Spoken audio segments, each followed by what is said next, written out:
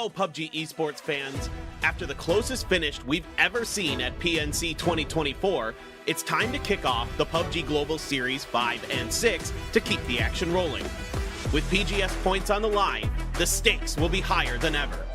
PGS 5 and 6 will be the final chance to claim your points and secure a spot at PGC 2024. All 10 of our global partner teams will be returning to the PGS stage along with 14 regional series qualifiers. Let's get into our format for PGS 5 and 6. The 10 global partner teams will join 14 regional qualifiers from 5 regions. These 24 teams will be divided into groups and compete over 3 days in the group stage. They will play 18 matches across 4 different maps. For PGS 5 and 6, Rondo will replace Vikendi in the competitive map pool alongside Tego, Miramar, and Erangel. The top 16 teams with the most points will advance to the final stage. They will battle it out through 18 matches in 3 days, where one team will rise above and claim a PGS title, along with their share of the $300,000 prize pool for each PGS. Importantly, this will be the team's last chance to claim PGS points to secure their spot at PGC 2024, with 300 PGS points going to the winners. PUBG Esports will be back in action in Bangkok, Thailand for the PUBG Global Series 5 from October 21st through the 27th, and for PGS 6, the final PGS of the year, from November 4th through the 10th. Make sure to stay tuned to the PUBG Esports website and social media to stay up to date with all things PUBG Esports. It's time to rise above.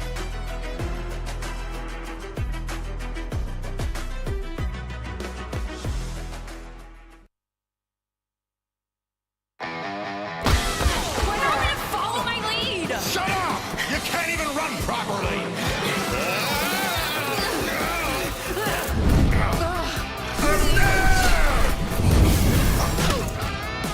What the?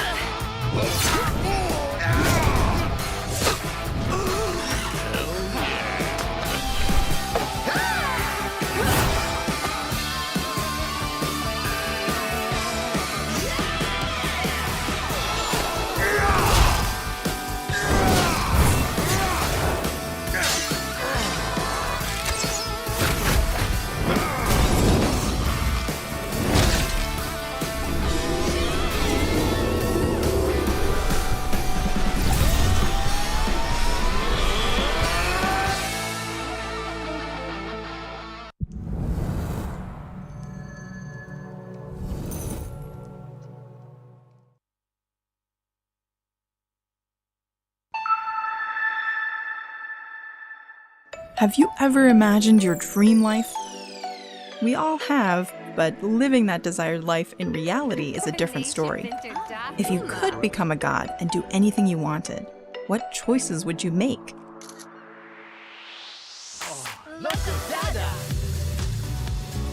If you've ever entertained fantastical thoughts like these, we want to introduce to you a world where you can create your dream life. Welcome to Inzoi. Everyone has a different dream life, and Inzoi offers a variety of creative tools to help you build yours. First, let's look at creating characters, known as Zois. You can create realistic appearances with detailed controls over facial and body features. You can also customize hair and outfits to create a unique look.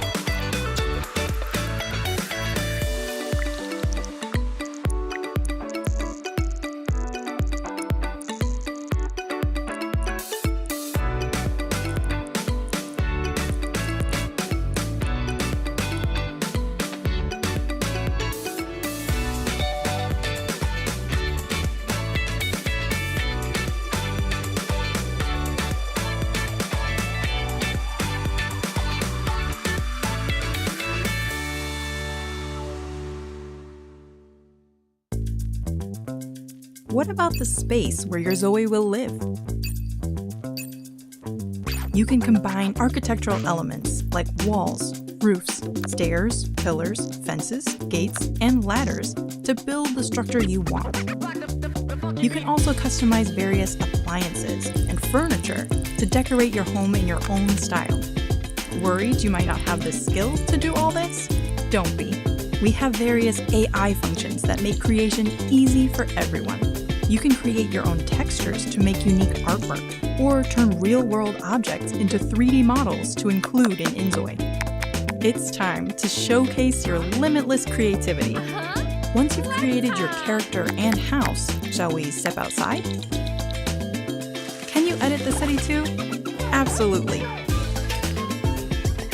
You can edit street elements like animals, plants, billboards, and weather to create the scenarios you want.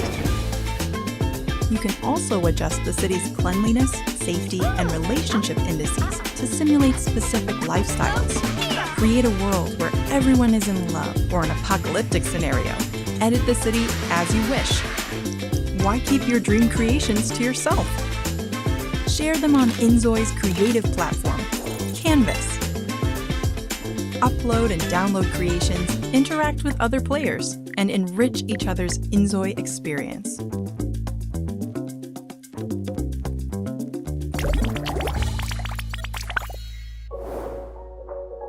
Remember, Inzoi is a life simulation game.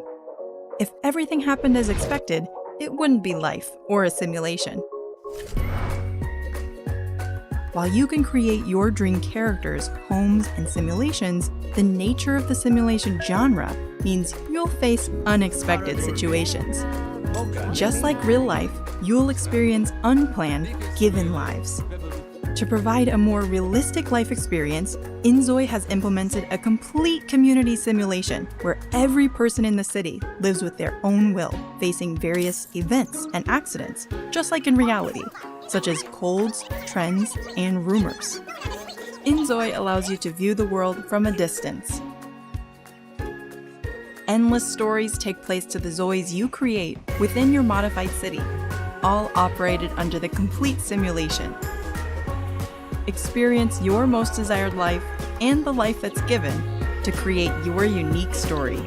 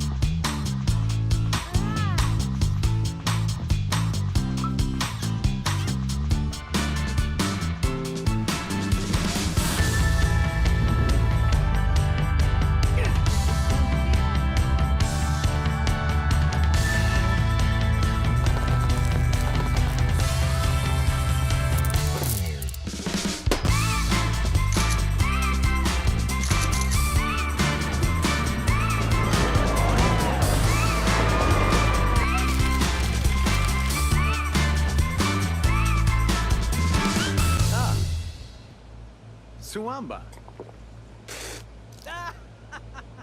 Randy Norby. Inzoi gives you the opportunity to experience not just one life, but the collective shared stories, events, accidents, joys, and sorrows of everyone in your city that make up the human experience. In Inzoi, you can create the reality you desire, and in the process, maybe even find that the true gift of life is the journey we all share. We hope these realistic experiences in Inzoi can enhance your enjoyment of life in the real world. Enjoy your life with Inzoi. Thank you.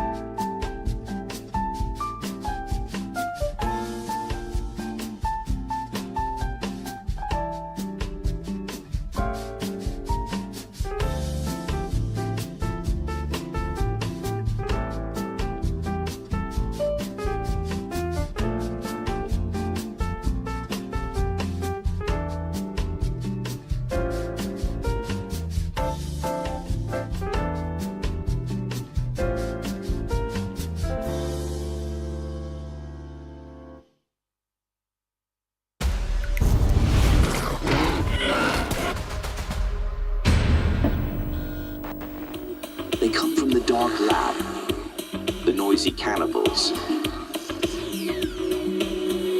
Only they can stop them. The Hunger Busters!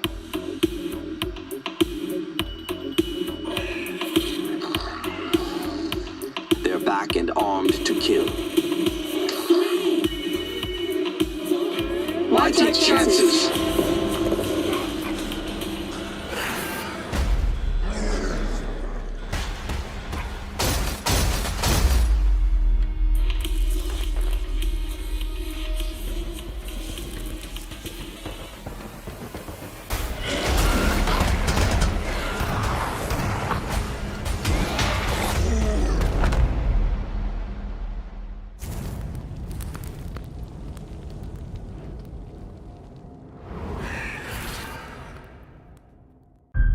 We were creating controllable entities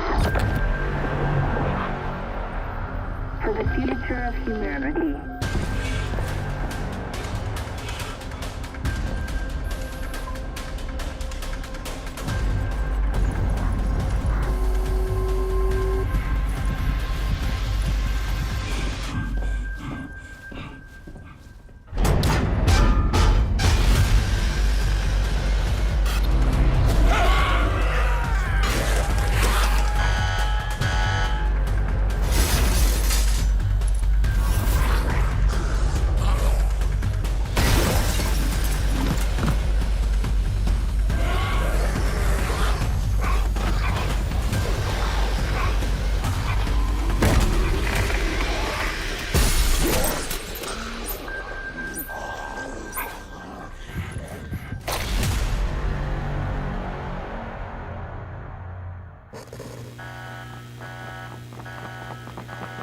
To out-survive anybody else that's going to be in front of him, and hey, he'll take a couple of shots at whatever. Your 2023 PGC champion! Hey, are you pumped for this year's PGC? Last year was epic. I can't wait to see what they've cooked up for us this time. Totally. PGC 2023 was a blast. Got a Schoolborn what's new this year? Oh, buckle up. There's a ton to unpack. We have so much to watch this year. So, we have separate regional series in 5 regions where teams can earn PGC points. Then, we have 4 PUBG Global Series this year where teams can gather PGS points. You have to commit to all competitions. Every event matters and is key to entering PGC 2024. Exactly. We've got 15 regional qualifiers from PGC points, 8 PGS points teams, 1 wild card. So, where's the final battleground? It's all happening in Kuala Lumpur, Malaysia. The stage is set with a whopping $1.5 million prize pool, plus more from crowdfunding. The fans, they're incredible. What do you say? We catch the grand finals live. But how's PGC 2024 going to work out? Let me lay it out. PGC 2024 is slicing things up differently.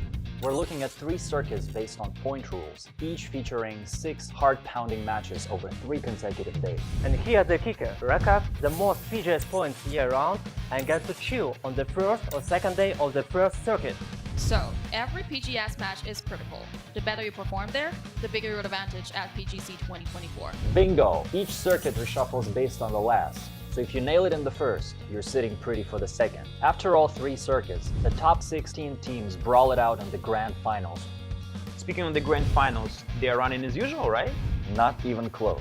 To grab the trophy, you gotta clinch it with a win. Once a team hits the point threshold, their next chicken dinner could crown them champion. But if they miss that shot, the game rolls on. More teams reach the threshold, and any of them could snatch victory with just 1 win. So every match matters in the grand finals. PGC is taking the Battle Royale esports back to its root, to be the last team standing. Welcome to Smash Rules. Smash 'em all!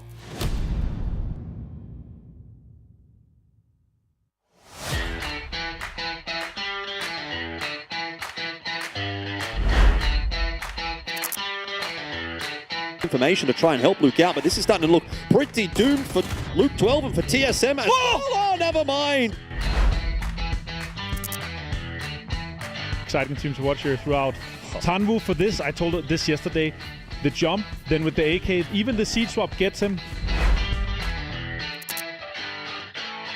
Former teammate there, grenade in hand towards Beyond. He goes down, nice anybody's going to make the push. Opens the door, goes out, finds one. He's got the pump. Can he find another? He gets some damage, but doesn't get the knock. From the Bobo. Bobo and Wang Zai combining.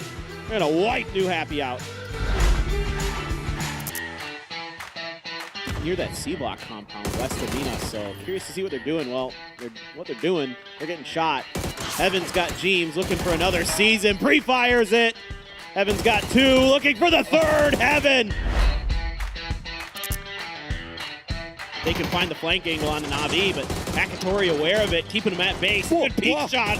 Really nice stuff from Hakatori. You're kidding me.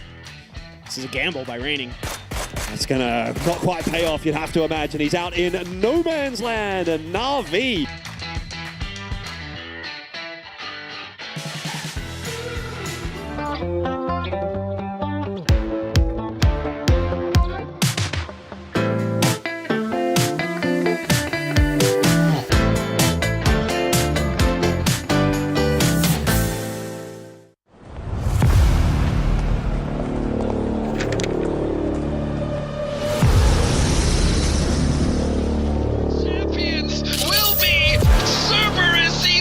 Twisted Minds, your champions, PGS4.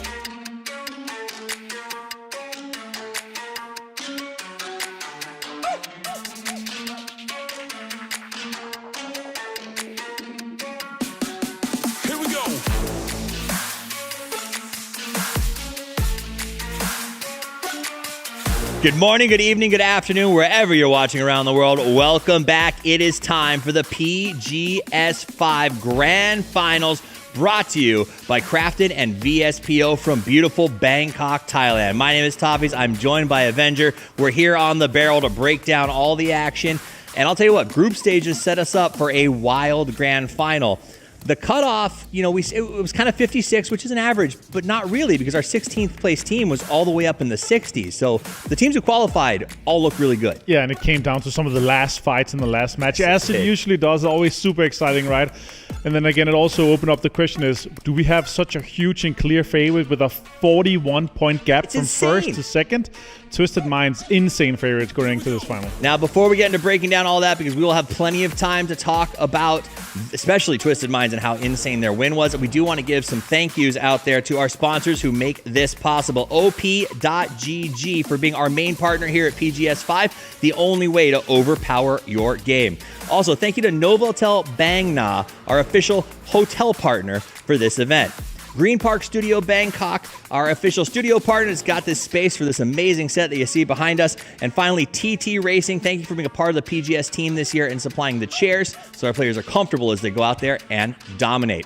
Now, domination is the name of the game when it comes to Twisted Minds. They essentially, Martin, it felt like had as many points, more than second place, as a full day of play. Like, those second place teams were about 40 on average per day. They got an additional 40 to get the win. If you had a 41-point day, you're like, this is a great day. We're easily going to be qualifying. And no, you had a 41 surplus on your second team. That's just insane. Yeah, but to come through that and to come to how well Twisted Minds have been, if you have two that good days, if you are able to have two that good days in the final and just a mediocre day in your third day, you're winning the whole thing. Absolutely. You're literally taking that home, so it's insane. Now, I will say this. Twisted Minds seemed very confident the last couple of days. Even their interviews at the end of the win had a little more hubris on them than I'm used to seeing. Right. You think that's a problem with these guys, if they're a little too loosey-goosey? No, I don't think so. Okay. Once we get into the final, just like the sheer amount of information that these guys are going to suck and sponge up from day to day, it's just like they take everything away. I think so far, and what we've seen, especially on how we kind of breaking down the games, I think they will thrive in the kind of chaotic moments that we're going to be having. And there's going to be a lot of unpredictability. Yes. We have some teams that doesn't have as much experience as some of the others, so that could be a kind of an X factor. But yeah, we'll see once we get the game started. There is. We've seen some teams that are definitely, I don't want to say completely new to S tier, but really, haven't seen a ton out of. And have been really exciting to watch. So some of those, we saw some favorites fall off that are not going to be here, but good news is PGS 6 just around the corner. They got a chance to get back into this. But yesterday, I think it came down to it was Day Trade versus TDT, I think it was the battle that really determined which of those teams got to be here. And I was blown away by the confidence that they had taking that fight. Yeah, the cool thing would have been if they both disengaged and fought later in the game. Yeah. They could both have qualified and pushed some of our other teams out, right? FW can thank them later. That is true. Group stage is done here. We are at the first day of the final stage. The 25th, baby. We're playing 3 days, total 18 matches. Yep. And honestly, here for PGS 5, these guys are happy to be here, excited to be back, playing for $300,000. $300,000. And the teams that did get eliminated, they're not gone forever. We're back for PGS 6 in just 2 weeks' time. You'll see them again. And if you look closely, you'll see Flood doing the drawing for us during the grand final. So he'll be working with the observers. Yeah, that's cool. He's taking a chair in there now that he's not in the final. So he's going to be sitting there watching, seeing, and kind of we're having a super pro, superstar going to be taking all this information, breaking down, and trying to give us a easy, swallowable packet of drawing lines here. Well, here's an easy packet for you as far as who is participating here in the grand finals. All the way from Twisted down to FW. Some surprises, I think, Martin, when you looked at this. Who stands out to you as maybe a team that you did not expect to be in the Big 16? I'm surprised to see both FW and TDT. Yes, of course, I agree. Because it's teams that obviously come from qualifying here in this region here, but still they are strong teams, mechanically very strong, but not as much experience. So that's really what's exciting to me. And if they can end anywhere in the top 8, top 10, that'll be like really pleasurable to watch. I will also say Gen G just a little bit because the way the year has gone, I wasn't sure if they'd make it to the top 16, but it is always nice to see a GPT make that climb and the improvement. Yeah, honestly, add on the boys, they have a chance to do Rex is insane, Warp is great. I think overall for the team, if everything works out, everything comes together like on the full synergy, everything works out, they don't get all hardships just against them in all 18 matches. I think we can still see them in top 8, top 10.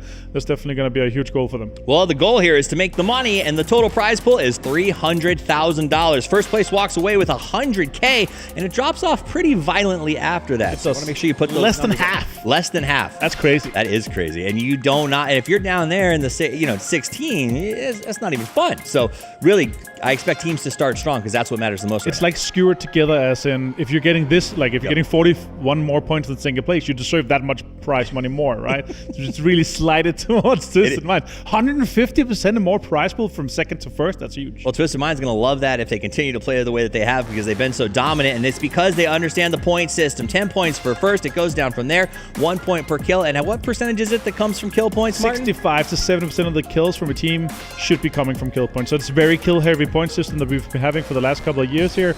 We tried the winner chicken dinner system a little bit where wins meant everything.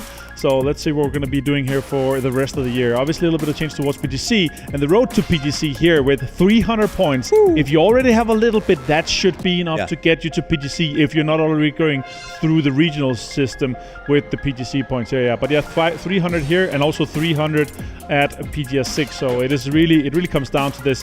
And we're talking about kind of the tactical moves of denying some of the teams going to the finals. Yeah. It's not really going to happen until PGS 6. Right. That's really where you say, okay, if we deny this team from the final, they're not going to PGC. That's kind of where that's why we've not seen many hot drops yet. And I think the specific conversation there is Sonic 17, the idea of that conflict that it almost has historical relevance at this point and how that's caused issues. Now, another conflict we're going to see is between the two teams that came out on the top in the group stages, Twisted Minds and Eternal Fighter. We'll keep an eye on them today. What do you think of these two teams? It's insane that they get 80 kills and they get 35 kills. That's right? The difference is just 45 kills difference.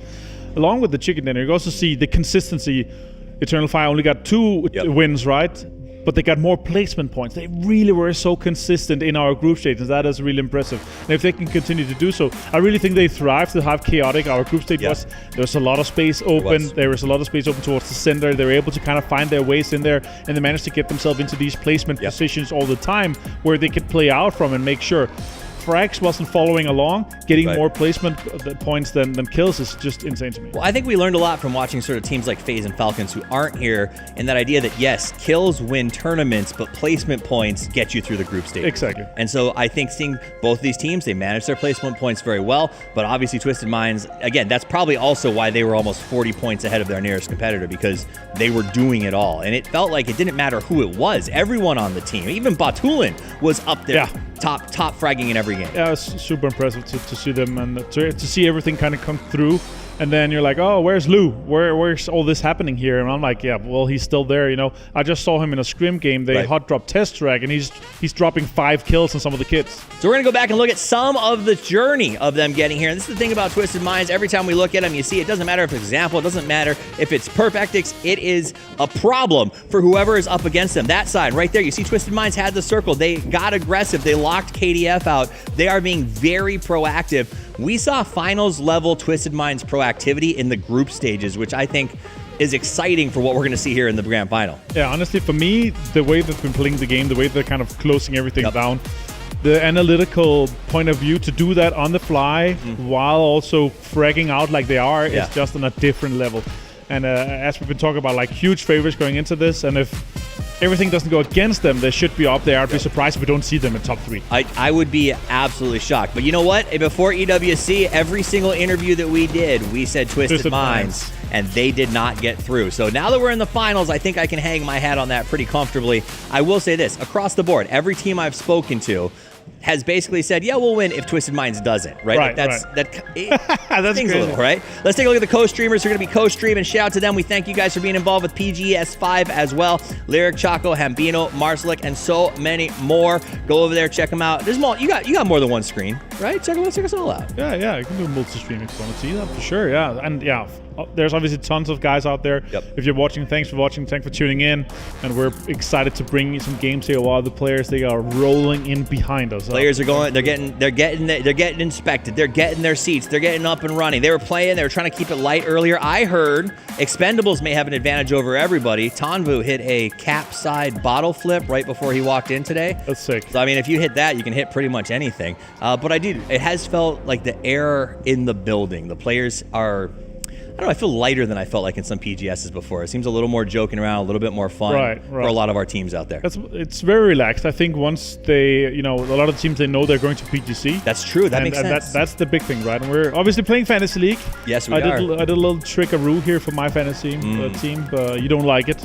I don't like it because are you trying to handcuff me? No, because I kept my team from the last day. Yes, he did. Yeah. All right, so I didn't know this, that if you guys at home haven't changed your team yet and you're still locked in from the last stage, if you don't release someone, you get them for the same price. So Martin's running a $110,000 team, on a 106K team on a 100K budget that the rest of us had to live by. Yeah, so that said, I'm still... That's huge. Yeah. You'll probably still beat me because you have a 50-point lead at the moment. That's true. But I'm playing a little Oncon. It wasn't really intentional, but it happened last PGS. I was like, okay, I like it. These guys are all playing, and obviously we're playing for G-Coins here. It's very likely that if you just have I would say a mediocre performance that you could end in the top 20, that would be huge. But imagine if you could have a Twire Fantasy chair. I'm in 17 right now after a last. You would retire immediately if you got a Twire Fantasy. Yeah, done and dusted. I'm not. I mean, it's just that nice. I could probably resell it for millions if I needed to. So that is called a good money investment. Fantasy. Let's talk about the top scores. Example. Okay, listen. He's 35K, 107 points. I'm gonna go out on a limb and say anyone who doesn't have him on their team captained right now is trolling.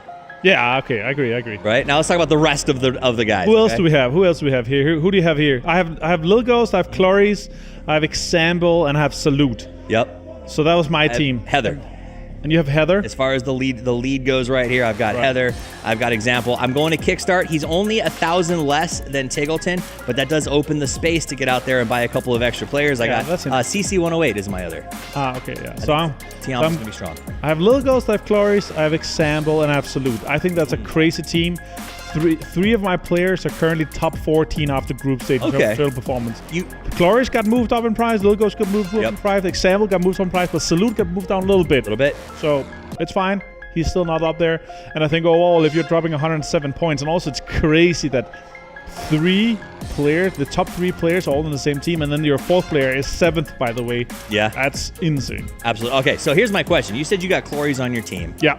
Where there's been some discussion in the green room, the Expendables in the grand final, you believe that they will bring the same fervor and temper because they were playing exciting, good, solid PUBG. They were playing super exciting. You think PUBG. they're transitions? I think they're going to try to play the same style that worked for them. I don't think they're going to be ready for what meta kind of changes, because the whole idea of how you play a grand final compared to group stage is violently different. Yep. So the question is really, do they change and how do they change? I want to give this shout out, guys. We are giving away drops. So if you're watching live on Twitch, you can get various PGS5 PUBG items, a bunch of sprays, a nice little emblem. So head on over to the channel. If you don't have it up, do so now and make sure you're redeeming those drops throughout the day. We're going to be giving away after match 3, match 4, match 5, and match 6. So go ahead and stick with us in the stream so that you can get some cool swag as well. But I do think that point you bring up is very relevant. I think a lot of teams get shocked by that the first time it happens. I think TW and TDT are going to be in quite a tough situation as they realize just how aggressively harder it gets when all 16 teams are top of the tier. Yeah, because there's obviously when we're playing, we're going to be starting a Miramar today, going to take Rondo and then Erangel. Once we're playing on these maps here, and once we're playing in the finals compared to group stage just I'm saying here with emphasis, just need to get top 16. Yes. In the finals, every single point matters. They're going to be playing so much harder to stay 4 guys alive. The late game is so much more important, and to maximize points in every single game. The circles is just going to be way more populated. The edge are going to be way more populated, and what we've seen historically, like statistically, there's just so many more players alive through that mid game, and that's why we sometimes still have these kind of circles of death when there's just simply not more space to be played on these different maps here. You see 15 people die because there's just everything is just getting clumped in together. Well, and not to say the top teams give up or phone it in, but there is something to be said for like once a team is qualified. Sonic's on day 1, for instance, they don't have the pressure, the need to go as hard. They still try, but in the finals, you see puddles of sweat around every trail, right? And that's not going to stop. No, I mean, they change the chairs every time, from day to day, because it's so sweaty. Now I'm joking. Right. Well, thank you to our chair partners for providing so many chairs. We're providing 500 chairs. 500 chairs. We're changing every day. But I think there's going to be a lot of teams that are sweating this right off of the jump. I think some have potential, but are going to have to really prove it. I think Eternal Fire is one of those. They got off to a good start in the group stages, 2 wins in 3 games. If they do that again, great trajectory, but I feel like they need to start strong. For me, though, it's just they're hungry. Like, they want to get in here. They are hungry for a win. They are hungry. Prize pool is a huge factor. They're already going to PGC, but still, they could also bring a slot home to some of the guys in EMEA. So that'll be huge for some of the guys watching out there if Eternal Fire could pull up a big performance here. And also, on the other side, we have Ascend here. Some of the teams here, they do need to get to PGC through their own merits here at PGS 5 and 6. So that's a massive thing. I talked to Breakco and some of the guys in Ascend. They were like, we need to either win or get a second place in top 6 to have an idea or a chance. Obviously, E-Arena is still in the top 6 phase and might have a factor now that they're dropping out, So we could have some changes and swaps in terms of our PGS point system. So let's talk about Ascend's a great example of this. A team that has to qualify here, right? But I would say Ascend isn't, in my opinion, traditionally a big point scorer early. They're not going out and searching for fights. Is that something that they have to experiment with if they're because it's 300 points, but only if you're first, right? It's not unreasonable, though. They were second at PGS 1 last year, so we know they're capable of getting up there, right? But are they able to do that 2 times in a row to get up and be, in a situation where they can actually play for top 5 2 times in a row? Because they need a second and a top 5, or first and whatever happens. Because the question is, can your system produce it twice, or do you need to modify your system to chase it down? Now, a system that has been very strong this year is the Sonics. We talked to Kickstart regionally after they qualified, and he said the transition to this team was very difficult, not because of the guys, but because of the fan bases and the expectations that come along with that. Remember, Sonics dropped Mime right after they won PGS 2. Added Kickstart to the roster. There was a lot of back talk about that, but after the EWC win, it does seem disproven. They seem to really like having Kickstart on that roster, and so far it's been a great synergy as a team. And also second place at PGS 3, right? Yeah. It's obviously nothing. They didn't get into the finals at PGS 4, but still a performance that you were like, okay, that's okay. Now that we're able to do that, but also talks to how hard PUBG actually is, and how hard it is to be consistent. It's the same teams that are playing. One time you're second place, the next one you don't even go qualify to the group stage, right? It's an extremely hard game to be consistent in. And it speaks that there is a world, very likely, that whoever wins PGC this year will have missed a grand final at a major, right? International championship. And I do find that fascinating because that speaks to how difficult this can be. Now, Na'Vi is an interesting team. They were put together. They have been sort of on this incredible upsurge. Started a little bit slow in the group stages, but it's almost like they treated day one as warm-ups, and then just Hakatori went bananas on day two. That Hakatori clutch is one for the history group. So 1v2v2 clutch for the win is just unreal, right? A 9-point clutch basically for that to get 9 points more single-handedly in a game there. That's massive. But yeah, overall for me, for Na'Vi, I think the boys are in such a state, like the consistency from how well they've been able to do both of the PGSs and how well they've been able to do once they've been at LAN, and how good they are mechanically. And I think that kind of bloodlust drives them a little bit. Hungry for some money, hungry for some wins, hungry to go out and be the champion, because we know Na'Vi has a legacy. I mean, they've won a PGC. We know that they're capable of doing that. And if they're a team that's going to be out and doing this again, that would make Na'Vi legendary. And I think they have a demanding fan base. There was questions when they started. They've silenced, I think, everybody based on past performance. And I love to see what they've been doing. We got a lot of teams getting ready to take the field. We will be with you guys through the entire day to walk you through it. But it sounds like it is just about time for Game 1 to get underway. So without further ado, PGS 5 from Bangkok. I didn't mean to kill that policeman. Well, of course not. It's against everything I've ever stood for. Seen it. From the top, way to mother. Seen it.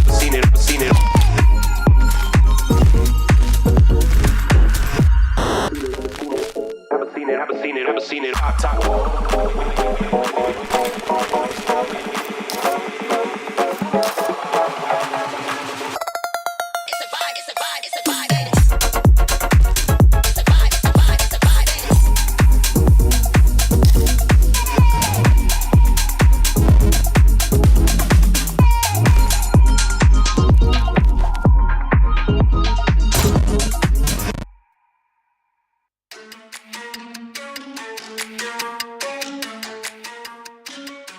Welcome back, PUBG Esports fans, to the final stage of PUBG Global Series 5. I'm Bella, and we are about to witness the most intense battle of the season here in Bangkok, Thailand. During the group stage, Twisted Minds displayed their dominance, securing their place in the final stage with a massive 41-point lead over the second-place team. And right behind them, Tiamba Esports, making their long-awaited return to PGS, delivered an outstanding performance to take second place. Over the next 3 days, from the 25th to the 27th, these teams will be fighting for their share of the $300,000 prize pool and the valuable PGC 2024 points. The competition is fierce and the stakes couldn't be higher. Will Twisted Minds maintain their lead and claim back-to-back championships for the first time, or will a new team rise up and snatch the glory? Let's find out.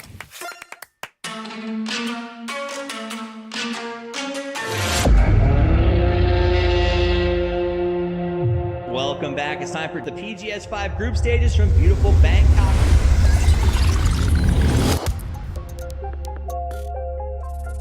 제가 생각하기에는 이제 또 그랜드 파이널을 가면은 16팀 다 잘한다고 생각하기 때문에 양상이 달라질 수도 있다고 생각을 하고 우승팀이 언제든지 바뀔 수 있다고 생각합니다.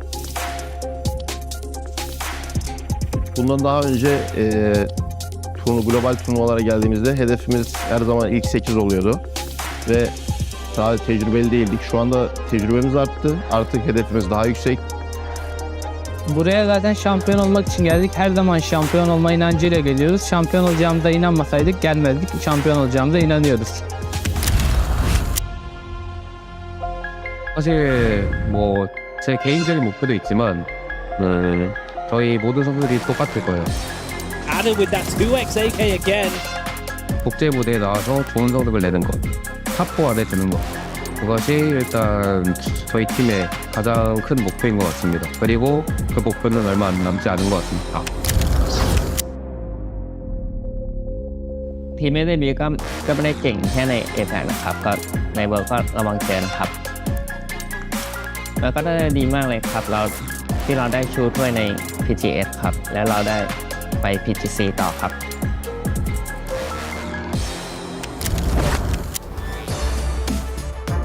As far as I can see only Sonics play as good as before, and that's all. Perfecting steals that from under his nose for his 11th of the game.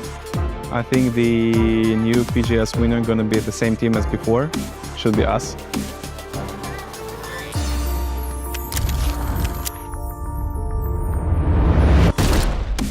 It's difficult to not rest on our laurels. We've won a lot, and we don't intend on slowing down, but sometimes it's hard to keep that strength and that drive. It may help Sonics to finish this one off, though. This is looking like a foregone conclusion. For our team, I don't know what it is, but we're just more motivated than ever, and we always have been that way.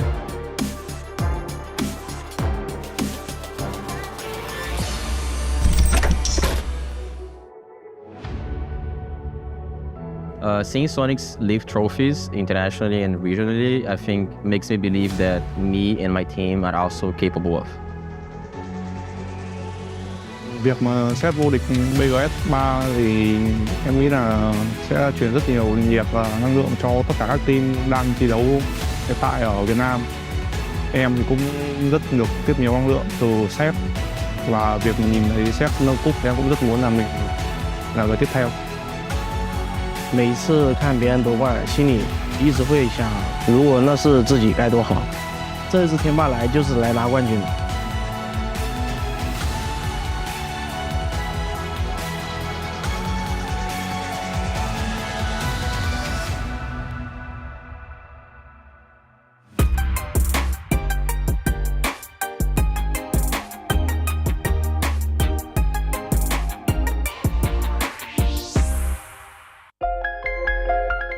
Here we are, it's time for the grand finals of PGS 5. It's been a long road for some of these teams. They've been playing all year. For some, only just making their way into their first sort of international step. So it's quite an interesting mix, but we're looking forward to it. 3 more days of competition to round things out prior to heading, of course, into PGS 6 and, of course, further beyond that, PGC as well. Saga here on the mic with me. How's things going for you, mate? We're feeling good today? Oh boy, 16 teams, 18 games, and the top 8 slots available for the seeded positions at PGC in Kuala Lumpur. The players all today have been in very high spirits. Everyone's feeling happy, motivated. They had a nice little day off yesterday, got some time in the swimming pool, got some time in the VOD reviews, and now they're ready to get back in the game and frag out. Yeah, most definitely. Obviously, we've heard the thoughts of the analyst desk, and I think I can echo a lot of what they're saying, but I'd love to pick your brains about where you see today, tomorrow, and of course Sunday going. I mean, there's obviously a lot of conversation around Twisted Minds. Is it really a one-horse race, or is there anybody's guess still at this point?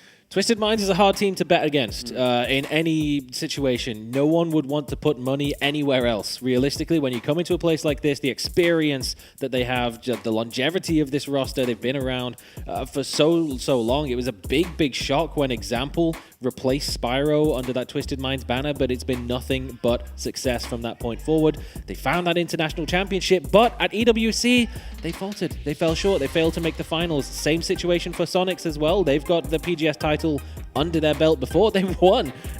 Like this year, like they've won events, but they've also missed the finals. Yeah, but I mean, battle royales are kind of that kind of game, though. Exactly. Like you can't guarantee necessarily. You can obviously put yourself in the best position possible, but there are so many factors and so many variables that sometimes you can only do so much, and that may be a conversation point for Twisted Minds. Because look, when you look at it on paper, the statistics and whatnot, you know, 3 out of the top 5 players in the event so far, and the top 3 basically on that team as well. Like, it's just kind of crazy numbers that show the level of dominance that they have had. But then again, this lobby gets a little bit more difficult than those which we saw in the group stage. We do have the best teams of the best in this particular lobby. So we'll see whether or not that's going to change anything up. And here we go. It's time to get underway with Game 1 of the Grand Finals of PGS 5. Starting off the day on Miramar. A big cheer from the stage as the players get in the plane and get into the game. Miramar will be the first battleground of the grand finals at PGS 5. And I heard a little bit earlier on that there were some hot drops being considered. If you've got the map stream open, you may just be able to get a cheeky little glimpse at some of those drop locations, namely around Cantera area. The Expendables up against Eternal Fire was very much something that both teams were looking to commit to coming into today. However, Eternal Fire, knowing that the Expendables have already claimed their spot at PGC through the APAC qualifying regional points, have opted not to commit to the fight. It's not worth the risk of losing out a potential shot, not only at the trophy, but of PGC. So good to see a little bit of strategic brain, not letting that ego get in the way. We'll see how it affects their game plan. Yeah, most definitely. I mean, again, that's kind of the beauty of this competition and this format that we have in PUBG is that you can really play the long game. It's basically a whole year-long season in some cases. You could kind of make that argument. So lots of thinking that needs to be done, but we'll just hold that for the moment because it's time to focus in on match number 1 of the grand finals here at PGS 5. And, you know, it's a clean slate, right? Essentially, everyone's starting from 0, and at this point, it's anybody's game. And it's all about really, at this point, I think, in the competition with 3 days to play, building a good platform. You know, you don't necessarily need to be leading from the front on day 1. You don't need to have your 60, 70 plus point day today. Just got to kind of get that scoreboard rolling, and I think it's important to ensure, you know, you're not the team that ends up at the 10 or 15 point mark, because that at that point kind of puts you in an unsalvageable position. But if you're at something like 30, 40 points, you know, you can still go back from that day and say, we've had an okay day. That's a stable platform to build off. Let's make sure we peak at the right time here for day 2 and day 3. But if you are going to have a 60, 70 point game, it starts with a good phase 1 shift, and for the likes of Sonics and Tianba down towards the south and southwest respectively of Los Leones, that's exactly what they've gotten. So many of the teams up towards the northern side of this zone, but they have found themselves with good priority position to get spaces, and you can get yourselves over to PUBGesports.com to watch the POV streams with communications. Massively important thing to keep track of in a time like this. You can really sometimes tell how much the stress is affecting the players, how much information they're able to gather through those streams. So good information for viewers and a good experience to watch. Yeah, good learning experience as well, right? Like what better way than to possibly be watching the best teams in the world as they go about their decision making. That's, I think, the biggest thing that is to be gained from those. If you're potentially a budding up-and-coming PUBG pro or just someone that wants to improve your own game, that's definitely something you can look into. Valuable insights. And as far as things are concerned so far for game number 1, pretty slow start, pretty standard stuff, as we've sort of highlighted. You know, maybe not a whole lot of shenanigans going on here, at least here for our very first game, and quite the spread across Miramar at the moment. Only now are we starting to see teams make some initial rotates. Those teams that sort of drop in towards the middle of the map are starting to kind of eke their way down a little bit slower. A fellow 1.11 VertSense user. A man of culture there is Shrimzy, and he's a man of many points as well. Not just for Sonics, but the fantasy as well. Shrimzy has been absolutely gunning for the Sonics this year and has shown no signs of slowing down. And in the position that he currently has in this zone, down towards Resort on the south side of Los Leones, in a great spot as well. Eternal Fire starting to creep their way in towards the zone. They ended up going slightly to the west of Los Leones. It took them a little while to find the vehicles and spread their way over almost as far as Chumacera, but still, it's Eternal Fire. So if there are 3 minutes on the column of the game clock that says how quick into the game, then they're already in their vehicles and making a move for position. And this time, they're managing to pull themselves up into a nice safe spot west side of Los Leones. Na'Vi also on the move out of Puerto Paraíso. Not really a whole lot going actually on this side of the map. They're not really going to run into anyone until they cross sort of the Los Leones line. But we do have a couple of teams making their way south from Los Leones. New Happy, obviously. And the Expendables starting to sort of backfill into that big city. But Na'Vi still pretty okay for the meanwhile. And I think that's more or less going to be the case for the vast majority of teams that we watch here in the first 5-10 minutes or so. We do tend to have a little bit of a slower early game on Miramar.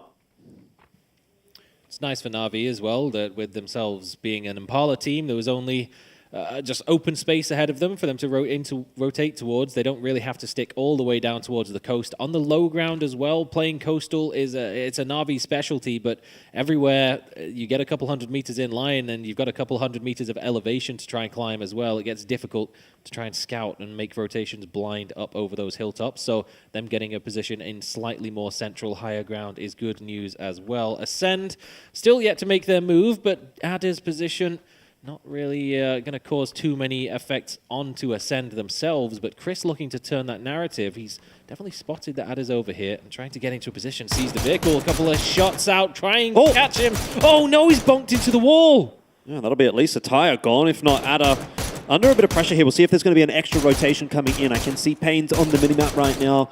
He's having a little bit of a look, still a little bit of a ways away, but he's thinking about coming over to try and help Chris out. The rest of Gen G are also starting to make their way over, so we might actually get our first little bit of a pitched battle here between Ascend and Gen G, as it does look like Gen G want to try and bail Ada out of trouble here. He got the spot onto Payne, slipped away through the smoke grenade and hopped up over the wall. Caught Payne's off from a long distance, put a bullet in towards him, but it cost him a headshot. But Ada will call in the support. Gen G bringing over Tosi as well, just in case Ascend were thinking of getting any more aggressive than they already have done. But for now, it's just enough to put the scare factor into Gen G. Yeah, I like it from Ascend as well. You know, like there was the conversation on the analyst desk about how they have to really get the job done here at PGS 5 and 6, right? So they need to be pretty much top of the scoreboard in both, coming out into the grand finals with a positive mental attitude, positive mindset, trying to get a little bit more aggressive, get some points on the board early, back themselves in these fights. I like it. It's a good, confident kind of gameplay to start things off. I feel like you can always tell how many attachments a player had on their barrel at that point when they run over to an airdrop gate with an MG3 and see whether or not they want to take it. But Batulins, he gets no choice. He takes a ton of damage. An off angle from Linshu, and big Batulins, the IGL of Twisted Minds, the defending champions, is the first casualty of the grand finals. That would be classic, wouldn't it? The first time I put Batulins in my fantasy team, he's the first player out. Hold that. Yeah. But look, it is what it is. It's sometimes going to happen here. Twisted Minds, they're a champion team, but they're not going to be able to do it with 4 every single game, and we'll have to see how they go here as a trio.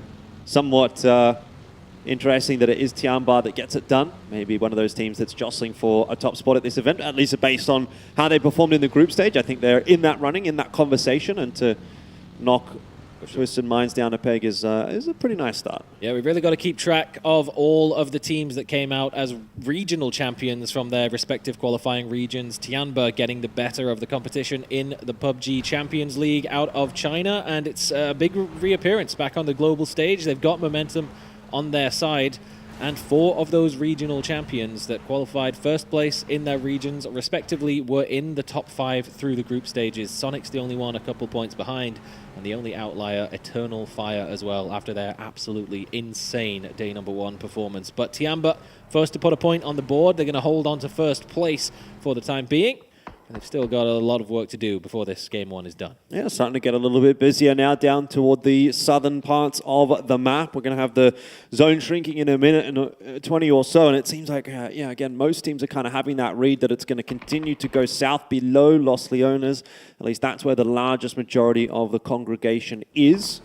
We'll see that in a minute or so, and as far as TSM is concerned, a little bit of a later rotate coming through from them. One of the last teams to be making their way in alongside Ascend, who are a little further north, but obviously we saw Ascend kind of getting caught up with Gen G for a little while, and that's taken a lot of their time. But for TSM, out towards the west here, just trying to do some scouting from up on the high ground, see where they want to be going. Halo has a lot of vision here, but oh no, the second time now we've seen someone trying to sneak their way out of danger and just unfortunately hitting a little obstacle. Batulins couldn't make his way around the telephone pole, and that off angle from Linshu got the job done. Rex caught out in the middle of the open as Gen G tried to make a push over the field, caught out by Summer and taken down for a point for Petrichor Road. Yeah, may have been just a little bit of an off timing on the rotate there from Gen G, getting held up a little bit too long against Ascend, and Pero able to snag them on that rotate. Had it not been for that, a little engagement, maybe Gen G's through there 30 seconds earlier. Yep. So that's a little unfortunate for Gen G, but that's the ripple effect of the game. here's where things get interesting, where that next zone shift is going to end up going. Most teams calling south of Los Leones, and they will be proven correct in that assumption. And as far as the observers are concerned, it's going to be TSM back down onto the coast to rotate in for a very, very hard southern map. And I think that's not a bad shout, right? Like, I mean, you look at where the large congregation of teams are, well, there's really a lot more space down south than there is up towards the northern side. And so that's going to be the option of choice from TSM by the looks of things. Good call. And some professional insight available this time around as we have big flood of Falcons and analyst Nomi of the same team on the buttons this time around, drawing on the map. So no questions whatsoever that these guys know exactly what they're talking about. TSM definitely going to be making a move down towards that coastline, and the red arrow indicates that, look, it's a risky rotation. There may just be a fight occurring, and Pero happy to oblige. Yeah, most definitely. But so far, so good for FW Esports on their way past. No huge connections. Pero obviously already being able to get one of those against Gen G, but FW Esports are able to escape relatively unscathed for now. Getting out of dodge. Good news for FW Esports. A little bit of pressure put on the global stage debutants, and even making it to the grand finals for a team like this is an impressive run. It's not the first time that we've seen a team out of Thailand seemingly qualify out of nowhere after having very middling performances in regional and national events. Remember back to sort of PGS 1 and PGS 2, teams like Forest Gaming came in and surprised a lot of people. Let's see whether or not FW is able to put anything on the board. But now pains being inflicted back on board. You can take the IGL out of Twisted Minds, but gosh damn, that is still a scary team to come across. Yeah. And Ascend, they've got more trouble as well with Chiamba lurking in the corner. Strange turn of events, isn't it? That he's so isolated away from his team while they're trying to push their way into Tiamba, and Pow Pow just says, thank you very much. You walked right into my sideline. They didn't clear their angle, and that is going to be the end of Ascend. I mean, I was saying, I don't mind this positive, confident mindset, but that's the other end of the stick, right? That's live by the sword, die by the sword. They went for that a little bit of aggression earlier on to try and catch Genji off guard, and perhaps they fell victim to their own hubris. As you said, Genji losing Rex because of the delayed rotation, but now Ascend finding themselves with difficult rotation to try and make into the zone and only finding areas that are already occupied. It didn't take long for them to get blended from all angles. Well, not the start that they would have wanted to, but still got plenty more games, another 15 to go. You have to focus on moving forward rather than dwelling on the past at this point, because I think it would be very easy to, play at 10, 12 minutes of the first game and think, get into this negative mindset, and that's your day gone. But bigger fish to fry here for Ascend. Again, reiterating the fact that they really have to get it done here, and at PGS 6, there's no sort of buffer zone for them at all, so going to have to bounce back from that one as quickly as possible. Good news for Na'Vi. Their more central positioning paid off on the Phase 2 shift, and now they get the additional gift of an MG3 delivered to their doorstep, courtesy of the flare gun drop. The second MG3 in play. We're having a very exciting game. There's going to be bullets flying all over the place, especially if Na'Vi and KDF run into one another. The Phase 3 shift continues going down towards the southeast. Los Leones entirely out of play now, and even the high ground up above the cave taken out of the equation.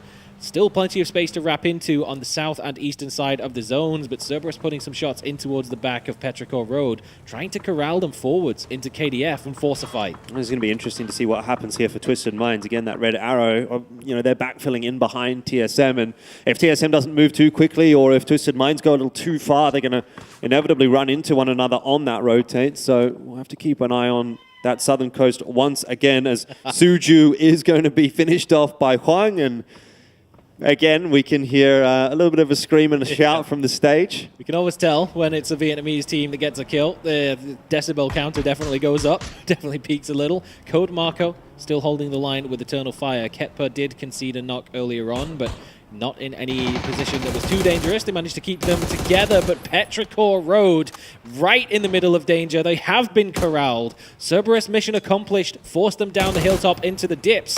Kwangdong Freak's already there, ready to receive, and Heaven gets the knock from distance onto Chewy. Yeah, this is really going to start to pop off on this northern side, because it's not just these two teams that are potentially involved in this. FW Esports, I can see, having a little bit of a look. They're hearing these shots and nades go off, and they're thinking about maybe the dinner bell being rung. KDF have already picked up a couple of those Pero players, and unfortunately for Pero, that now means they are stuck as a duo, if even that at this point.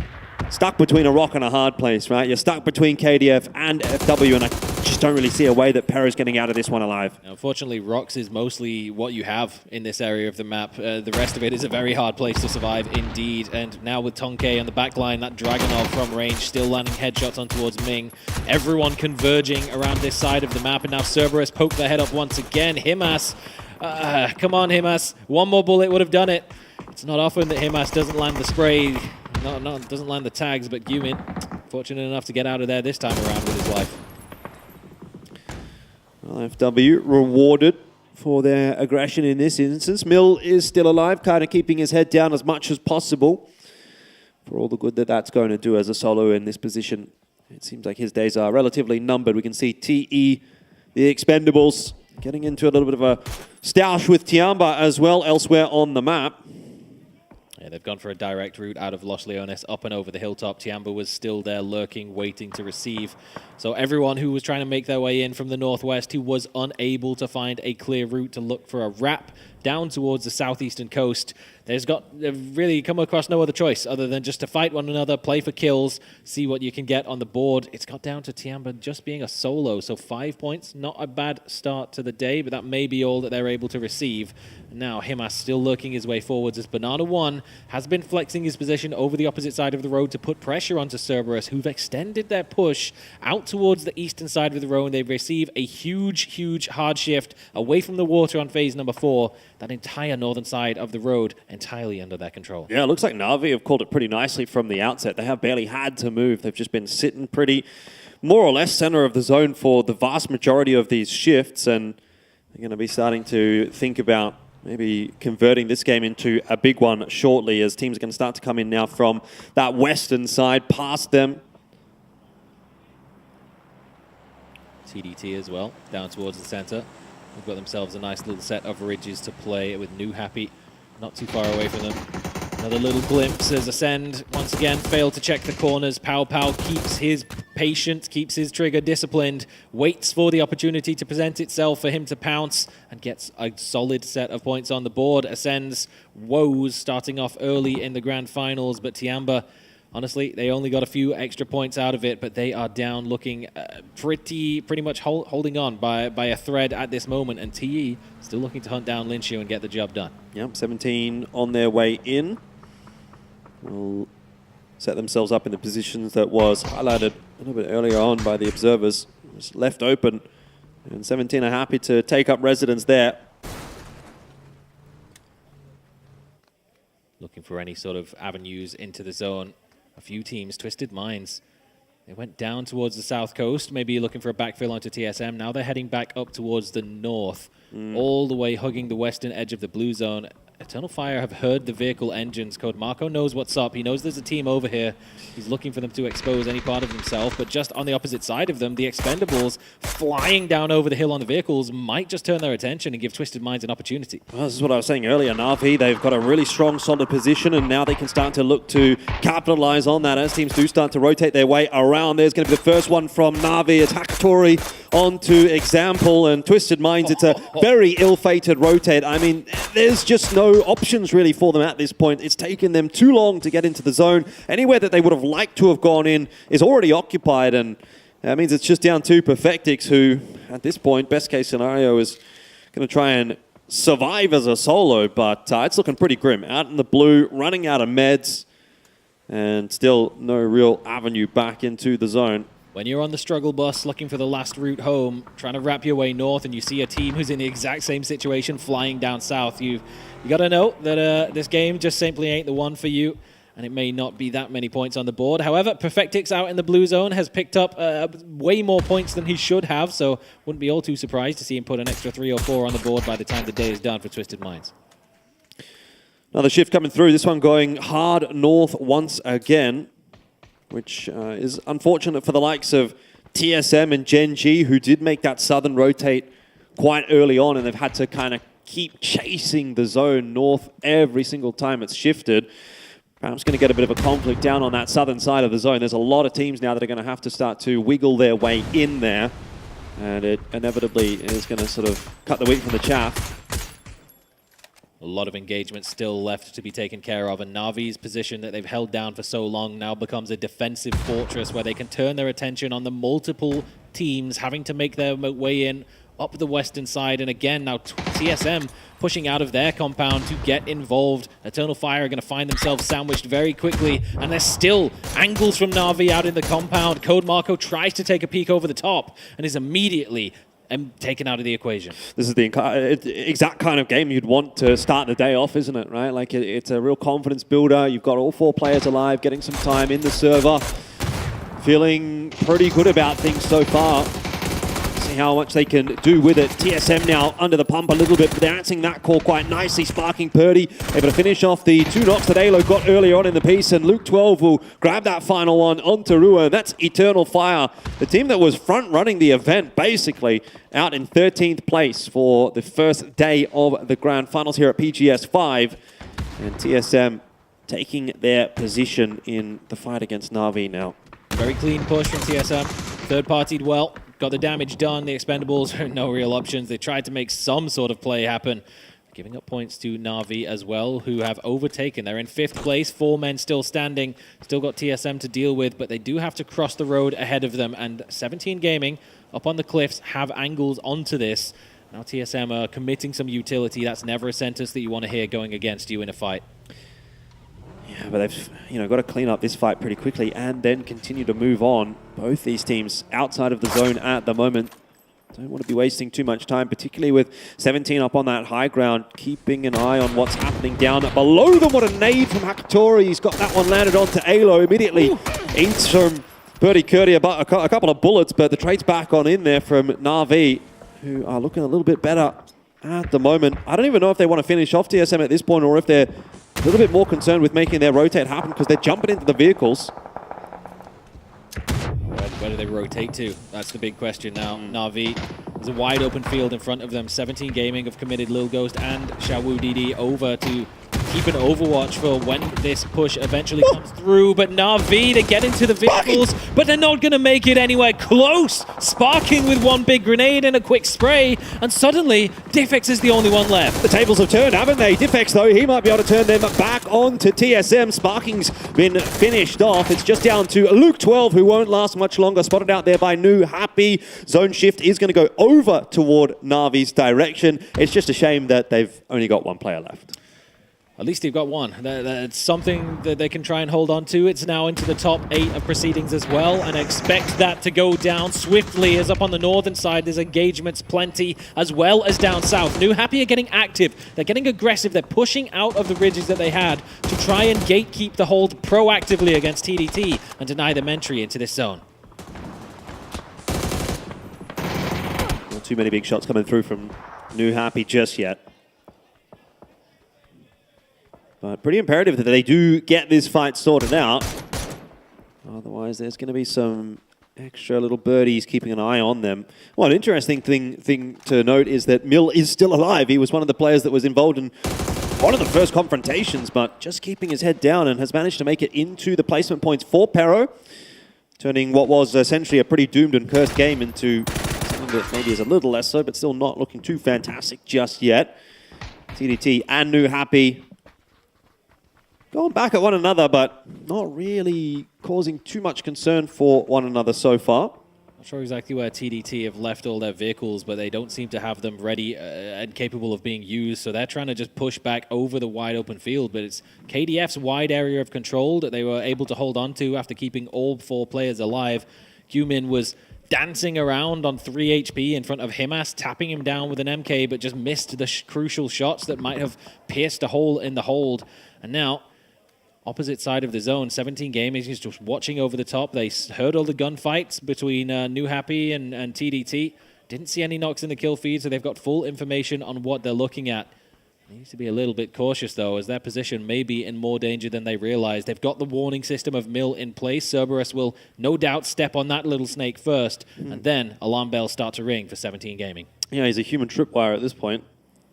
Or landmine. Or landmine. Well, I mean, that's a good point. We'll see what kind of damage he can do. 17 now decide to show their face, and Turns out he was, unfortunately just a tripwire in this case. The dinner bell lets them know they're coming. Well, Cerberus are in the zone with a bit of a pocket of safety. The defilades that they've got in front of them will be pretty useful, keeping them safe at least from KDF and from 17, who are out to their east and west respectively.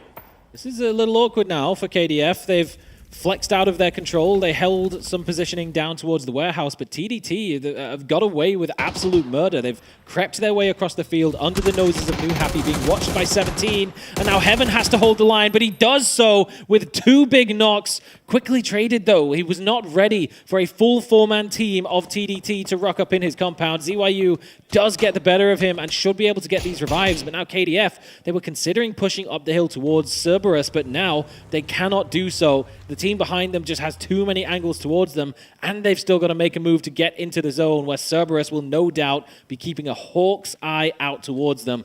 They already know that the presence is there from KDF, and they need them dead if they want to get into this zone. It's a fun zone shift, isn't it? Sort of centering up. I mean, it has favored the southeast a little bit, but it's centering up in the way that almost every team is now going to have to move. So this is where stuff like this is going to start to happen. Duckby trying to make the drive-by work out.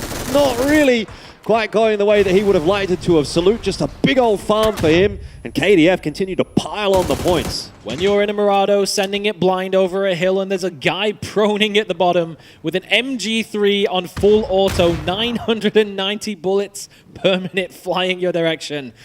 Yeah, you ain't going to last too long. They didn't commit their full number, thankfully, perhaps for them, but trying to get some grenades over the top. Damage done to Salute, but it's not enough to dislodge him from this position. And now Himas and Sololzi, that might have been the only vehicle that they had. They've got to come down on foot. The only real saving grace they have is that 17 Gaming is no longer on that bridge. They can maybe push out to the west, look to try and farm some damage onto them instead. TDT, I think, have been a quietly successful team at PGS5, and once again putting together another decent game for themselves here. They've got 4 players still alive, alongside New Happy on this more southern side of the zone.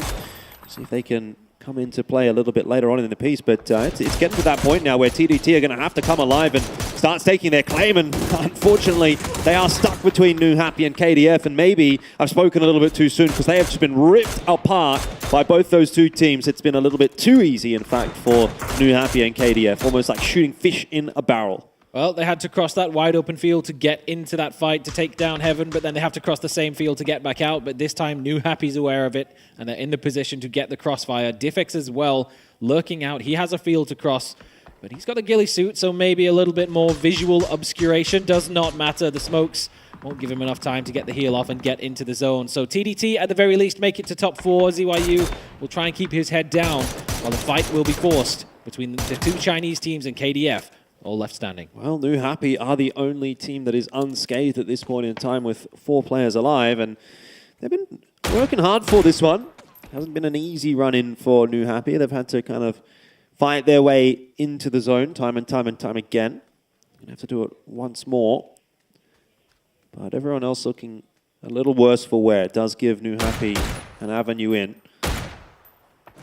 Everyone's waiting now to be the team that gets the chance to third party. New Happy, perhaps in the least likely position to do so, as their spot in the valley gives a potential chance for an engagement on either side. Of course, all assuming that ZYU doesn't pull something miraculous. No, he will not. He will be bombarded out of the game, and KDF can now look to try and flex their control on the eastern side of the zone down towards New Happy, but the smoke's providing just enough cover for them to try and get some peeks over the top, try to isolate an engagement.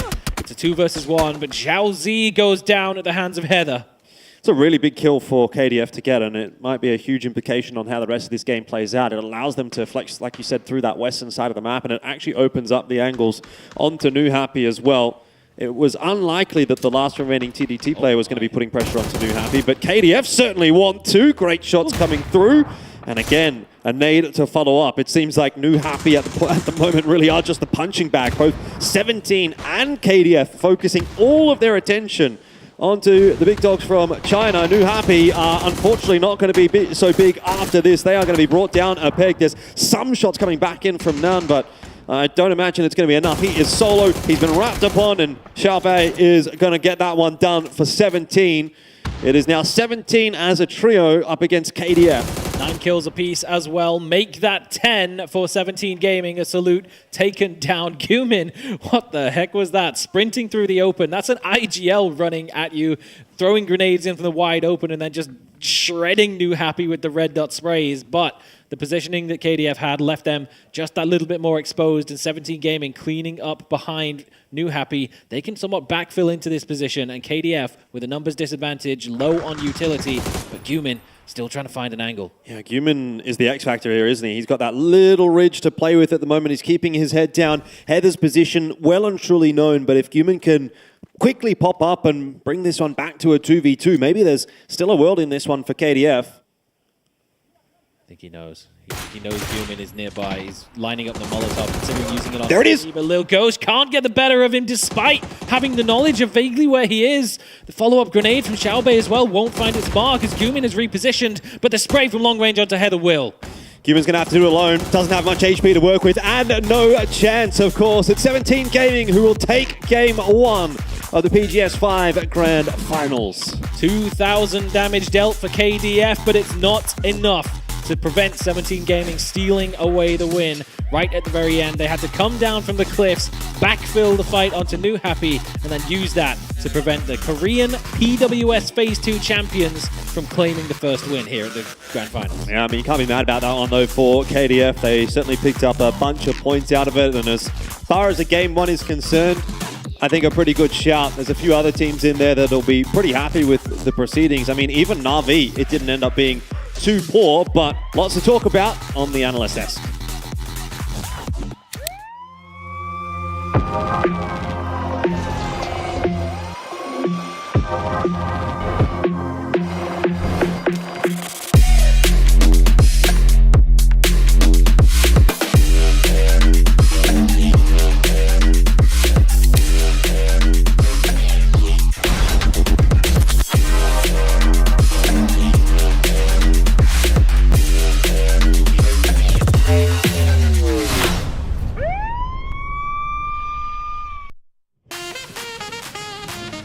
Game 1 is done, and 17 shows that they came to play. It really came down to a really nice little battle between KDF at 17 at the end, but Lil Ghost had the high ground, and Xiaobei looks great. Yeah, 17 almost ran into some trouble at the very beginning here, but they managed to pull out. Yeah. And obviously some rough fights here. All these southern circles, you always have this big migrations of these teams trying to get into a better position. But then we actually had a pretty hard shift towards the southeast, making all these teams, and as Flood and the boys pointed out with the serving team, there's a lot of rotations that had to be done.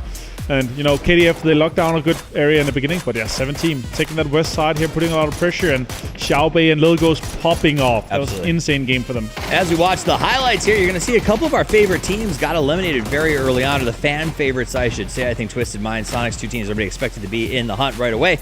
Had a tough start to the event, which is going to be good news for a lot of other teams out there. Yeah, and overall, what we see kind of through this game here is always these situations where it's like, okay, we're just forced to fight. We're forced to try to maximize points here because we're not going to get it even in with TSM, with Na'Vi, even some situations here with TDT and with KDF. If KDF had 4 guys alive, it would have been a different story. I feel like they would have been able to put the pressure onto New Happy, but 17, they just cleaned up here. And as you see, Xiaobei, nice push from them. And also here, I think he ended up with 6 kills, Xiaobei, so I'd be surprised if he wasn't our man of the match. I mean, essentially, that's what we saw. KDF just had to sort of lay down. I mean, Heather was just stuck in the back the entire time because they couldn't get active to try to find space.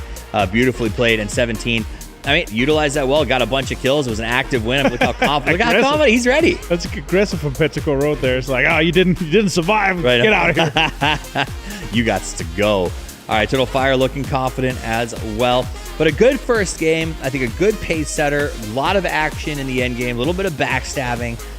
So a fun start to PGS 5. Yeah, I mean, overall, I like the terrain in this area because there's so many ridges and divots you can kind of play. There's so many uphills. There's so much cover you can play around.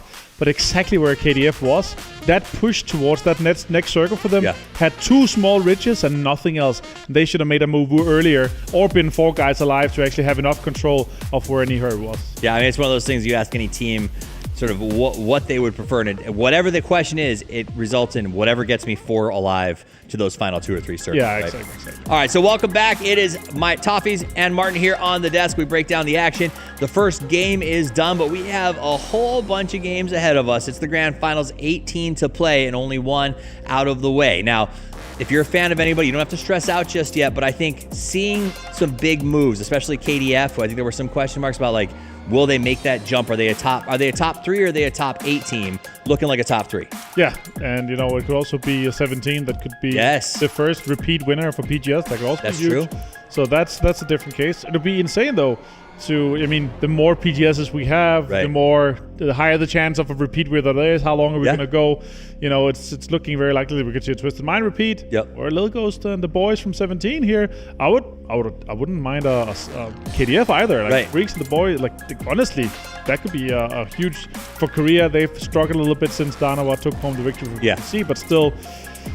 We've been talking about it a few times, with Korea. A lot of the talent is spread out, right? I definitely think the situation and the current state that the KDF guys are in right now, I think it's a really, really strong team coming out of Korea. It seems like, and they're synergizing really well with the sort of duos they put together. Yeah. I like the look of it. It might be a year for a repeat winner. I mean, it feels like if you're just going based on statistics and the past performance of the year, Sonics, 17, Twisted Minds, these guys all look like it should be a push through to at very least all of them be top 5 coming into the end of this. I would be surprised if that's the case. Right? They have no pressure on them, most of it, but still the mentality of being first repeat winner or back-to-back winner for that case, that would be huge for them. I'd love to see that. You know what else I'd love to see? I love seeing TDT.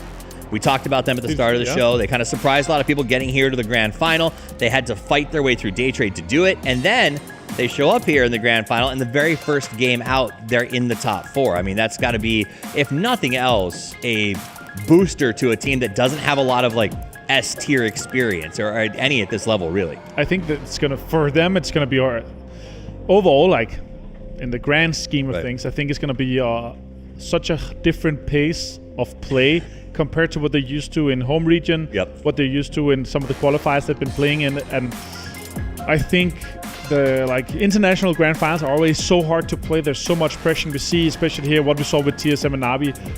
Kind of the circle of death. Kind of once there's not enough space, everyone is making these kind of lesser strategic moves where it's just a Hail Mary, a send, a push on someone where it's like we gotta push these guys and win, or it's dead and we're out, right? So it's always a kind of a play style for points to maximize it. And the sooner they realize, okay, we're not gonna win this game here, so let's focus on trying to get as many points from the other ones, kind of salvaging a little bit. That's really where their kind of mindset and mentality needs to really change compared to what we saw in the group stage. Right, and to take that even a step farther to now in this stage, every team that you crash or every team that crashes you is not just another team. It's a world-class team with an insane amount of international experience. That's some next level push that you have to deal with. So to see TDT come out and sort of keep their heads about them, they don't seem nervous at all when we see them walking around the stadium. I think this is really good news, and I look forward to seeing what these guys continue to bring to the stage. Now, Navi, another, I don't want to say new team, young team, came out strong game 1, looked really, really good. Yeah,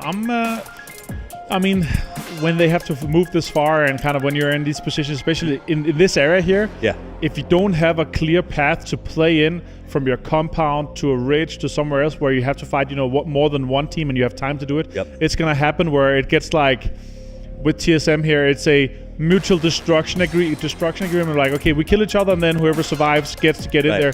But there's always a team waiting for that, holding that when we're playing in this area here, because there's so many dips and there's so many teams playing 2-2 splits in a compound and a dip, and they're holding so much terrain and area down that it makes it so difficult that for the teams that if they don't realize that we don't get it now and fight the team that's holding where we're supposed to go, we're going to be forced to fight this team here, and that TSM is okay, we're maximizing our points here, we're not going to be winning, but if we can take out all of Navi, we're getting these 4, 5, 6 points per game that we kind of want to. And as far as that stuff goes, it only gets worse as we move through the maps, because some of our newer teams, let's throw TDT out there, or Expendables, that maybe they're getting a little delayed going to those spots.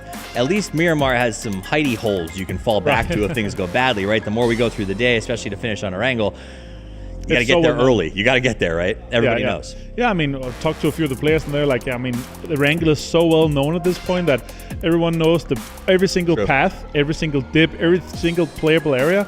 So it's very much about the priority to how close you are. If we're looting close to the circle, we have high priority. If we're far away, we have low priority. So we're gonna be forced to kind of play these stops into the circle, because we have to check every playable area that we know that people are, because they have thousands of hours on this map. It's not so much in some of the areas on Miramar is also pretty well known, but on other maps, it is not at all that case, right? You have Rondo is such a huge map, not at all explored. Take a little bit less. We don't see all these similar circles, but still, there's some unexplored areas still. That's like, oh, I haven't had a competitive ending on this area, on this map here, so I didn't know that this was possible to play. So let me just ask, because I know Twitch chat's doing it when Sonics died. Are the haters? Are they right to be mean already? Let's see what the day ends with. Let's see what the day. No, overall, I said it to you as well. Okay, this is a great first circle for Sonics, but the circles that matter, first circle doesn't matter. Like it's the second, third, and especially in Miramar, it's our second and third circle that matters. Those shifts, because then you can you have a premise of knowing where are we going, because we have land ratio in circle 4. There's water. There's some unplayable areas in Miramar that these teams are super well aware of. Okay, circle 3 is here. We're gonna play here because that's where we think circle 4 is gonna be going, or we know that circle 4 is going, right? So it really comes down to that. And if you have, especially with the hard shift against you, if you're on the northern side and you have 2 southern shifts, you are almost forced to either do an E-pickup or play on that edge and try to get as many kills as you can, because you have no priority getting into the next circle, right? And there's already going to be teams there. You're just too locked out. Now let's pivot to something a little more lighthearted, or perhaps it wasn't. Batulin died in the early game. And I think I heard the entire arena start to cheer. Never have I heard so much cheering for one man's death. Yeah, I think it was mainly Tianba that was screaming, you know. But yeah, it's I don't think it's the worst to have, your IGL die as the first. That's true. It's still, like super form, right? It's still, when he's also been fragging out and doing so well in the group stage, it's a guy you want alive, because the information he's able to gather and spread to the team and say, guys, there's people in this compound, maybe a 2-2 split. He's getting so much information. He's so good at information gathering, especially during the early game. That's also why he's often one of the first guys to move, because he's getting this information here. But then you have teams, gatekeeping already, maybe not expecting a gatekeep or a kind of camp on a road that early on. So it's rough. But yeah, we heard a lot. I think once Tianba and the guys, they were yelling a little bit. Maybe some of the other guys joined in as well, just to taunt. Because if you're a clear favorite with 41 points from group stage surplus to second place team, that's the way to destroy them. It's the mental game. It's the mental game. You need to put pressure on them, and you're to taunt them a little bit. So well, I think it goes beyond that. It's just like these players have known each other for a long time. And I was talking to Sonics this morning a little bit, and they said, I think when we die, the 17 plays better. And they said, by the same token, like when we see Twisted Mind get eliminated in the kill feed, we all kind of like, oh, good, that's good news for us, right? So it's one of those things like seeing Batulin go out early. Everybody in the stadium was like, oh, well, that's actually a really great start for all of us. Especially once we get later, second half of second day or the last day, we're like, okay, this team is dying. We know that's our game to catch up if they're in front, right? So you always know if you can have a game where you're getting ahead or you're catching up to a team, that's a huge reason to cheer. And if you cheering, it cheers up your own team. It also taunts the other team and kind of gets in their mind a little bit. And I really like that, especially with how we're being set up here, as you see behind us here. This kind of face forwarding. That's true. You don't really think about that. Hey, hey, like a little bit of. See everyone out there in front of you. That's fascinating. All right, so at the start of the show, I asked you about Team Expendables. You got Clories on your team for fantasy. They were a ton of fun to watch during the group stage. I said, does that translate to the finals? I know you had an eye on them while we were watching that game. Do you feel like you liked what you saw out of Expendables in that match? I don't think sample size is big enough yet. So but the energy. Close that early. I think the way that they are approaching the game is the correct way. Mechanically, they're super talented guys, right? And so what we're seeing right now, I feel like they could end up in a higher placement than we're going to be seeing Cerberus at, to be honest. Okay. In a regional head-to-head in terms of way, I think Expendables in a really good spot. Mentally, if they're there, I'm not too worried about them. They could definitely be ending up in the top 4, surely. What we saw in the group stage from them, what they're able to do, I think Tanwu, Delvin, and Cloris are amazing fraggers. I think they're in a fantastic spot for that overall, so not too worried about them. And also from a fantasy point of view, like he was so cheap that I was like, that's why I assembled the team. And it's like, even though he's going up, and I was like, oh, okay, all my 4 guys from last day of group stage, I can just keep them, and I'll be in $6,000 surplus, and it's all guys that I want. I was contemplating saying, you know, I need to get a Sonics player in there. They did extremely well that day, right? So that was my. It didn't work out for me in the first game. But we tried as well. But I think that when you talk about fantasy, that's something that comes into play is the idea of if you think this is a team that's going to be there in the end, if they're one of the top 3, that's a long-term gain. Now, as we go over to live, we take a look at a couple of our teams getting ready. Gen G is one of those that has had a lot of question marks. They did manage. They went out a little bit early in this one, 11. I think Rex, a lot of people are watching Gen G, maybe more than normal because Rex did so well in fantasy. He's called kind of a lot of eyes towards him. Not a great start for them, but it's been a bad year, so just being in the finals, I think, is a good start in general. Rex, to me, is a player that could be, if we were to go back to, you know, making 2 absolute Korean super teams. Yes. Rex is a player that would be on that team. Okay. One of those teams.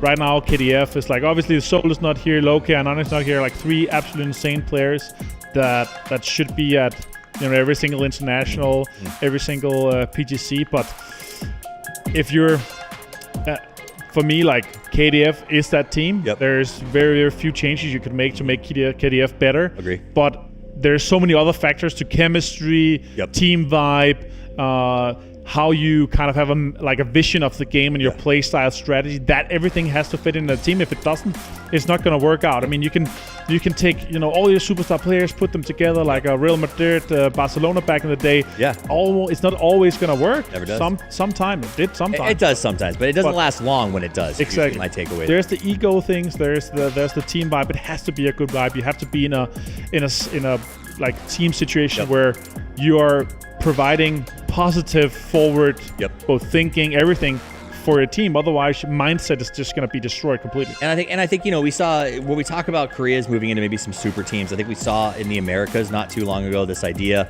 that there was a compression where some of the top teams took at some of the talent from below and said, this is where we're going to put together the best of the best. But it took a while because you do have to figure out exactly where that personality comes in, because PUBG is not just about the best shooter and the best fragger. And so I do think that there's that time, but I think we can agree in America's right now, when you look at those top 3 teams, they've started to really find those roster strides. And I think Korea, especially with KDF and the way that they've been doing lately, feels like they're getting into that spot.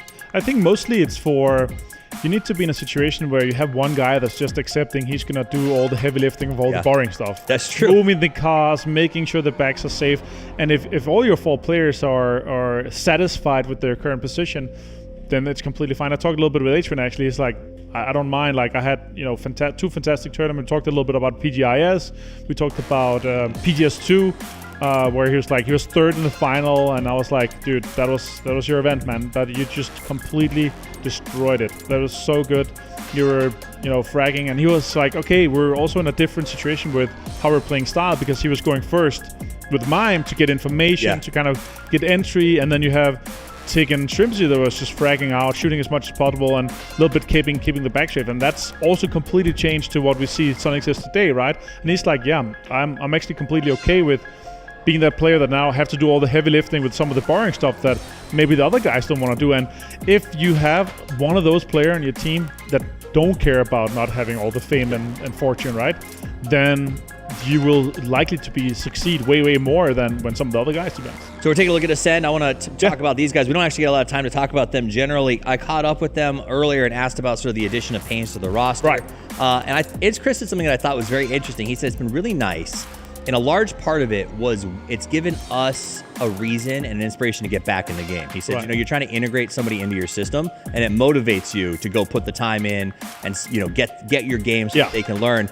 And that's been a really good thing for us. So Ascend with the new roster, what's your take on that?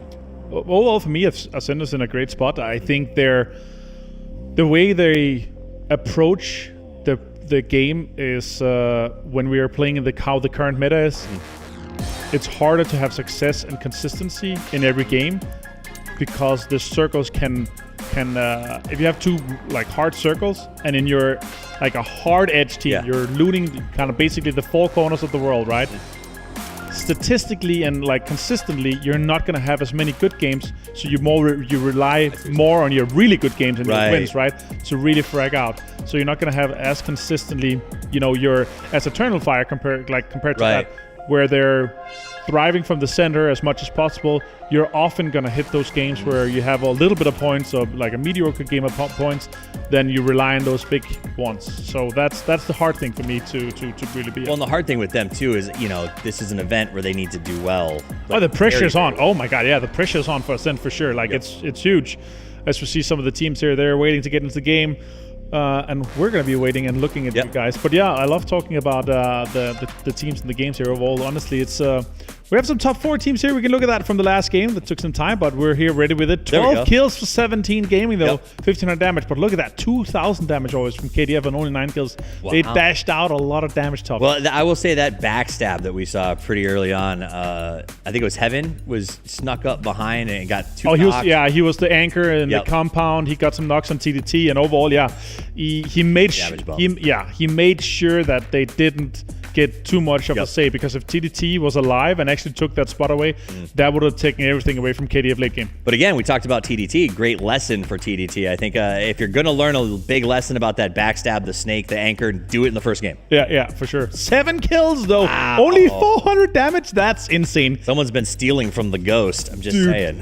That's crazy, yeah. Or stealing from others. Yeah, stealing from Xiaowu DD. Yeah, that's rough. That's huge. But still, getting that last hit, it matters. Yes, it does matter. And you know what? Honestly, like, as much as we joke about it because the fantasy only likes last hits, like the team does not care where the kill come from as long as it gets cashed in. So man of your match is going to be Xiao Bei, coming out with 7 kills, 3 knockouts, 412 damage, and the chicken dinner. That is a great start for 17. Not only because it's a confidence builder, because this is a team that actually needs to do well here. They're not coming in with some of the comfort settings some of our other GPT teams have looking towards PGC. And then you, on top of that, loot Picaro Pochingi. So, dreams really do come true. 2/3 and maybe even uncontested. Yeah.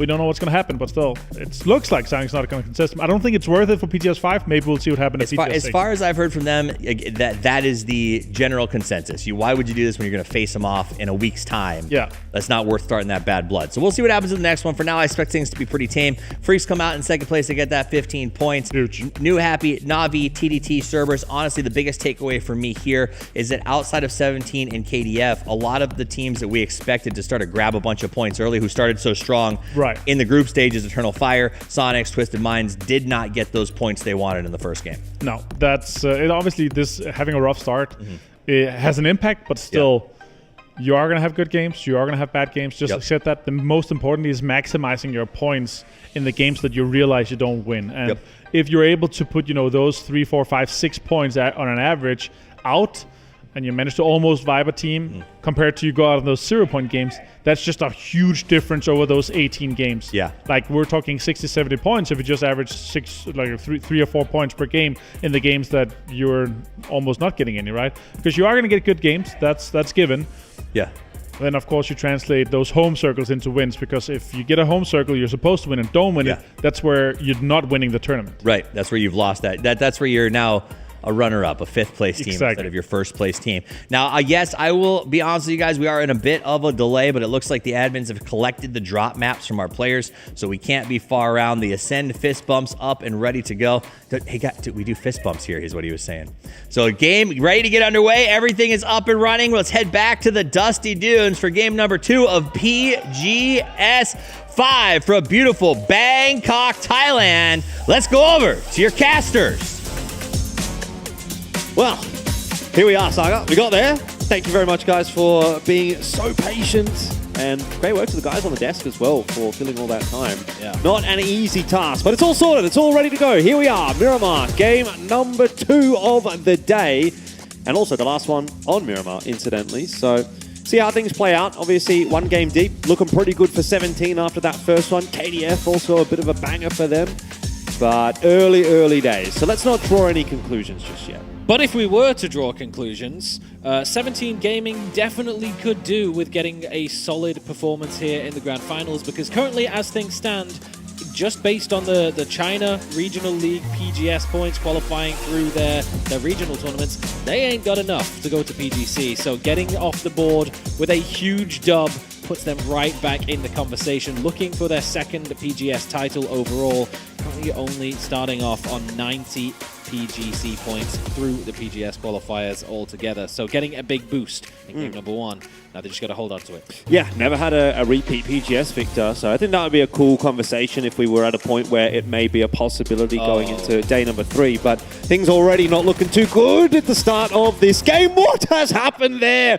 That is horrific for TDT. They're going to get some shots back in onto Ascend though, and while it started poorly for TDT, it's actually going to end up being pretty bad for Ascend as well.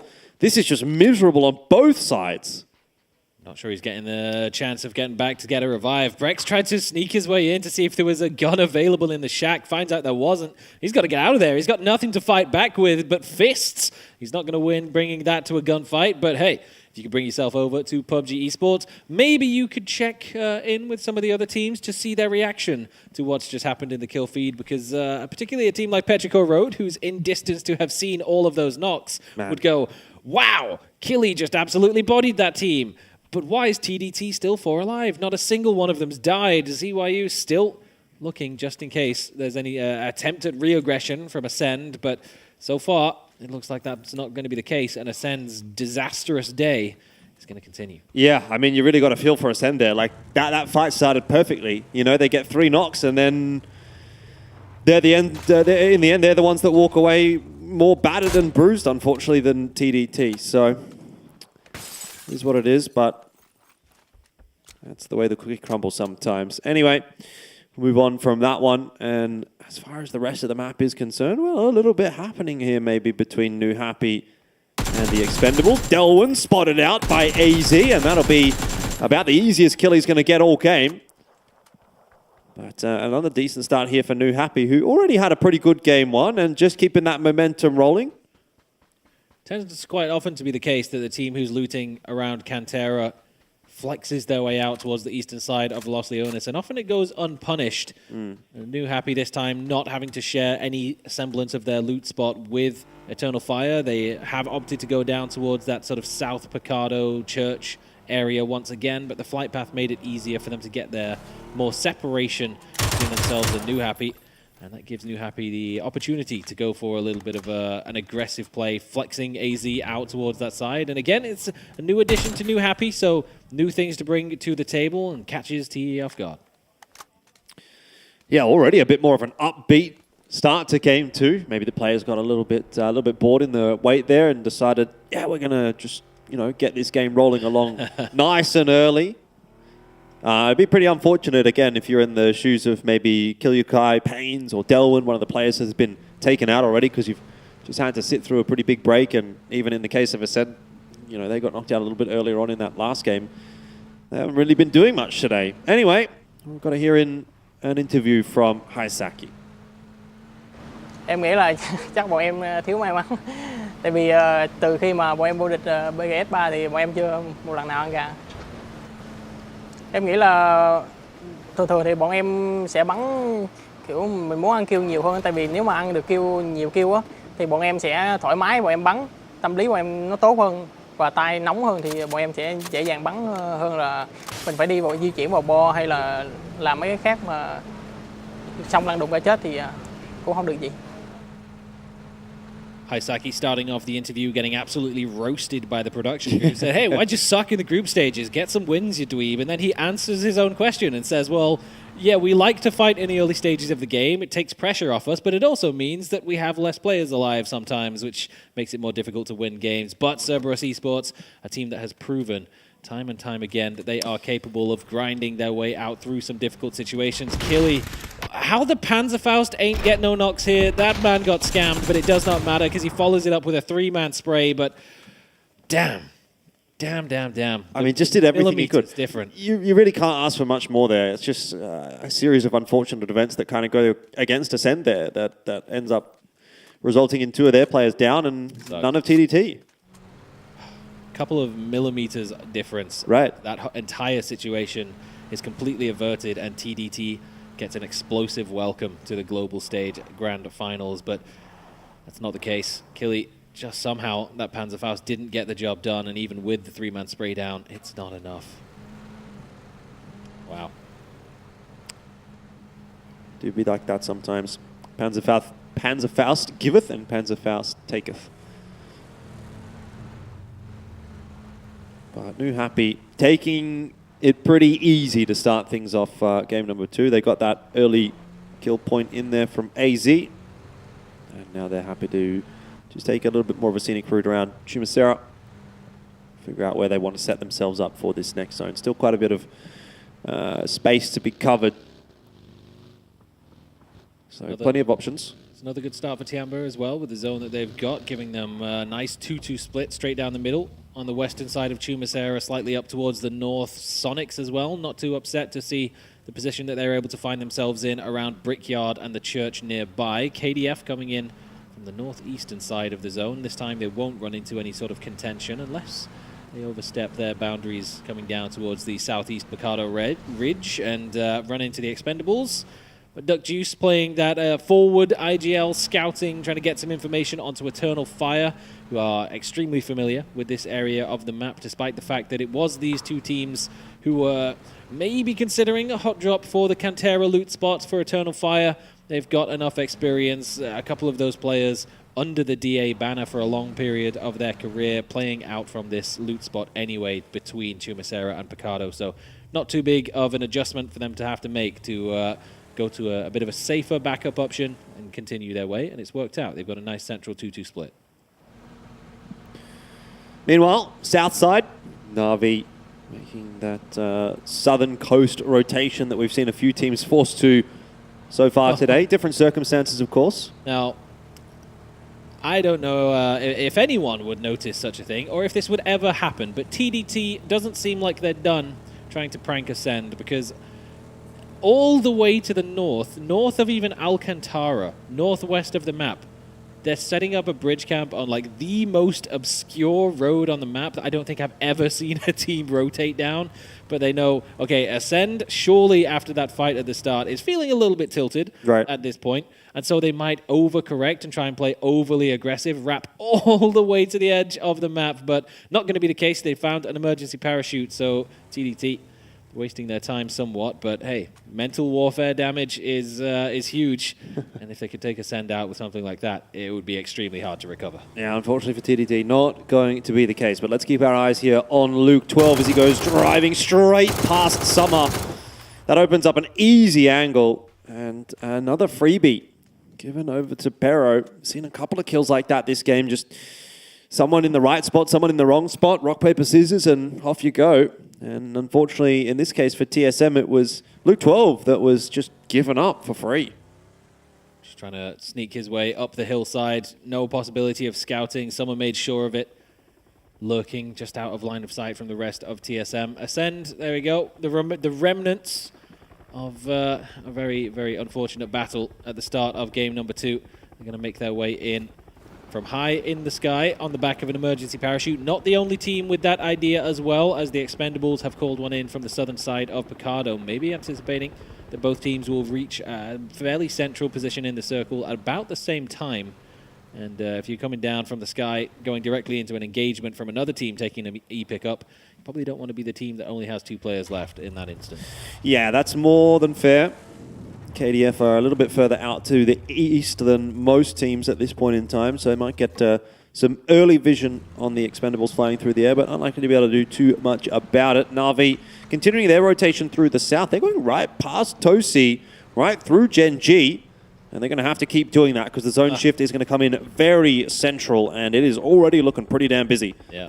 Look at the race between Ascend and the Expendables. If there is a spot available for it, they're going to get there basically the exact same time. If there's a 2-2 split being regrouped in front of them like Tianba is currently doing, yep, everyone's going to shuffle their way in bit by bit into this zone. And oh man, that sandstorm ain't going to help proceedings either. No, certainly not. Well, let's see how this one goes for Ascend as they've now decided to jump out of the vehicle. You can see 6 sacks in his little vehicle driving around there for FW Esports, trying to beat Ascend to the punch, and it looks like he might just be able to do so. H12 Sonics is watching. The Expendables will lose Duck Juice straight out of the air. Pow Pow hitting some nice shots there. Probably a couple more players involved. This has gone horribly wrong for the Expendables. But Ascend, they were 5, 10, 15 seconds maybe ahead of them, and both, at least, of those players have gotten to the ground safely which is more than can be said for the vast majority of the Expendables. Yeah, both teams were looking for the same thing. It's not a high priority position for a team of 4 who are still alive. You'd rather much rather be up on the ridge, putting those DMRs to use, farming some damage, looking for some kill steals, but safety down in the buildings in the bowl was the name of the game for both of the teams that lost players in all of the early game shenanigans. But Ascend got there a couple of seconds earlier, and unfortunately for Duck Juice, gets taken out of the sky. His teammate will fall as well. No chance to get up there for a revive. Ada waiting for Tonke to stop wiggling, give him half a second to line up a headshot, and he might just get taken out immediately. Oh, waiting for him to get back to the car, I think, is the real name of the game, and the shots do come through from Ada. Nice and clean. Good patience, and that's what you have to be aware of, right? Like, that's why players are always wiggling, why you're always moving, but inevitably at some point you're going to stop, and that 9 times out of 10 is going to be when you jump in that driver's side car. And unfortunately for Tonke, that's the end of him. Does have support. Raze in the compound, but Rex trying to sneak his way in the vehicle. Almost turns it around. One more bullet would have been the difference maker, but Raze finally readjusts the spray. Takes Gen G's Rex second player out of the equation, and now Ada across the road. He's just there by himself. There are other remaining 2 still on the south hilltop, southwest of Chumacera, watching from a distance as their teammate gets a little bit over-aggressive and taken out by FW Esports. Can see that TDT have managed to make it in relatively comfortably. Haisaki up to some trickery here against Na'Vi. It's a bit of a split from Cerberus on both sides of the road. Maybe Haisaki just waiting for his moment here. It's interesting, though, that Na'Vi are kind of doing the same thing, actually, back to Cerberus with Soset on the other side of the ridge. This could be pretty interesting. You can't see it quite on the mini-map, but if you do go over to the map stream, you'll be able to tune in with all that info. I wonder if they might actually spot one another. So said, by the looks of things, has taken the zip line across. He's still lurking over by that area. TDT just can't stop getting into vehicle struggles today, it seems. This time it's their own teammate that falls victim to it. But yeah, so said on the opposite side of the valley. Maybe on the way back over, he could spot Haisaki just lurking underneath. That could be bad news. But we'll see. The zone will shift away in just about 5 seconds' time. Plenty of teams looking for their opportunity to snag a big response to game number 1. And straight down the middle the zone will go. Ascend will be very happy to see it. Their position that they successfully parachuted into remains dead center of play for phase number 2. Yeah, once again, we're going to just see that sort of shuffle in from everybody. There's no immediately obvious long, big rotates to make. It's just kind of a case of we need to push our way in with any little bit of space that we can get. Of course, you know, as we've been looking at, this Na'Vi and Cerberus fight is going to have to kick off at some point when Cerberus do come across from the western ridge. And having Haisaki in the advanced position actually could be the difference maker. If he isn't spotted, and I don't believe that he was by Sosed coming back over, if he can find an early knock here, it actually opens the door up quite nicely for Cerberus. There it is. Hakatori has to go down right now, but the space is wasted by Haisaki. He doesn't quite land his shots, and now the information is given over to Na'Vi. He's got to fall back now. There's no option to continue this push. Now the game is up. Had his chance to get his one, didn't quite land the shots. And back to plan A for Cerberus, just to get out of there. But exfil is going to be a difficult task to get Haisaki out of there in one piece. If Na'Vi look to try to push up over the top. Still more emergency parachutes being called in. 2 more now flying across the zone. It looks as though 17 Gaming had one in mind, but opting not to take it, pushing forward with the vehicles instead. Maybe Suju will go up alone, looking for some scouting opportunities to direct the rest of the squad in the vehicles. But they're already headed south on a wide wrap, maybe even around Chumacera to put pressure on Gen G. But now Haisaki's found a vehicle, trying to get himself out of there. Fairist has a line of sight. He snuck his way down west, down the hilltop. But the battle of IGLs means no shots will land.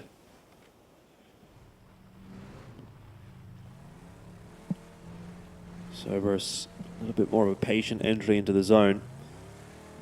But have to be aware of Pero in front of them. There is a 2-2 split, though, from Pero. So if Cerberus are quick, they might be able to catch one of those duos off and take their position.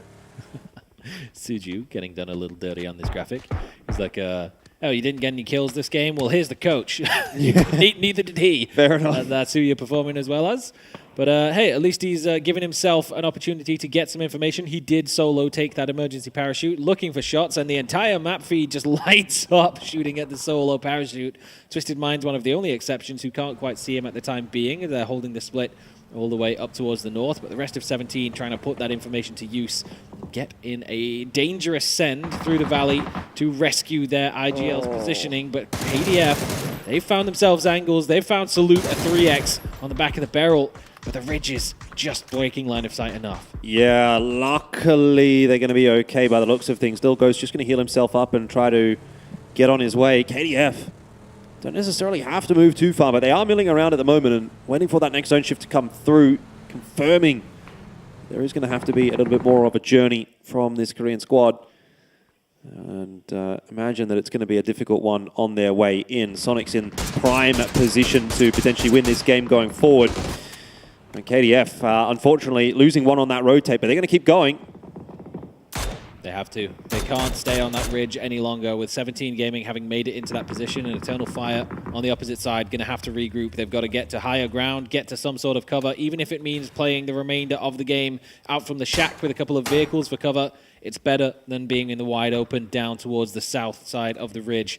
They're going to take the high ground. KDF, of course, coming off the back of a second place in game number 1. Still second place on the leaderboard, but riding that high of the first place out of PWS. If they have a good, solid performance, if they can hold on to this top 2 position, they're primed and ready to take advantage of the fact that FaZe Clan missed the grand finals. E-Arena missed the tournament entirely. Those are the 2 teams currently in the top 8 of PGS points who are not getting any more.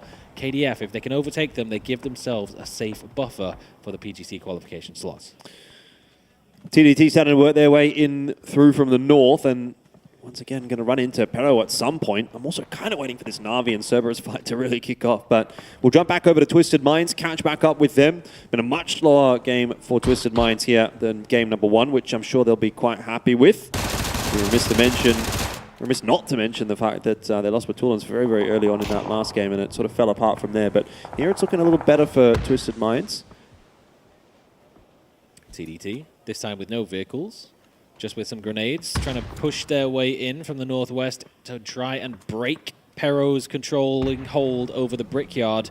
It's going to be difficult. That building is an awkward one to land utility in, and TDT is going to think better of the entire situation regardless. Maybe just wrap back towards the northeastern side of the zone, get underneath Sonics on their ridge, but they're not even going to get a chance. As soon as that vehicle appears around the corner, the entirety of Sonics just lights it up completely. ZYU can just bopped out of the car. Now they're really forcing them into taking this fight against Petrichor Road. They're giving them no choice. Atron does get knocked in the kill feed there, but I think he should be reservoir. It looks like a long-range fight going on there between Sonics and TSM. Chris again with the Panzerfaust. What's going on here with Ascend and the Panzerfaust this game? At least this time, it's actually converted into a couple of knocks. And Ascend, have they managed to put themselves in a position where they can actually turn what was a horror start into something pretty impressive? Na'Vi down 1 player confirmed. So said on the floor. Blue zone nades getting tossed in. Grenades as well. Na'Vi really under the pump, and now we're starting to get Ascend in from KDF as well as Tanvu in from the Expendables. This area has just turned into an absolute mess, and it's every man for himself. Look at the fight that's happening over the compound in the center. 3 teams trying to collapse in on it, and unbelievably, it's Ascend controlling 2 of the buildings. This is turning into a fortress full of nothing but sadness and demise, but Ascend somehow the unlikely controllers of the entire situation. Panzerfaust shotguns, MG3s, where the dang heck did he get one of those? I have no idea. But Na'Vi losing 2 immediately, and then everyone else trying to send it into the bowl to try and grab whatever control, whatever space they can where they can survive. It seems for now Na'Vi might be able to grab some revives as Ascend with the follow-up attempt at a breach from the Expendables, and KDF don't have the chance to push out just yet. But Petrichor Road having to make their advance out of Brickyard. Himas and the rest of Cerberus now slipped themselves away from Na'Vi. They've already sent it into the center, and now they get an opportunity to try and control the west. How costly is that miss going to be from Himas? He allows Mill and Ming to survive on a sliver HP, and those 2 will be able to get back to fighting fitness before having another crack here at Cerberus, who are also kind of keeping an eye on FW Esports. You can see Hisaki getting that knock onto Rise. Pero trying to make their inroads into the zone in a bit of a different direction. They don't want to go up and over the top to fight Cerberus, but honestly, it's kind of like out of the frying pan into the fire. There's just multiple teams looking at Pero at this point in time. Sololzy doing a lot of that work, but Tiggleton, of course, here from Sonics is also getting involved in that from range, and this game has just been way too easy for the Sonics so far. Only the 3 kills in it, but their position is looking supreme right now. Well-placed blue zone grenade. Not quite going to reach its target, though. The grenade's going through the smoke, putting damage on towards Petrichor Road. Sprays left, right, and centers. Pero emerges out from the smoke. Ming tries to fight back, but the folded shield goes up in time. He has to try and breach around the side of the smoke, but there's too much of a gap. Himas does not miss this time, and Petrichor Road will be denied their entry into the safe zone by the gatekeeping hold of Cerberus. Well, Summer might still have something to say about that, but he is now down to just a solo. So maybe wishful thinking for Pero. 17, having a bit of a look at their counterparts in what remains of New Happy. It is just a couple of members, one of whom is Ming Ming, cowering away and hoping to keep his head down against 17, who decide not to go up and over and take that fight. They've got to be aware of AZ actually behind them. This is quite a weird split from New Happy. For whatever reason, they've kind of got 17 sandwiched in between them, and that's starting to get a little bit messy for 17. AZ, though, just gets absolutely sat. That was by 7-7, so it's just an all-Chinese derby right now on the southern side of the zone. It's a total mess. This valley is just another bloodbath, just like the one in the compound. So many angles over the top from the teams that were able to maintain holds on their position. KDF went up there for a reason, but they got forced onto the low ground. Tiamba happy to turn their attention down and see what points they can find, but now pressure coming in from the north as Twisted Minds have crept their way forwards. Pow Pow alleviates it a little bit with a well-placed grenade to sit down Lu, but the rest of Tiamba are having to commit over the top. Linshu, the swiftest spray onto Perfectix, just 3 or 4 bullets and he's down. Yeah, that was super clean. No chance of a reaction at all. Patulans is chilling inside of the hut at the moment, hearing some rotations going past him, wondering maybe... Oh my God, CC. That nade was disgusting. That was a Hail Mary quarterback extreme grenade directly onto Example, and Batulins has to hold it down with a FAMAS in the shack and nothing else. Yeah, he's been spotted out now as well. I was wondering if maybe he could try and come in from behind and cause a bit of a ruckus, but having now been spotted out, Tiamba have just swept through Twisted Minds like they were nothing, and will turn their attention back over to Sonics on the other side of the ridge. Sonics, they heard the shenanigans, they saw some knocks in the kill feed, they wanted to come over and try and third party, but Tiamba well back to fighting fitness already, and so Sonics have kind of rocked up to nothing really. Being double peeked, he's got the Groza, gets the first over the top. One headshot might have done it, but Suju denies. New Happy out of the game. It's a costly endeavor for 17 Gaming, and it might get even worse. Ruin is still active on that side of the zone. He sees that there's knocks available, but a little hesitant to get any sort of proactivity and punish them. Maybe clean them up and be able to get a chance to push into the zone had he done so.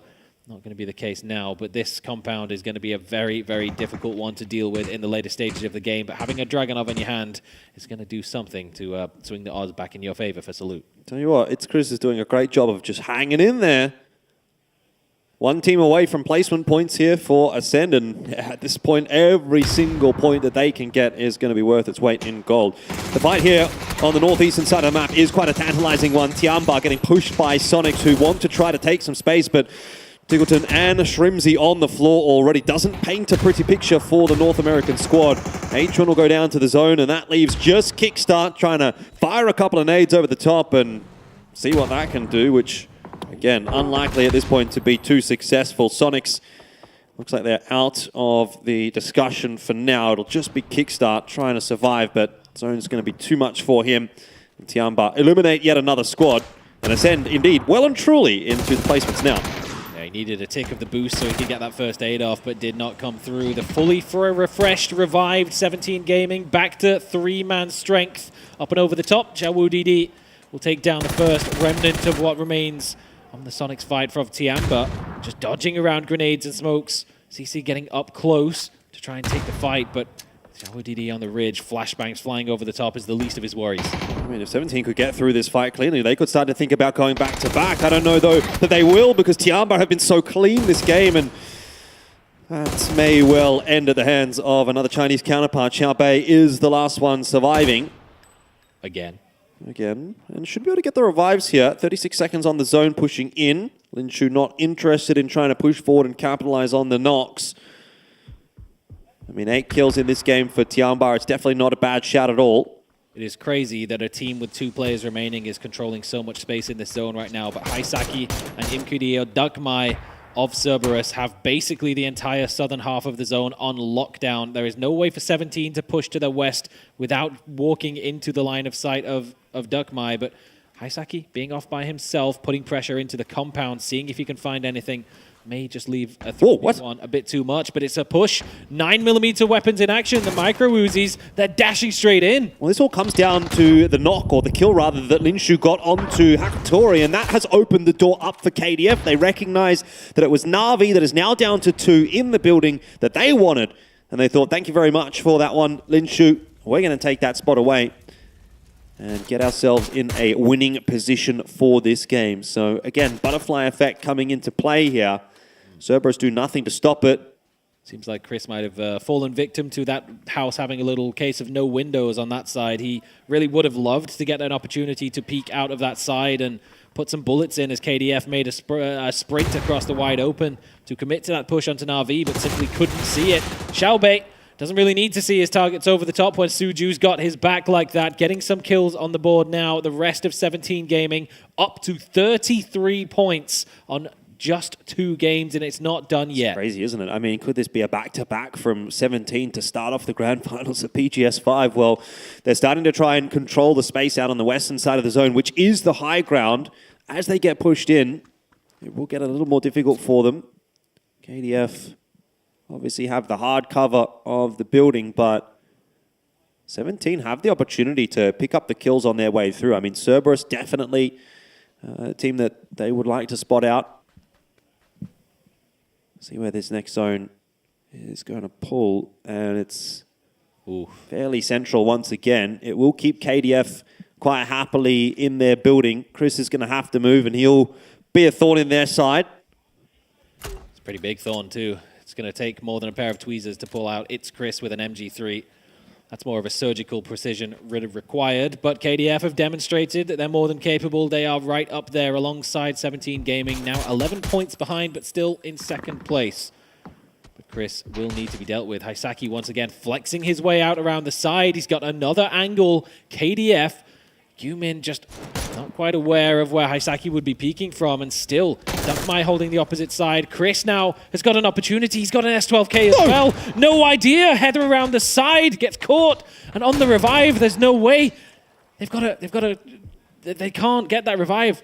Chris has to try and push in quickly and take the opportunity. He does with the MG3, cleans it up. 1 versus 3 with a little bit of assistance from Haisaki getting the opening knock, but Chris, you said before, he's a man who keeps getting it done. He just keeps on surviving and thriving, and that's what he's doing. He's very happy about it as well. Now he's going to turn his attention towards 17, and I don't know if I'd like to be in his sightlines at the moment. He's just kind of on fire. 17, though, will recognize that that building now is occupied by a solo. If they've been counting the kill feed, if they've been kind of keeping an idea of where things are at, they should be pretty aware of the situation. So it's just a case of figuring out where these last couple of members of Cerberus are going to be and then dealing with its Chris. But somehow Ascend are going to get into the top 3 this game, which was a disaster of a start. But kudos for making it this far. And you know what? I want to believe. I want to believe that they can go further. We always say that it's so important in a time like this to salvage anything that you can out of the games that don't go in your way. Chris just seems to be the master of doing exactly that. With an S12K in hand, makes the push over. KDF get wiped out. There's nothing they can do to stop it. When a man like It's Chris comes into your buildings in the late stages of the game, you better come correct, because he always is going to. Well, at the moment, it's kind of looking like a bit of a foregone conclusion here that 17 is going to go back-to-back. They're controlling so much space from up on the high ground here. Chris has got a lot of smokes available to him that he's popping out to try and work out from the building, and he does look to have at least gotten in underneath 17's firing line. So he'll be able to go prone here And as long as 17 don't push down the ridge at him, he'll be okay for a little while. Jordan, nobody in the game has a smoke grenade right now. The sight lines that are provided by the cover of the hills on the map is all that they have. And Ascends, it's Chris, has 3 grenades and an MG3. He's going to toss a couple out. The spray doesn't quite connect on Suju, but Suju runs out of bullets. Chris, what is this? 1 HP! No way, Chris is an absolute god! And his reward, unfortunately, is a grenade from Haisaki. Can you believe it? He may have gifted Cerberus the win right here, and all they're going to do is fire a nade in his face. That is disgusting. Chris, with the MG3, proning makes it look like the recoil just simply does not exist. He just looks in the vague direction of 17 and eviscerates 2 of them off the map. Oh man, now it's Cerberus' opportunity to deny the 17 Gaming back-to-back that looked so likely, but you cannot factor It's Chris into the odds. That is crazy. Well, let's see if Xiaowu can maybe do the same. He's got a 2-on-1 on his hands, and unfortunately for him, his position is fairly well known, and he'll be knocked over. Cerberus have just walked their way into a victory. They've got to go and give It's Chris a pat on the back for that one. Get that man his Vietnamese passport, because he just won Cerberus Esports the game with the MG3. They helped him out a little bit in the compound, getting the opening knock onto Gumin that enabled him to push over. So a little bit of mutual beneficial actions coming back and forth from It's Chris and Haisaki's crew for Cerberus Esports, but it's them who, in the end, benefits the most with the winner-winner chicken dinner in Game 2. I don't know about you, man, but that's what I would call German efficiency. So very, very interesting stuff. I thought it was a foregone conclusion that 17 was going to pick that one up, but not the case, as they are toppled down by Cerberus.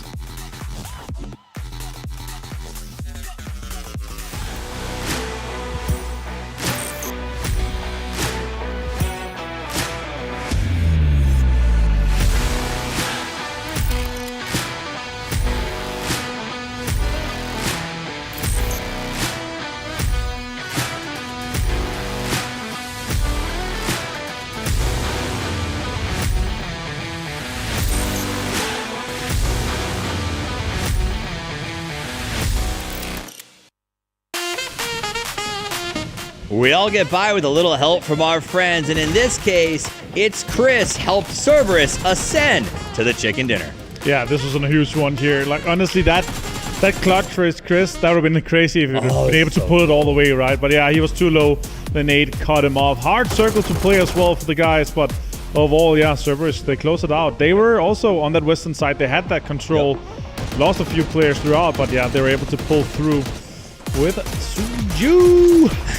All right, let's take a look back at the highlights from our second game, our last Dusty Dunes of the day. And it was a lot of early fighting, but not crazy. In fact, at Phase 4, we still had 16 teams alive. So there was a lot of jockeying for position in the early game. And then when the wheels came off, boy, did they. And it's death after death after death. Navi just trying to get in here and absolutely going to take it from behind. It's Chris was doing so much work. He protected KDF so that he could kill them himself later. Yeah, give me all your points are mine. I mean, this man, he's Panzerfausting as they drive in, then switching to an S12K so that he can get someone out of the church, sitting there with an MG3. Like, this man is equipped like no one I've ever seen before. Yeah, he has all the guns, and he's able to play all the guns. That's the most impressive part of this one here. Yeah, Freaks cleaning out Navi. That's a rough one for Navi here. They actually had a pretty decent opportunity if they were more alive, like have more guys alive towards the end. And then yeah, S12K, he's just too good. Right, and this is where look, he was already low. I know. The level 3 helmet headshot saved him. Then Xiaowu, of course, hit towards the end. And Dogma and Haisaki is able to close it out. That's actually pretty impressive. Yeah. Only it being a 2-man alive here. They lost him as earlier. And yeah, obviously happy to be up here, the boys. I love that they got that It's Chris perspective on that double, because in the game it wasn't from his perspective. So being able to see that sort of other angle was pretty cool. And it was, it'll be a big win for Cerberus. The man of the match will come from that game, but I think secretly my man of the match is It's Chris, because he seemed like for a one-man show, he was deeply involved in the entire aftermath. My man of the match personally for this one here was Chris. Yeah, it has to be his Chris. I mean, on a personal level, absolutely. Because he did. Yeah, able to switch out weaponry, able to continue to play, and able to have such a big impact.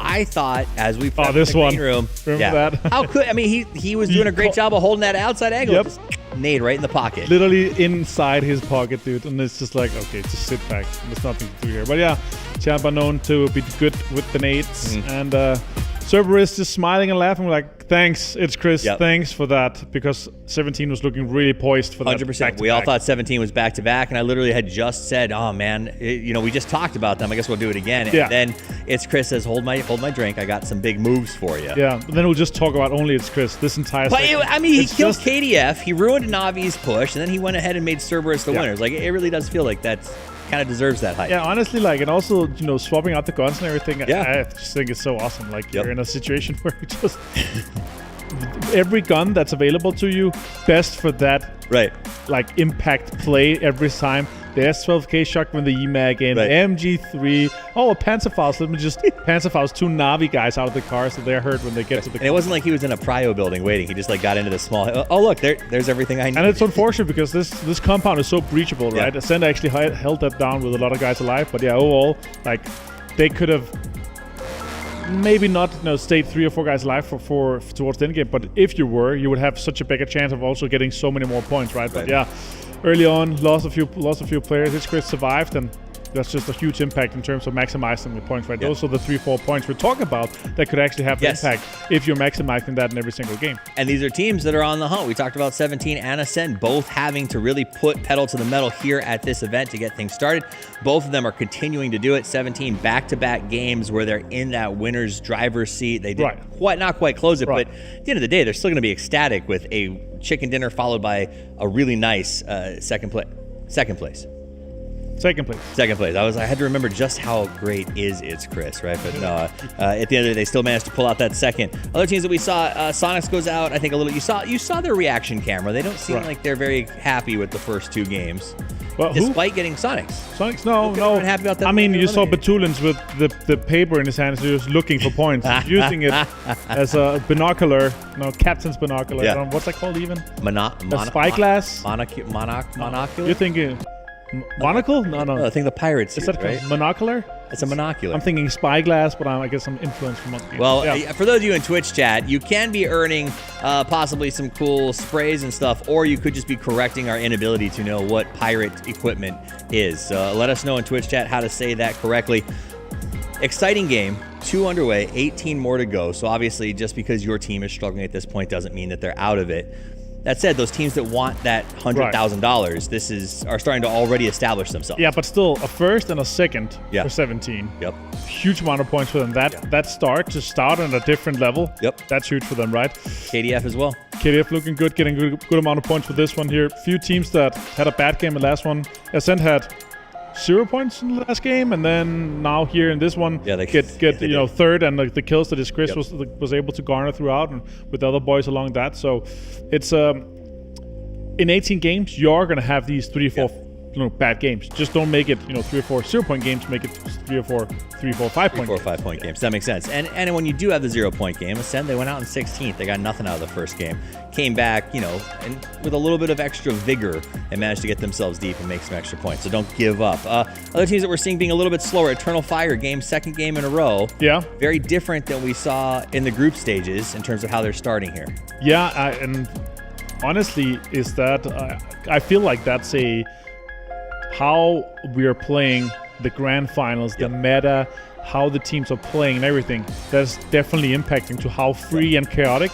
We're talking about the group stage where, there's more space. There's not as much space here in the groups in the grand final compared to the group stage in terms of our center compounds are often taken. There's more 2-2 splits. We see more teams being more greedy. We see more teams going earlier for compounds because those center compounds do have a huge impact if you're able to lock them down. This one is a different one. Like that, it's a hard compound to get out of. We saw that as well. It's really hard to get out of, and survive when you have teams on the 2 ridges that are holding you down because you are just going to get peppered down. It is a Hail Mary compound unless it ends inside the compound. But I will say we all saw sort of finally they got a new coach on the team. I will say this, because you guys don't always get to see what happens before and after. We got here a couple hours early. They were already at their computers with their coach, gathered around. Really, they seem, out of a lot of the teams here, with the most focused in getting done what they need to get done. Other things we saw in that game, Tiamba, fascinatingly, I wanted to see if you had any insight on this. Tiamba was deploying E-pickups from the middle position after circle, I think it was 5 or 6. Is that just 4. because you have it, so why not? Or is there strategic value to So this? it's to block. Like when you pop the E pick up, no one else can pick it for, or pop it for a few seconds, right? And if you pop it just as in the kind of towards the end of circle 4, then when other teams are planning, or even circle 3, I would say, like in this circle here we had here, a late circle 4 pop, like you're gonna die because you already have the teams on the high ground. Sonics is on the overlook compound. We had some of the teams on the east side on the kind of high ground ridges. You are just gonna get shot clear. I want to see the E pickups in circle 2 and 3. Usually, if you manage to pop it early on in circle 4, it's a different case. But towards kind of later stages of the game, it's just so difficult because you have 64 extremely talented players. 60 that's going to be shooting at you when you're 4 guys inside that E pickup. But I like the idea that they're working in this. Yeah, because there's a timer blocking, right? Exactly, where they're saying it may not be good for us, but it's definitely bad for you if we're doing this. So, and because the grand finals are measured in inches, not miles, it does sort of bring that idea of meters, not kilometers. Exactly. I can slow you down by just a little bit. It does matter in the grand scheme of things. Other questions along that. It's Chris. I thought he might deny. Yes, he ended up winning, but I don't think everybody plans on getting that double. You're thinking maximum amount of points, right? And you're like, okay, can we get more of this? He'll take a chance. With an MG3 and 3 gear, there's always a chance. All right, well, there's always a chance that we're going to take a quick break, and when we come back, it'll be time for game number 3. So please, don't go anywhere.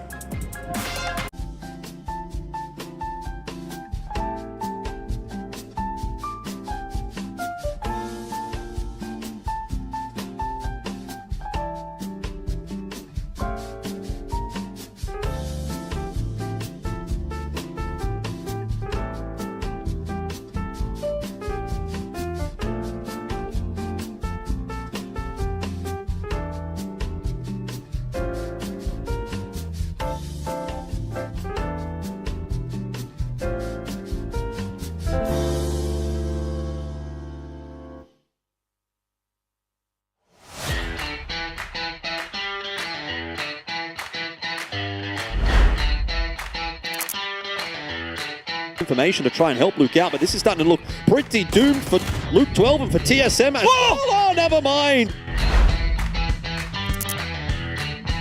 Exciting team to watch here throughout.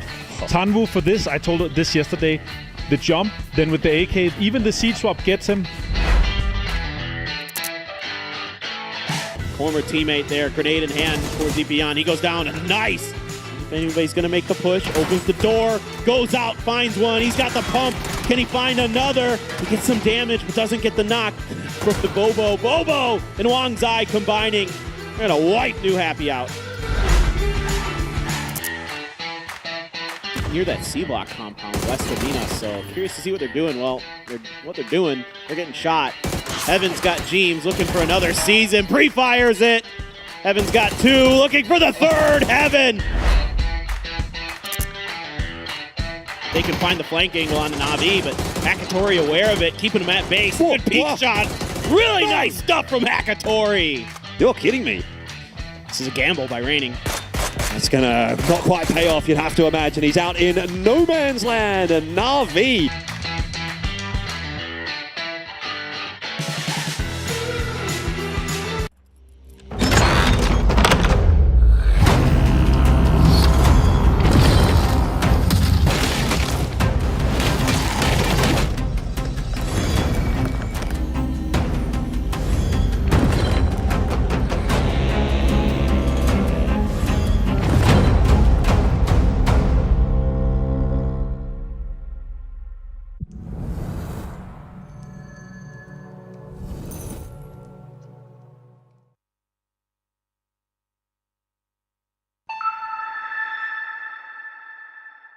Have you ever imagined your dream life? We all have, but living that desired life in reality is a different story. If you could become a god and do anything you wanted, what choices would you make?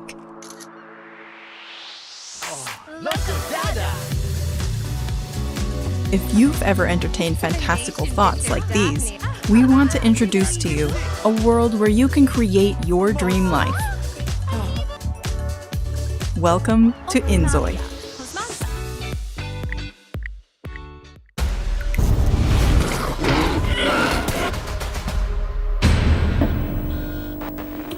They come from the dark lab, the noisy cannibals.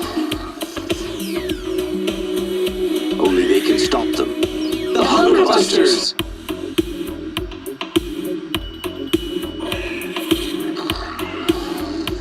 They're back and armed to kill. Why take chances?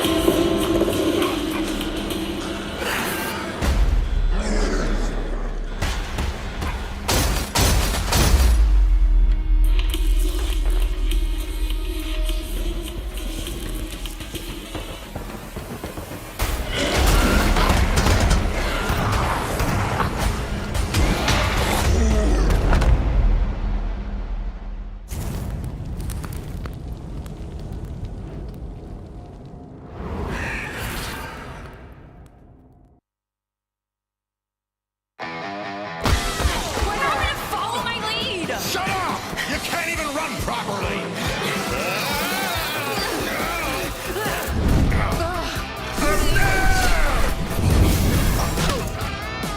What the?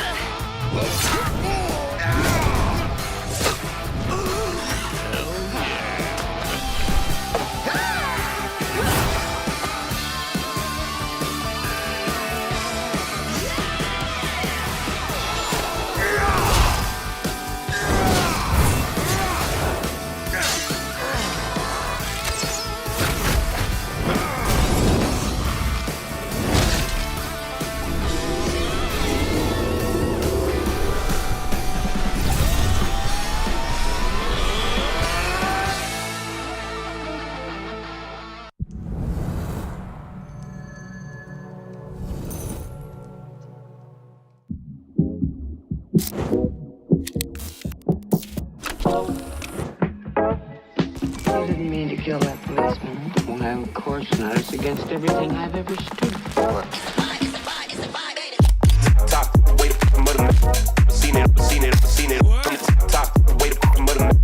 Seen it.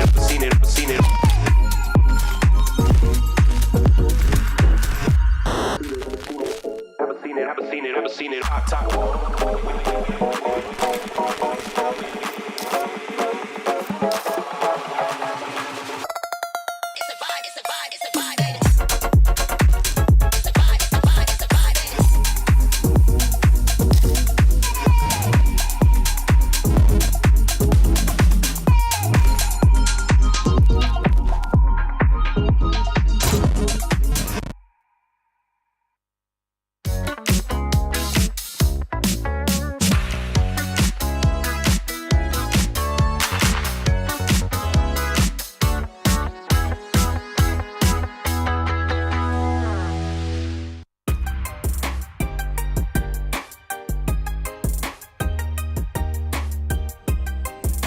Welcome back to PGS5 from beautiful Bangkok, Thailand, where it's a vibe, ain't it? And we're just a few minutes away from getting to Taego. In a second, run through some scores for you guys. My name's Toffees. I'm joined again by Martin as we get prepped up for game number 3. Before it's time to Taego, we have a little shuffle, a little bit of a dance. Little bit dance. of a readiness here by the barrel. Yeah, for sure. Games have been crazy. 35 points for 17 Gaming so far. Yep. 25 for Cerberus. Yeah. Twisted Minds on 4. Wow. They're giving them a 21 and a 31 point lead to previous PGS champions. That's kind of scary a little bit, right? Yeah. Very much so. I mean, in groups, we saw somebody get out that far ahead and they won by 40 points. So it is a little worrisome to let 17 get that kind of confidence because, once they have that runway under them, then they can get a little more goofy. And I think 17, Lil Ghost in particular, can be problematic when he's not worried about sort of being let go. The scary thing is when Little Ghost turns into Little Goat and just starts fragging out. That's the scary thing. Because the big goat, the true poltergeist. All right, top 4 teams from that game. Cerberus gets themselves 9 kills and a little bit of love from Ascend, who ended up in 4th, 6 kills there. And I think almost all of them went to It's Chris. Most of them did, yeah. I believe that is the case. 17 gets 2nd. They got 1st in the first game, so they're living the dream right now. And Tianba has actually looked really good, specifically Pow Pow. But Tianba has had a pretty decent day today. I think Papa had 5 kills in that game. So yeah, he fragged out. Got a good nade skill coming in. But I love the rich peek he did on Sonics. He got 2 Sonics guys down. I believe that was the case there. Not a lot of movement from them, obviously, because it's a home area. But look at Ascent. 1,500 meters travel compared to 30,000 meters travel. Wow. For Cerberus being able to win that game, that's huge. Obviously, Ascent there, somewhat home turf circle for them, you could say. I feel like that's a wrong number, though. They were on the northern side. It's 1,500 meters travel. When was that from, then? Maybe it's 115 meters. I'll tell you, while you figure out the conversion rates, I'll talk about the team stats. 30 football fields. That's a lot of football fields. All right, Cerberus comes out, obviously, with 1K club. 1K club, 5. Wow. And that's with the help of Chris to eliminate 17. Yeah.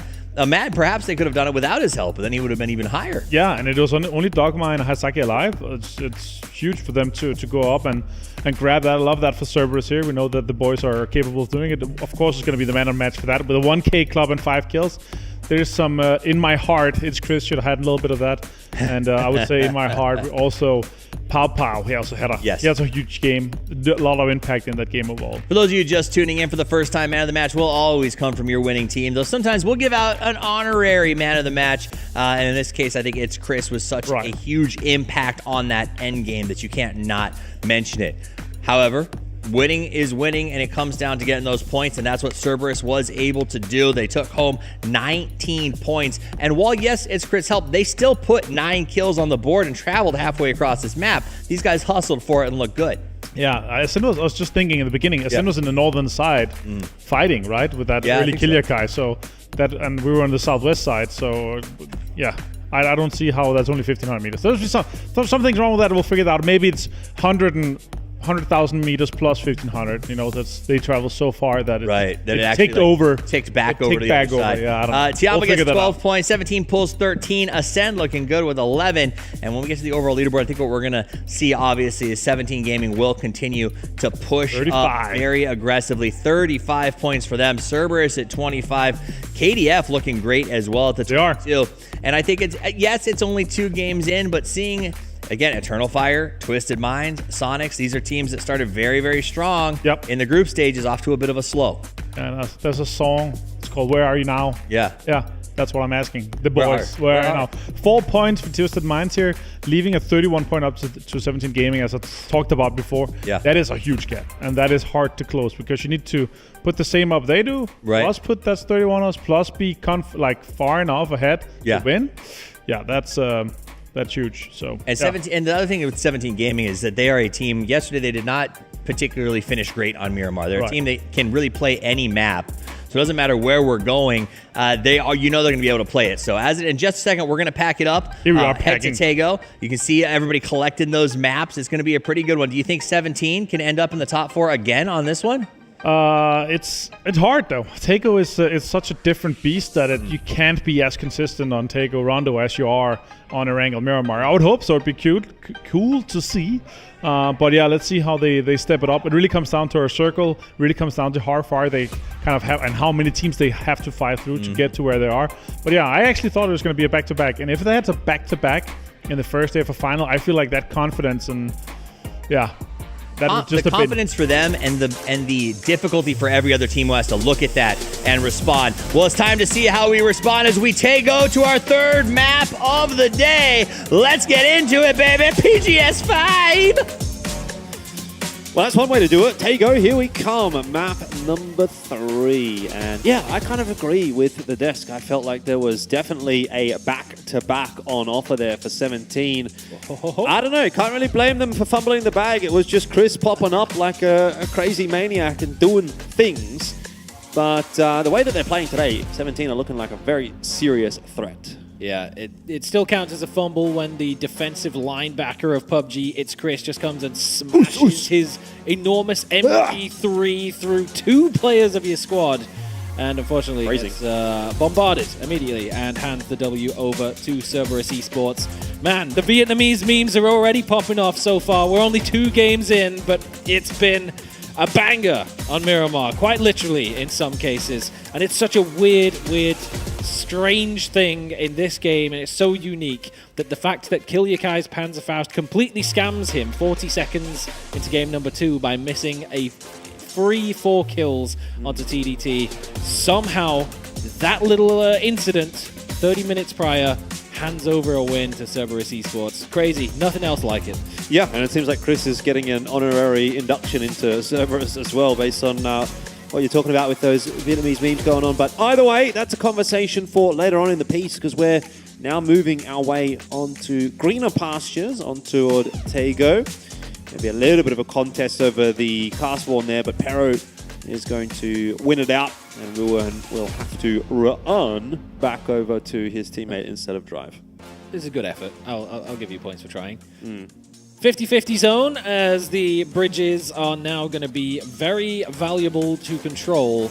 There's not really any way of knowing currently whether this is going hard to the north or hard to the south. Both are equally viable, so teams who do have the drop spots close to, for example, Tiamba, holding on by Palace, 17 Gaming with the one-way as well, could definitely profit when the Phase 2 shift comes in.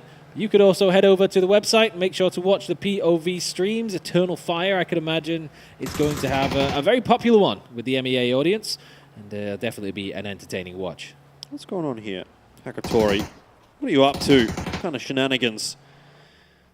The Expendables, no weapons available, and Clories is 1 HP, but Hakatori doesn't look like he wants to go for it. Oh, 4 bullets left. He was tempted for sure, but seeing that Duck Juice managed to get out of the vehicle and get into the window, get a gun in his hands and put enough pressure on, and Clories can dip out of there and get some looting done. But Na'Vi, very aggressive when it comes to controlling the bridge, and for good reason. Controlling any of the bridges on a zone like this could be a big point of profit, even without needing to gatekeep other teams. It can simply be, if the zone shifts away from you, then you've got a nice, easy way to cross over onto where the zone goes. But now, the Expendables have crept their way in between Na'Vi and that all-important crossing. So I said he wins the race. But if you're one of the teams that's a little bit more southern, you're going to have to start thinking about things pretty early on in the piece here. I mean, Sonics definitely one of those teams to keep an eye on, see whether or not they've got their rotations figured out. Because already, I mean, I know this is a completely opposite side of the map, but already you can see what's happening at the bridges. It's Chris's wanting to put together some similar success to what he had in that last game. See if he can spray 1 or 2 players down. FW Esports are going to want to make their way across. That's a great shot. Oof. Excellent job from the observing team. Beautiful stuff. It wasn't even a freebie like a couple of the Panzerfaust kills that we've seen. He had to line that up, get the timing right, and pound the side. 1, 2. Oh, man. We might get a little bit of live action as well from It's Chris in just a second. If FW Esports decide to make their way over this bridge, they have. They're just going to send it. Here we go again. It's Chris. It's his day. Tonkay took a dip over the side of the bridge as Keely gets involved as well. It wasn't Chris here doing solo shenanigans this time. It was a set pre-position play from the entirety of Ascend. And that's 2 free points going over to them. Momentum well and truly swung back in their favor after the first 40 minutes or so of gameplay was so terrible for them. They're right back in action. Yeah, I mean, at the end of the day, I guess FW Esports have at least managed to get 2 players over to the Northern Island, but could have been a little bit cleaner if they would have all just gone over the same bridge instead. But either way, Ascend will be happy to pick up those 2 freebie points and continuing their modest day. I'll say it's a modest day so far, but definitely showing the signs of what could be. If Ascent can keep 4 players alive late game, who knows? But even having a modest day after how terrible game 1 was a 0-pointer for them, and then watching what happened at the very early phases of game number 2 to come out with a modest day at this point is incredible. Scenes from Ascent, scenes as well over on the west as Na'Vi tried to wiggle their way through the Expendables, who were up on foot trying to set up some kind of hold to deny them entrance. They get past the main body of defense, but Delwyn alone on the bridge by himself as the rest of Na'Vi now committing to the send across. Delwyn's not going to keep his head ducked down. He's got grenades, he's got sprays, and he ducks underneath the bridge to get out of there and wait for the backup to come. He's the bridge troll right now, but Na'Vi are on the hunt. Delwyn will be spotted out by SoSaid, and there ain't going to be no assistance in time here for Delwyn. He is a dead man, that's for sure. Now it's just a revenge arc for the Expendables. Yeah, not going to be able to save their teammate, but they're definitely going to look to avenge him, no doubt. Over the bridge they're going. This is the double-decker bridge, and so look at Tanvu flying over the top, out of line of sight of Na'Vi. He's going to get above them, and now this gets really interesting. I mean, they're going to hear him going over the top. Hakatori will turn around and have a bit of a look, but how much of an impact Tanvu's going to be able to have here, I don't know. I would have thought that would have been Comdo, but it seems like Na'Vi are not aware. What? They have no idea. At least they don't know exactly where he is. Well, someone's playing without audio, it seems, or maybe they're just trying to bait their bait him into thinking that it's a free kill. Maybe a reposition from Hakatori. Hakatori's pulled up on the side. They got the revive regardless, and they do seem to be checking out behind them now. So Tanvu once again isolated. Hakatori's driving off. How has that happened?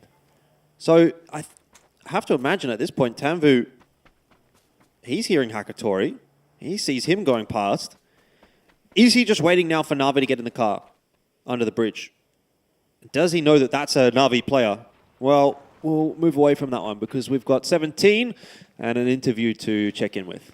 Hello, everyone. I am joined by 17 Gaming's Xiao Bei, the first man of the match of the day. Wow, congratulations. 恭喜. You know, you guys have been popping off during the group stage, and today, so far, 2 Miramars are going great for you. What did you decide to do differently this time here at PGS5? 就是17一直就是小组赛也打得非常不错，然后呢，今天也吃到了今天第一把鸡。就是相比之前的比赛 ，PGS5你们有做什么特别的调整吗？调整就是我们要奔着拿冠军啊，然后才能进 PGC 啊，然后就是我们拿冠军，让所有观众知道 PGS 我们实际才是主角。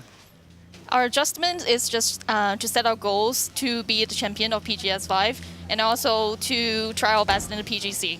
To let everybody knows that we are the champion of PGS series. Yeah. PGS series. It's like the return of the first PGS champions. All right, that was 17 Gaming Xiao Bei. Best of luck to you, and back to Tego.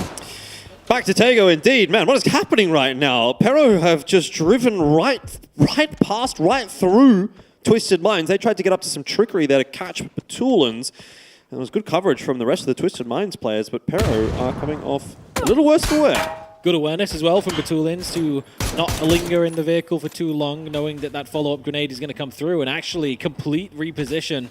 Mill wildly caught out in the open. Batulins gets the better of him with a spray over the top, caught off guard, and Petrichor Road.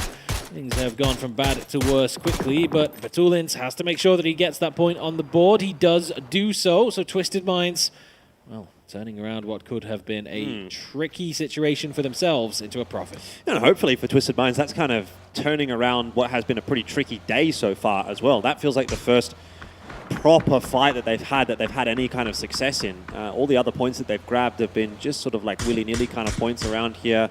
You know, even game 1, Batulans was out of the picture in 8 minutes. So it's been a bit of a rougher road for Twisted Minds so far today, but starting to look a little better with that fight and maybe getting a bit of momentum off of it.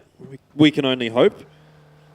Couple of teams now deploying the emergency parachutes in anticipation for this phase 2 shift to give us a bit more clarity as to whether this is going north or south. Twisted Minds have one being called in. It's going to be there in time. Sonics is calling in one a bit later on. but they're not going to be mounted up onto that thing until they know for certain whether or not we're going to the north, which we'll find out right now, kind of, maybe, sort of, yeah. not really, actually. But Twisted Minds is no doubt going to commit up to the northern side. Palace is still wide, big enough of an area for multiple teams to exist in that position, especially with Linshu being knocked out from Tiamba. I mean, I think the indication would be that this will probably be a northern shift, just based on the way that the teams are rotating. But a couple of points of interest on the map here, that compound that Na'Vi is holding on to, and the bridge between Cerberus and Tiamba is where we might see a couple of shenanigans happening. Tiamba, in particular, already copying the brunt of that damage. CC down on the floor right here. Doesn't look like there's going to be too much of a follow-up from TSM. They're not going to want to push the issue. They're somewhat center circle right now. The entire center of the circle really is Palace. There's still space for a few teams to remain on the south and potentially southeastern side of this zone. There's still the river crossing available up towards the east. 17 Gaming opted to wrap around as our lovely observing drawers Flood and Nomi of Team Falcons demonstrated that they would. And they will find themselves pretty much uncontested. A bit of a line of sight on towards KDF, but not much else to try to contend with. Here's a bit of a glimpse at what happened with Chewy getting over the top, but the off angles already. Example does not miss those.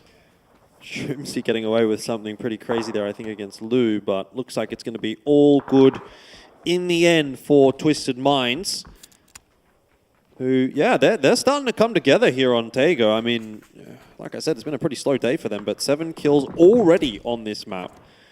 And starting to get a bit of an idea of why these guys are so feared. Pero have been eliminated in 15th place. It was an awkward fight that they had against Twisted Minds earlier on, left them as a duo, and a pretty unfortunate rotate has ultimately been the end of them. But you're right about Palace. This is starting to become quite a busy area of the map. Tiamba, thankfully, have managed to get the revive onto CC. It was Luke 12 who was holding down the angle with the DMR. A couple of smokes expended, and they are able to get back to full fighting strength. Positions up on the roof as well, difficult to dislodge, and Linshu, oh man, on the roof, makes full use of it, uses the high ground to full effect. 2 down for TDT. Pow Pow going to look for some more here as well. He spotted out Jun, just going to bypass the 2 knocked players and hone in on the last remaining member of TDT, as Huang has now been knocked by TSM.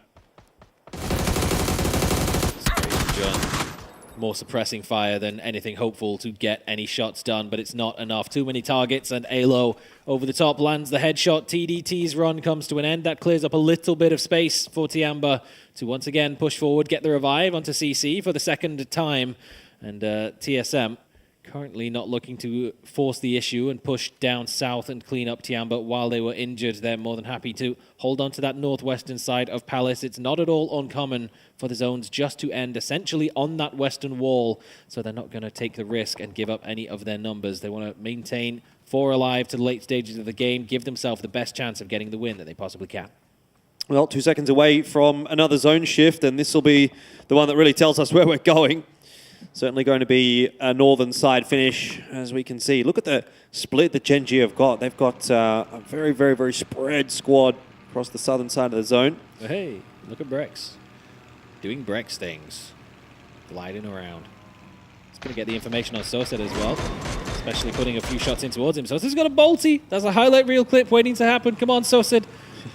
I've heard sometimes they get a little nervous. They say Brex, you know, he does fly around with the glider, and it's rare that he gets punished, but sometimes it's just a random M24 headshot, and his game is just instantly ended. So said, doesn't quite land it this time. Do have to be careful in a lobby like this. But here's Gen G. Oh, and they've actually decided, instead of going out on that eastern rotate over the bridge there, they're going to go west. They're going to go out into the blue. So this is going to be a very long rotate. It's going to cost them quite some resources and time. See whether or not it ends up paying off. It might not be the worst of calls, though. That western side of the map is not super busy. They got busy in this compound a few minutes prior as Twisted Minds took the emergency parachute just a little bit before Sonics did, and then used the fact that they were on the ground with the weapons in hand to just annihilate Sonics before they even got the chance to land. And you see what it means for Batulins to take out a big rival, a fellow defending PGS title holder. But it's Twisted Minds who's holding the most recent. They are the defending champions. They've got some catching up to do onto 17 Gaming, but that's certainly a solid start. Even though Ascend, once again, a solid start onto Tago. A couple more knocks on the board. Chris and Brex combining, and 17's hold on first place is starting to look a little bit precarious. Yeah, Ascend and KDF trying to topple the top dogs. It is 17 down to just 2, and it's a big old 2-2 split from them, so there won't be any revives going on here. Lil Ghost and Xiaobei are going to have to get this one done as a duo going forward. RV flexing out a little as well, hearing the shots, hearing the engagement, trying to see if they can find any angles towards this Hakatori. If he peeks over a little further to the east, he might just do so, but actually elsewhere, off to the northeast of this, 17 Gaming, they've got Lil Ghost on the mortar, trying to line up some shots into where his teammates just fell. It's actually going towards KDF, but Human gets out of there in time. Ooh, just about. He's almost driven back into it. He's okay for the moment. Ascend are going to quieten down as well as we wait for this next zone shift to come in 10 seconds. Starting to heat up now. I mean, Gen G are losing players on this rotate. Barpo was taken out well on the southern side of the map, so his teammates kind of had to leave him for dead. You can see them up towards the northwest at this point is where they've kind of ended up, and zone shift is going to go up and to the right, so northeast, and that would have been a nice spot for 17 to find themselves in if that 2-2 split did persist, but unfortunately they lost one part of it. It's good news as well for KDF, as the zone has given them about as much hope that they could have possibly hoped for, playing out from their compound just to the north of where 17 Gaming's duo still remains. Hisaki, he's a slightly higher vertical sense user, but you can't argue with the results. 1,000 damage in game number 2, currently in second place. Another previous title holder at PGS, but only for a very short period of time before Twisted Minds stole it away from them at PGS4. So Cerberus, if they could be the team that once again takes that title back, that would be big for them. Na'Vi getting involved as well. Have the knock on to Clories. The Expendables are kind of trying to push into their position, and honestly, Cerberus may be looking at that or looking at it in a moment, because that's the direction that they're headed in, so it's actually quite relevant that we're watching their POV right now. They are pretty much sending it directly at Na'Vi / the Expendables. Where they're going to end up, I don't know just yet. Maybe going to pull up a little bit earlier. But they'll be hearing those shots. And of course, the Palace is still, it's still popping.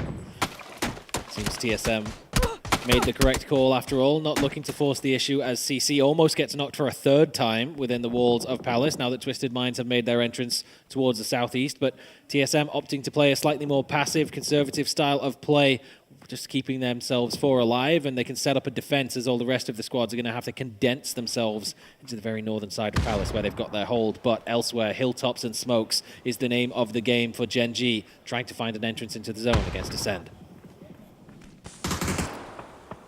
Gen G having a bit of a look here at Ascend.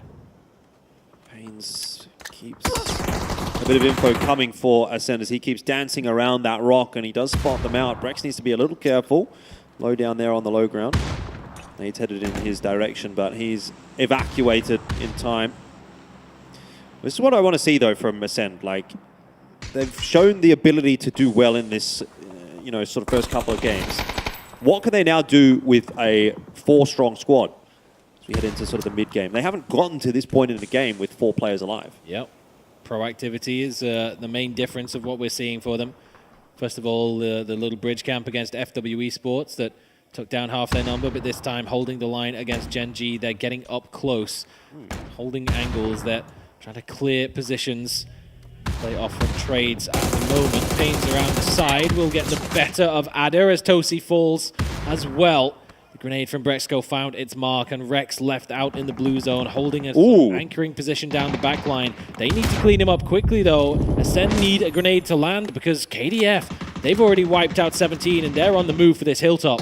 Yeah, this would be a nice position for Ascend to play from if they can hold it down, but they've got big problems headed in their direction. New Happy as well, highlighted by the observers for just a second there, are in a position to kind of farm all of those players they're going to have to push out of Palace, again, if they can lock down their position, but they're having some trouble doing that. Shall see on the floor, he'll be finished off by Ruern, and New Happy are now down to just a duo, which is definitely going to hamper their chances of farming a few points, but those Palace teams are going to have to get a bit of a move on now, and they are certainly going to struggle.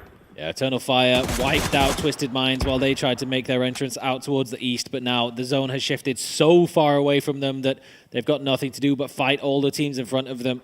And even if they manage to do that, it's a big, wide open field in front. So Ruin now last man standing as Tiamba flex their way out towards the east. Himas gets a little bit too close to the walls of Palace, and there is still TSM waiting and lurking despite the fact that they stepped on the snake in the grass. Banana One managed to take down Sparking, and Purdy Curdy will fall as well.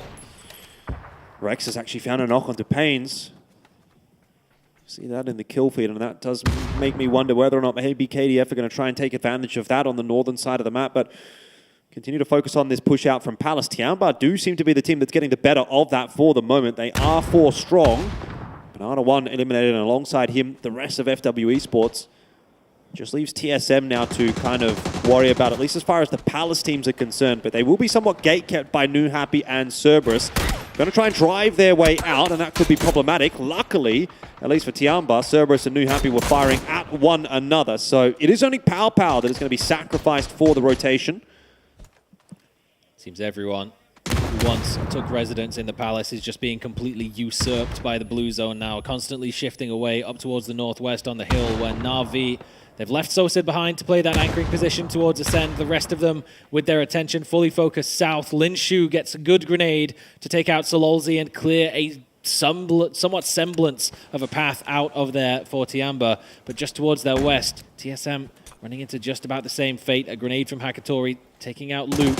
Alo has a fight to try and take, but he's a man who's willing to do so. A spray with one, a blind hipfire headshot on the second, and oh no, Tiamba, that path that they'd carved for themselves out of Palace, fallen apart in seconds. I mean, TSM are going to go down as well, but I think that might just be the end for Tiamba. Ruin has spotted out 7-7, who was just hanging around, and well, he's a dead man as well. So pretty much anyone that was in Palace was ultimately doomed this game. It was the players and teams that made their way north that have had much more success. And you can see that here on the minimap. KDF and Ascend now going to try and look to take control of this map. That's a lot of teams with anywhere between 5 to 7 kills on the board, and that's generally what happens when so many of them go in towards Palace, places like that. But now those that are on the outside scrapping between themselves for the chance to win. New Happy the most damaged coming into this late game engagement, and Hakatori damages them just a little bit more. A flush onto Nan with a grenade, and Ming has to try and get out of there. On the run up north, but don't worry about that right now. New Happy are trying to survive. Oh, okay. Ming goes down. KDF. So an opportunity, a chance to flex their way away from Ascend. They knew that making that push up the hill would leave themselves weak and wounded, and Na'Vi would no doubt swoop on the opportunity to try and clear that up. So KDF is trying to find an alternative route, take a little more control on the low ground. They have Salute with the AWM. He's got an angle through the trees, but not confident enough to go for the shot and just indicate to Heather, hey, there's a target over here. And he says, no problem, boss. I'll put 6 bullets into his back, but not enough to get the knock. I do like what we've been seeing from Na'Vi today, to be quite honest with you. I mean, I think they've been putting themselves in good positions. They just haven't quite converted on those games. And now wondering whether or not this game might be one that they can convert. It's looking kind of rough at the moment for Na'Vi. Obviously, KDF have a lot of zone control that they're using to harass Na'Vi on their way in, but Ascend is kind of also headed in their direction. So it may seem that Na'Vi are kind of the meat in the sandwich at this point. But Ascend is going to have to come down from their little semblance of hilltop first for now. They get into a shack. And Fayrest up on top of this rock has just enough elevation to force them down prone until the smokes get up at least. I'm thinking back yesterday to... well, say yesterday, in the group stages, Norins with the AWM getting a lot of impact in the late stages of the game. Oh! Just like that, Salute one tap with the headshot. Kilyakai stands up for just a second, and Salute sits him right back down. And Chris, dodges out as well. Man, I hope we have 2 spare observers just sitting on these, collecting the highlight reels, because I'm expecting a lot more shots to come from KDF. Yeah, KDF are actually going to send it as well. Human already with that nade in, trying to toss it on the 2 players in the shack. The blue zone nade out as well. It's Chris has actually spotted SoSed in the meanwhile, but Ascend are under the pump right now. They're being contested. They're really being sieged by KDF. Need another blue zone grenade or something to get into that shack. Heather gets caught out as Hakatori is holding the backline with a P90. Diffex as well over there in support. They're just corralling KDF, saying if there's no way you're coming this way, you have to go in towards Ascend or stay out in the fields, and eventually the zone will shift away and limit their options, but there's still plenty of bullets left. Big bullets too, but not quite big enough to catch the head on that second peak. He's playing a dangerous game though, isn't he? It's sort of like, what's that game where you have to bash the stuff? Whack-a-mole. Whack-a-mole. He's playing a game of whack-a-mole. Whack-a-German. Yeah, I guess. With an orb, do it. Do it. I mean, it's kind of a violent rendition of that game, but that's kind of what it's feeling like right now. Everyone's just trying to keep their heads down. First person to pop their head up gets it knocked off. Fun game to be Heaven, though. It's not the best of prizes to have, is it? Decapitation. But Heaven's more than happy to dish them out, regardless, as is Salute as well. But only 3 kills on the board, but it's still a top 3 finish for KDF. In fairness, they haven't had all too much contention on their side of the zone. They've been kind of chilling up towards the north. The only real target that they had was the half of 17 Gaming that survived the onslaught of Ascend earlier on. But now, having all the gear in the world may not save them if the zone is continuing to squeeze them just that little bit. Heaven is fortunate enough to have his rock cover just about in the zone, but Salute is going to have to regroup up with Gumin and consider making some sort of push, but they've already used their blue zone grenades, already used a lot of frag grenades too, so dislodging Killian Paynes from this spot is going to be difficult. Just got to play the patience game if you're KDF right now. I don't think you can really afford to be going too much further forward because Na'Vi's starting to come into play as well. There's Hakatori onto Chris, and he'll be done at this point. So Ascender just trying to hold on to the shack here, though. Comes KDF. Get the molly in. Follow up with the frag. Frag does a lot of damage onto Killy. Next one. Down. That works. For Ascend, Paynes is on the back side of the shack, so at least he's going to be able to survive. Whether or not he tries to chance a run around and get in there to try and res, or maybe Killy try to wrap around there himself. KDF, I don't think are going to let that happen, nor, of course, Na'Vi, as Defex will actually claim that kill. At this point, Paynes has just got to try and keep his head down and hope that maybe the covering fire from Na'Vi is going to stop KDF from pushing in onto him. Unfortunately, it won't be the case. Gumin will get the job done and send out in third, but still not a bad game from them as they keep that scoreboard ticking over. KDF now trying to negotiate the 3-on-3 against Na'Vi. Who has the better zone control at this point? Well, could go either way. Yeah, it's kind of feeling KDF-y at this point now that they've taken that shack away. Heaven is kind of in a just sack himself off for the greater good kind of position, but if he can land a good tag or two with that AWM, get some damage dealt, that might just be enough to soften up the targets for the rest of the squad to get the job over the line. It's on the back line, Hakatori done 800 plus damage in this game, but he has to make a move to get into the zone, and still 2 AWMs trained on his position. The shot's still not connecting. Na'Vi not making it easy for KDF, but it feels like every little movement is fraught with danger at this point in time. Shots in from Defex onto Heaven, who's now kind of low, and Hakatori can't quite land the finishing blow. He's still safe behind that shield, but every tiny movement gives an opening. 1 bullet left. I'd expect if anyone was only to have 1 bullet left, it would be one of the AWMs, but the 5-5 has been singing the entire game. Hakatori's getting dangerously close to 1,000 damage as well, but he doesn't have the teammates. They don't have the ammo either, but it doesn't matter. They're making it count. Bayerist gets a big knock onto Heaven. That's the backline angle for KDF. And Na'Vi There's a few airdrops still on their side of the zone that they can maybe get something. If they could get a stack of 90 bullets and spread it out between them, that would go so far to giving them a chance. Defex gets into the rock at least, which is nice. Fairest managing to slide one in onto Salute, and now it's just Human here for KDF. This has been very nicely played from Na'Vi, a game of inches really, but they are taking it step by step and slowly encroaching in onto Human's position, giving him not a whole lot of space to work with.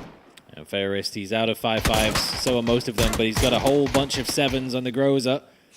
Can't put the 8x on that though.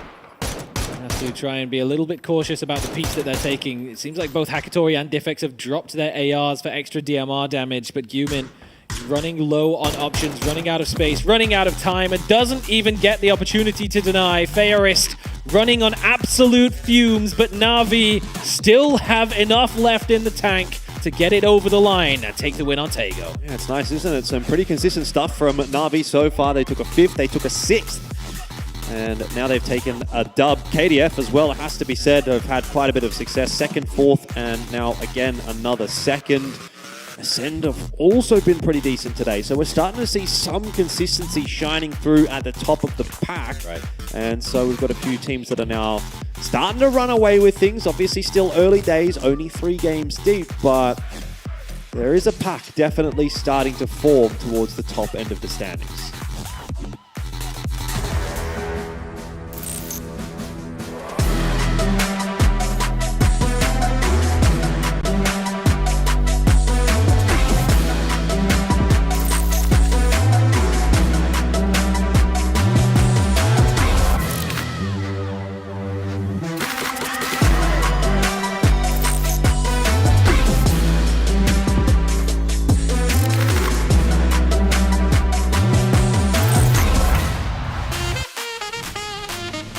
Na'Vi, the young guns, come out and absolutely dominate that endgame as they walk away with the win, but they weren't alone. KDF, yet another match where they make it to the big 3. Strategically closing that late game down with the cars moving here and there, just holding all the angles there for KDF. And they survived. Na'Vi survived that early attack. I mean, that could have been their game there on the bridge. Yeah, that'd have been crazy. But here's Twisted Minds. More points that we saw them from before here, stepping up, especially destroying Petrichor Road's game here in the very early game. And overall, yeah, interesting game. Hard one as well. This Palace somewhat bait ending where you kind of go on north on the side of that.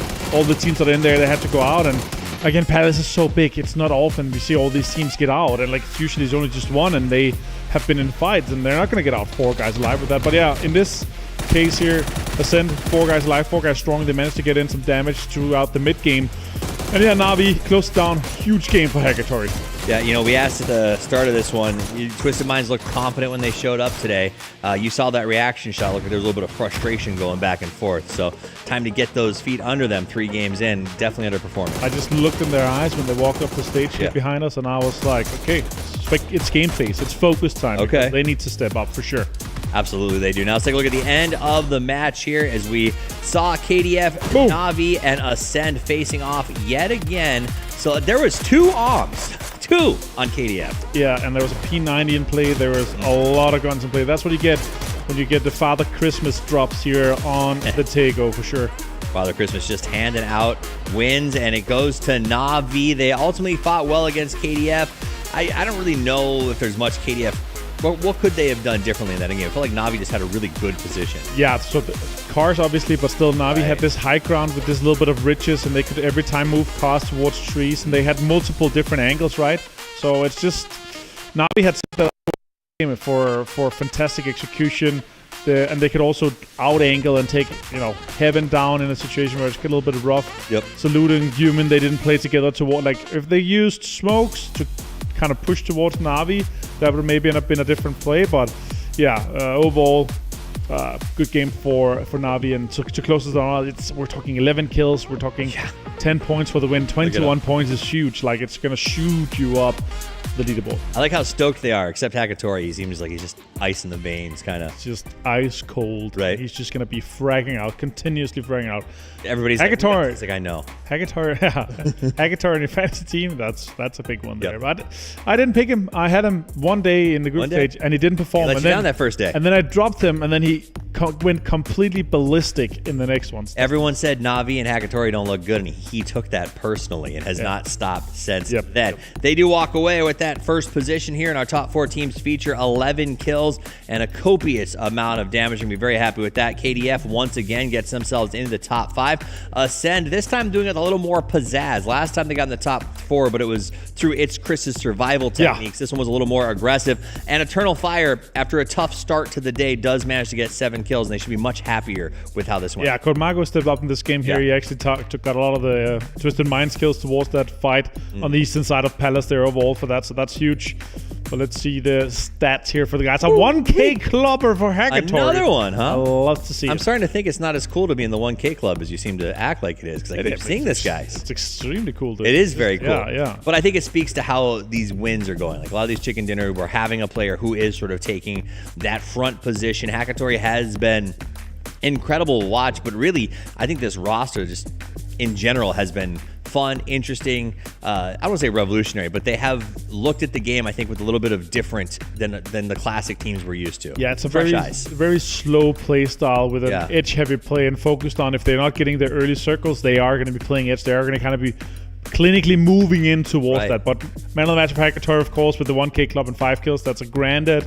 He also did have a few nasty shots throughout that mid to late game there. So yeah, obviously good to see here for the Na'Vi guys. Again, a team that need to put themselves in PGC through the points that we're getting here at PGS. And this is a great way to do it for him. Hakatori, the kind of guy that could get a modeling contract, would play pro esports instead. Na'Vi, 21 points. Absolutely killing it on that game. Ascend at 13 is actually going to be in, I think, a pretty decent spot when we get to the overall leaderboard because of that. And then obviously over on that right side, Sonics goes out again. Now, part of that problem is they dropped into their enemies' Twisted Minds. That's very true. And most importantly, 17 Gaming takes their foot off the gas and only gets 0 points in this game here. That's good news for everybody else. It is just good stuff for everyone else. Cerberus also only 5 in this one, so they're going to be ending on 30 points overall, and we're going to have 17 Gaming staying on 35. So it's going to have our kind of top end of things more closely tied together here. 17 Gaming still 35, but tied with Na'Vi now. Yeah, Na'Vi jumps to 35. KDF at 32 off the back of continuing to be consistent.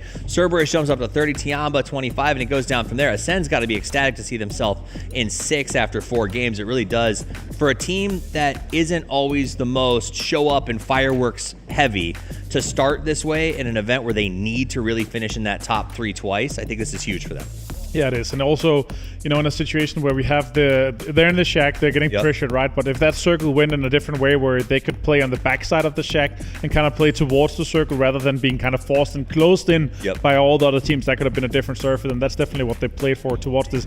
And like at day 1 of a grand finals where we're playing a best of 18 games, your first day is you just need to get, you know, that big game where you get your confidence, you get into like that mental state of, okay, we can do this. And with one like big game, like double digits, something like that, maybe even 20 plus points, you're going to be close enough to be within striking distance of that top 3 towards the end. So, you know, yeah, that's huge. One day I hope they cut out from the leaderboard just really quickly and show us so they can see the horde of players that gathers around behind us when we show the leaderboard. But I noticed that 17 was looking closely, and when they saw it, I don't think they expected Na'Vi to close the gap quite that much in the one game. No. I mean, the top end is just, it's a huge top pack now. We have all the teams that are within, you know, one good game. Even Ascend, one big game for them now. They could take first place. So, yeah, it's no time for anyone to slow down. And it's definitely, if you're below 15 points right now, this is your time to get that wildcard map closed out and get a lot of points. See if you can get as many kills as possible. See if you can actually win it to go through the things, of course. Looking at Tiamba right now, extremely excited to see them coming out strong. A lot of potential on that roster. Felt like it's been a little slow late. Here they are, ready to make some plays. When we started today, 4 of your top 5 teams coming out of group stages were regional qualifying champions. Some have gotten off to slow starts. Some are in a great position. Let's see how they continue to go. As we say, it's time. Shut down the condo. Let's go to Rondo. It's game number 4 here at PGS 5. Shut down the condo. It's time to go to Rondo. What do you reckon, Saga? Is that a good one? I reckon. You rate it? Ooh, I've heard better. Ooh, shots fired.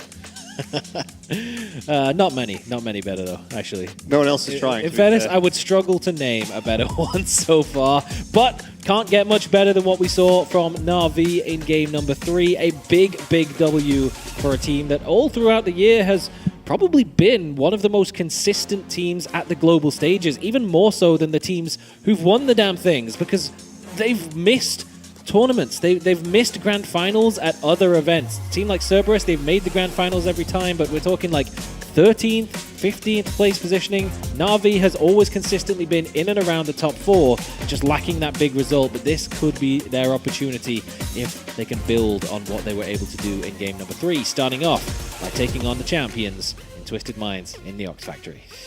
Yeah, got to allow a little bit of a consistent force, and that is very much what Na'Vi have been today as well, especially, but hard to maybe find some of that consistency on a map like Rondo. We'll see. It's obviously early days for this map, and so it's a case of, people still kind of figuring things out. There's certainly been a lot of conversation around where this map is at the moment, but I like it. I like that we get to see something a little bit different, and speaking of consistency, that's something a little bit different. I don't like that, and I don't think many of the players do either. You hear a whole lot of groans coming from the stage in one single woo! That's almost definitely KDF, because they're the only team in this Phase 1 circle. If you're a Tianba fan, you're hoping they get an emergency parachute ASAP, because this rotation sucks. I think I heard a few like, oh my God, from the stage. That might have been me, actually. Yeah, it might have been you as well. Yeah. But I think it was echoed by a couple of the players there. By the way, we'll have to see how things play out. This could be something a little bit different. We're used to kind of like slow starts, etc., what have you in PUBG. Maybe first 10, 15 minutes of any given game is largely just looting. Maybe sometimes one team or two run into one another, but with how many teams are going to have to filter their way in pretty quickly here, we could see some teams running into one another on rotations, some vehicular warfare, as I like to call it. Yeah, there's some bridges up on the northeast side of the map around Himei town that Ascend is currently looting that I don't think anyone has ever seen before, but they're most likely getting some use in this game because Gen G is between them and the zone. Already 2 minutes into the game, the Expendables have called in an emergency parachute. They're going to be using that, no doubt, to head over maybe as far as Bay Lin, where they'll be able to grab the loot and the vehicles. Ketpa, in typical Eternal Fire fashion, has hopped in a vehicle, sent it straight towards the center of the zone, and ended up at the opposite end of a compound, which is currently occupied by Salute. And he's put a few shots into the air, warning shots, just in case anyone was considering making a move forwards. But little does he know that Ketpa is already under his nose in territory where Salute could easily be ambushed. Yeah, you can tell that Ketpa's kind of keen on it. And you can also see there on the minimap a couple of those emergency pickups already getting employed. The second one is New Happy. You mentioned the first, the Expendables.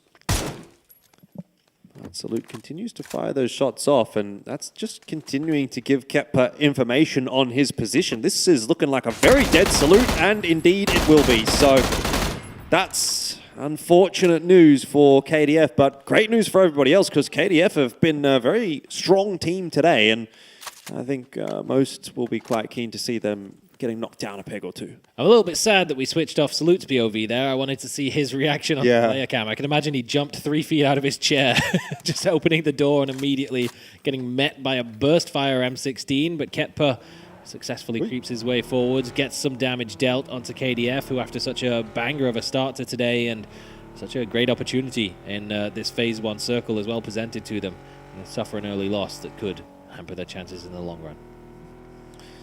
Well, Pero don't have much of a rotation compared to some others.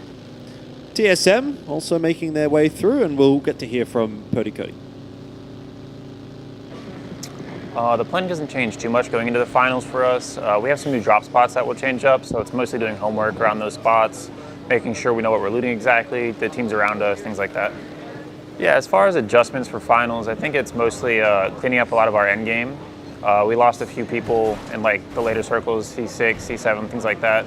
Just cleaning that up and playing more as a team.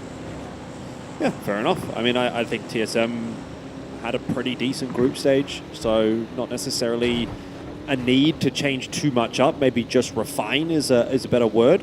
Hasn't exactly been a standout day from them so far, but yeah, it was still pretty early in on the piece. Oh, that is a facepalm, isn't it? Yeah. Having a zone like this, you are the only team in the Phase 1 circle and still dead within 5 minutes. That is a painful feeling when you're only 3 points away from the top 3, and having all 4 players alive is just so damn important. But maybe a silver lining is that 17 Gaming may not have all 4 players alive for too much longer if Linshu springs this trap.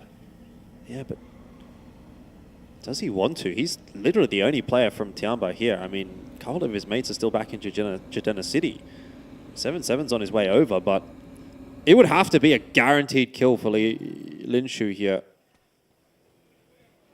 I hear a lot of coming in Chinese specifically going on right now. Wow, that's a good ear. Typically, it's a lot of Vietnamese shouting that we tend to hear back here. They are definitely not afraid of putting their vocal cords to use in an attempt at getting in the enemy's heads. The rest of Tiamba is on their way over, and they are starting to put some shots across. 7-7, some fleeting shots into the back of the retreating 17 Gaming.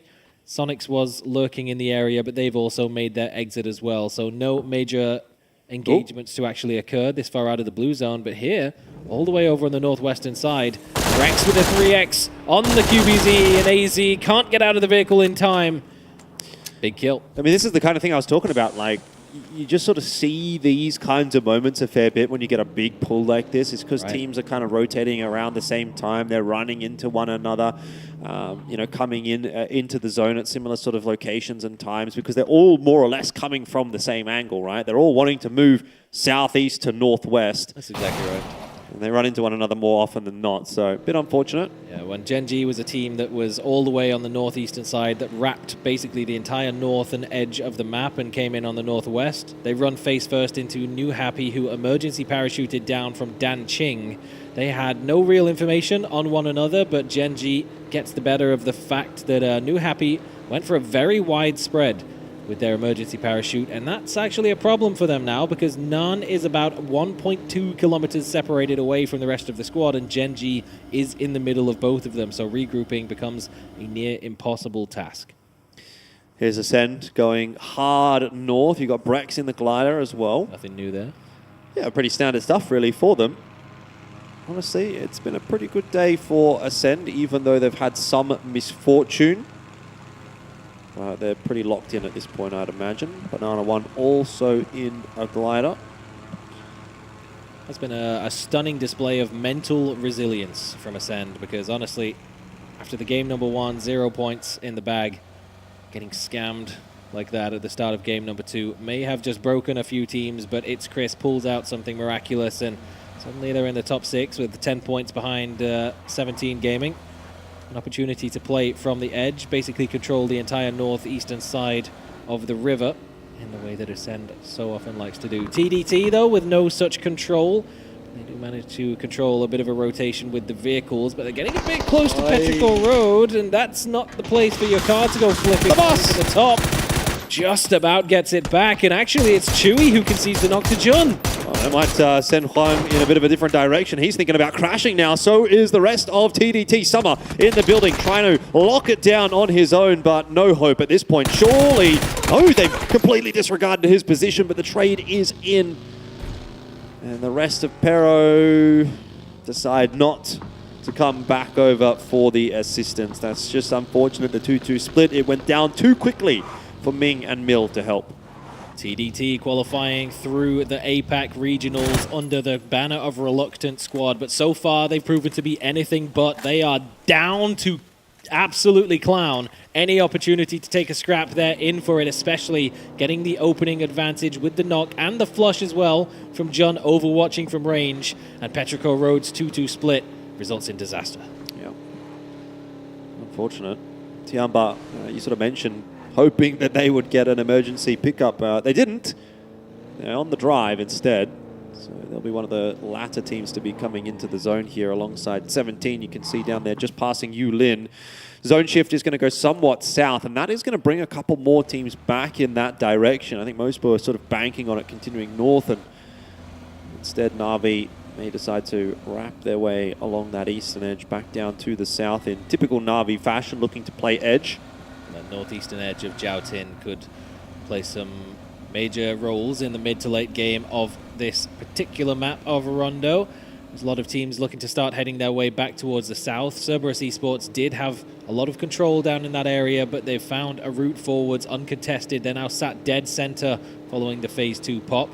That's great news for them. Everyone else is going to be a little more contested as we get some Vietnamese violence. TE flying straight forward into TDT, but Huang F on the roof with a pre-nade completely deletes Duck Juice and Chlorine. Yeah, Molly to follow it up as well. Should cause a bit of a problem. Doesn't look like it will in the end. Chlorine, he is going to bleed out. Jun is going to continue the push forward. Tanvu is trying to lock the angle down, but he's doing it on his own. Delwyn is miles away and maybe not even going to get there in time to assist. Tanvu, though, with the nade, has managed to get the knock onto Jun. He's making use of the smoke very well, and the blue zone grenade as well to buy himself a little bit of time. Quite going to be close enough to secure the flush just yet, but maybe it does expand far enough out that it at least takes Van Guy out of the fight. What is this? A dogfight between Banana One and Brex. This map is great. What is happening? Surely not. Oh, I actually did see a couple of shots there on the map stream from Brex in the direction of Banana One, so they're having a crack at one another. But it looks like they'll go past like ships in the night in the end. Imagine explaining to someone 3 years ago that this is what happens in Pro PUBG. Yeah. Wow. Well, Delwyn, by the way, has arrived, and TDT were not prepared for that. Somehow the Expendables are turning this fight back around after suffering a double nade knock earlier on. They actually got the revive onto Duck Juice, and Delwyn has come up with the goods. TDT have made a bit of a meal of it. Great job from Tanvu, basically solo holding the line with his use of utility, and now the re-reach comes through. The exploding vehicle blocked that grenade, but it may not have mattered anyway. Oh, he's walked straight past them! In the corner, they opened the door, it blocked his own line of sight, and back and forth this fight continues to swing, but now it's TDT in the driver's seat. And it's just back down to Tanvu once again. He's going to get some stun grenades tossed in, and Huang had no idea where Tanvu was. This is getting a bit messy. 5 HP though, as he's starting to get shot up by FW Esports on the outskirts, and a smoke down into the Pico bus. And hopefully that's going to provide enough respite that he's going to be able to heal on up, and maybe even it's his escape plan as well. After all that. Beep beep, I'm out. Now that thing accelerates extremely fast, so good thing too. That thing is already smoking. It's very low, but it just looks so funny to me. Like, zoop. It just looks like it shouldn't be on this map. Well, Brex up in the air was keeping an eye on this fight, as was Banana One, and now seeing all of the knocks conceded and one vehicle flying back out of there, they consider making their own play now that Huang F is not on the roof to greet them with pre-nades. But there is still, somehow, after all of this, a 4-man strong TDT, and now Gen G's creeping up on that position too. None of it even matters though, as the zone shifts away. Sonics and Cerberus pretty much holding down the key compounds towards the center. Oh, man. There's a whole lot of scrapping down south to go on as well. Yeah, look at this fight that's going to happen between 17, Tianba, Na'Vi. There's shots coming all over the place. I mean, it's kicked off between 17 and Tianba, but Na'Vi are not too far away, and they're actually pitched in a battle against the Lil Ghost of 17. So while this fight is being won by 17, the entire battle, the entire fight itself is not necessarily. Diffex has gone down. Xiao Didi getting the 2 confirmed kills onto 17. Onto Tianba, I should say, for 17, but very quickly some coming back. I mean, it's just an absolute mess over on this southern side of the map right now. Yeah, difficult to be clean when there's not that much left in terms of options. Lil Ghost around the side does take down Ferris, but so said a swift reposition and gets the job done. Okay, slight delay, but he gets the headshot as well. Last bullet in the mag. 17 Gaming taken out. First place now tied with Na'Vi. A huge pickup from Sauced. Well, I can tell you for sure 17 is not going to be holding on to first place after this one. There's almost no chance that 17 will avoid that. Na'Vi should be getting at least one more point out of this game, you'd have to think. Eternal Fire and TSM having a bit of a back and forth, but TDT and Ascend no, again! Still fighting. Stop killing each other, TDT! Shoot the enemies! That might be the straw that breaks the camel's back here as Ascend look to push their way forward. Brex has no fear. Just Straight into the building. There's a bit of util. He's got to be aware of what's happening behind him. He's got to hope that his teammates are clearing that one out. It looks to be fine. Brex has got a team knock onto Pains as well. Guys, what's going on in this fight? Finally, Ascend will get the better of it, and they're lucky that Gen G have decided it's not really worth it. They actually bypass this entire engagement to take positioning inside of the zone, which will allow Ascend to get all four back up, but where do they go now? Cool, calm, and collected, boys. Hold it together. S is chill. S is chill. Yeah, only 14 more games to go. Alles gut. We can make it. Maybe not in one piece, but oh man, an explosive fight in all senses of the word. A lot of team knocks going in, but finally TDT's hold. It was their own push, actually, that they engaged into Ascend that was kind of their own downfall, with a little bit of a bullet to the back of the head, and yeah, can't quite get it over the line. Ascend managing to get the revives too and get out into the blue zone. Gen G, as you said, had already backed away, so they're not going to pick anything up unless they can land a headshot onto Pains, perhaps, half HP. But no, Brex has gone a little too far south, and now FW get a chance to get some damage. Brex is just fighting for his life at the moment. The Darcy, I don't think, is really helping him out all that much either. Keeps trying to run away from him. Nade out from Rise. Oh, it's actually clipped him just enough. Pains has been able to push him away. I wonder if they can keep Brex alive somehow. It's looking pretty grim. Now, Raze has fallen back to the rest of the squad on the eastern tip of Jiao Tin, but Brex already out in the blue zone. And honestly, Brex sometimes is just the kind of IGL to say, look, let me die. I can IGL better when I can see your screens, or I'm in a glider, and I currently don't have a glider. So I'll just tank it to the blue zone and direct the squad to figure out what they're going to do in this zone, and that's not a job that's very easy. KDF have found a solution, and that's just send it into the unoccupied half of SQ's compound. While New Happy will have yet to try and find something. H-Win, though, has an AWM, and once again, we see the big weapon making an impact. And Qmin ain't going to reach where the rest of KDF gets into the compound. Oh, what a nade. Oh, my God. That's from downtown from Shrimsy, and Sonics is not the kind of team that's going to allow KDF to get away with a push like this one, especially now that they know that they've done so much damage. That is just so clean from Sonics, and perhaps a little bit of a return to form for them. It's also been somewhat of a slower day for Sonics, kind of mirroring Twisted Minds. It seems those two teams have their destinies intertwined in some cases.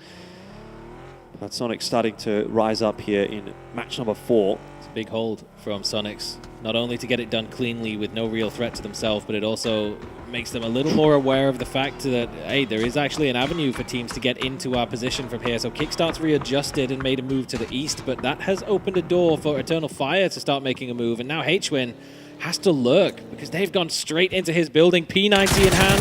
Flashbang isn't going to hit its mark. The mad hip fires him down. And suddenly the reposition from Kickstart seems ill-fated. Ming will get the confirmed kill onto Ruin. Where did they come from? Pero under a bit of pressure right now. The lava. The floor is lava. Get on top of the boxes, do something. Twisted Minds here as well now. Mill actually hasn't had to move. He's just sat in that corner. The molly hasn't spread. Kickstart somehow is allowed to run around in the middle of nowhere and get away with that. He blends in. It's the ghillie suit on this map. Yeah. Little bits of flowers. That makes sense. Plus 10 camouflage points. If you crouch, you go into stealth mode. Oh, it's lucky he did. He managed to get himself out of there. Suddenly the northern tip of this position is completely vacant. Pero cleaned up what remained of Eternal Fire after H-Win went down, and now the east occupied as well by Twisted Minds. Still yet to make an entrance into the zone is New Happy, and it's going to be difficult. Again, they were split wide off the emergency parachute in the early phases of the game. I don't know if they've even got vehicles out there in the blue zone, but even if they do, Twisted Minds' Purdy Curdy is not going to let them go into the zone uncontested. And once that's done, straight into the zone they've got to go. That is just becoming a little bit of a ring of death over there in that compound, as there's still plenty of space for a couple more teams. But first, I'm going to try and deal with Ming Ming. Yeah, I wonder how long can Ming Ming actually survive out there in the blue. Well, Gen G have some moving and shaking to be doing out on the western flank as well. Somehow Ascend have leapfrogged Gen G. They've been kind of playing a bit of a back and forth this game, one-upping one another. Right now it's Ascend that hold on to the position, but they are down a player. Again, Na'Vi, south side, looking pretty solid. Haven't picked up that 1 point that they needed yet to overtake 17, but it's not far away. Here comes Gen G. Looks like Paynes might be the first target. That smoke grenade by the Shack gives away his presence. It was a well-placed grenade. Like, if he was in that smoke, he was donezo. He did manage to dip out of there just about in time, as does Killy, tagged down to 2 HP. Still a bit of a split from Ascend, but they've both got their own problems to deal with and no way to help one another as the blue zone grenade of Gen G forces Paynes into a corner. They still go in, clearing the Shack. Tosi gets tagged down low, just about gets out of the Shack before his teammate's nade explodes. Oh, okay. Gas can trap is set. I mean, that's one way of putting it. It's not where he wanted it, but it's not bad. Oh, okay. Let's see if Gen G can do any. What? He's just been naded. Never mind. It was less exciting than I thought it was going to be. Really was hoping for a bit of through the fire and flames, you know. Well, there's a man that could use a flowery ghillie suit as Killy is proning in bushes, and Purdy Curdy he didn't press the Z key, but he's down regardless. Sparking as another AWM. How many is this that we're going to see today? Let's hope the observers have got them all locked in, because that was a headshot that just about keeps Purdy Curdy alive for the time being, but there's still pressure now immediately coming back from Cerberus on that side of the zone too. Gen G in their own problems as well after dealing with Paynes. They've still got more threats. Yeah, Halo going to go down. Purdy does manage to heal himself back up, but it is a 2-man strong hold from TSM at this point in time, and that's going to last for not very long at all, because it's now down to just Sparking. Purdy knocked over by Haisaki, and that's a pretty routine fight for Cerberus in the end. Nice job from them clearing out the north side, and that will be their home for the foreseeable future, so it's nice to get rid of any unwanted invaders. Good area of control, and they're already putting shots in towards Gen G as well, hearing the fight that they're having with FW, who are just now emerging out of Jiao Tin. Gen G is trying to wrap around the back. How's Barpo just out in the open like this, gone unnoticed? Sixax gets the vision of him, switches over to the barrel up close, and punishes the attempt at a sneaky play. I don't mind that he went for the play, but it isn't always going to work out. It's low percentage, but high reward, but this time there's no reward there to be found. Tosi cleans up the rest of FW, and now Na'Vi going to come flying in. They saw the knocks in the kill feed. They know that Gen G's weakened, and it's an opportunity. Yeah, Na'Vi feeling confident at the moment, and why not? That's a nice clean wipe onto Gen G. Western flank now theirs to control. Kilikai might have something to say about it, but hopefully for Na'Vi they won't run into him. I mean, there's a bit of open space in that Tiamba compound that they could move into if they need to. They've got a little bit of time though. 20 seconds here they can use to scout to try and figure out what the next move is going to be. But with Hakatori going down, that may cause some problems. Yeah, Himas took the AWM off Sparking's body. They're pushing it. Clicks the body of Hakatori, and they want that high ground position. They know that there's not much else left to play in this zone, so getting themselves the opportunity of getting better vision is enticing, but so is flying forwards in the vehicle. Diffix and Varus combined. What is this? Where's the rest of them going? They overshot the mark. Cerberus over-sending into Na'Vi, trying to punish Hakatori. Once they got the knock, they secure the flush, but that's all they get. I'm speechless. That's something. Wild. Anyway, I mean, that was a points delivery system, really, if nothing else for Na'Vi. Dang. They're up to 46 now. We'll take it. Lose one player, get 4 kills. All right, fair enough. Yeah, even Hakatori, it might be worth trading a player for 4 points like that in this position. Looking at the zone that they've got, it's not likely that they're going to get all that much more unless they can push down into the compound and clean up Tiamba. But everyone's going to be looking over at this hilltop now. It will be a risky move for them to try and make, but thankfully there's 4 more bodies worth of smoke grenades to try and set up a wall to make it happen. Yeah, a wall or a tunnel, I think at this point is the question, and so said, going to use it as somewhat of a tunnel. Pow there waiting for him. The shots are good. The coverage even from Na'Vi was not too bad. Pow dropped down low, and eventually Diffex will clean that one up. It was a nice little default setup there from Na'Vi, which has enabled them to at least get a couple of members across somewhat safely. CC fanging an 8 out there to try and buy some space to get the res. Comms should be coming through that is going to be happening. So said, I don't know if he can see it, but he might have heard it. The nades following suit here from Na'Vi, looking pretty good, and the re-knock straight in onto Pow. So Na'Vi, they knew, and is going to continue to give CC a bit of a headache here, as now Na'Vi will get their own chance at a res. Sosed was trying to creep his way around the wall just to give his life up for the information if he had to. Those blue zone grenades, that is actually going to spread far enough to instantly get the re-knock, get the tick onto Pow Pow, and that's got to be the push for Na'Vi now. They're going to get the revive first onto Sosed. Not even started for Tiamba. And now CC with the 1 versus 3 for the zone that feeds directly onto this compound. If Na'Vi clean him up, they can hold out everyone.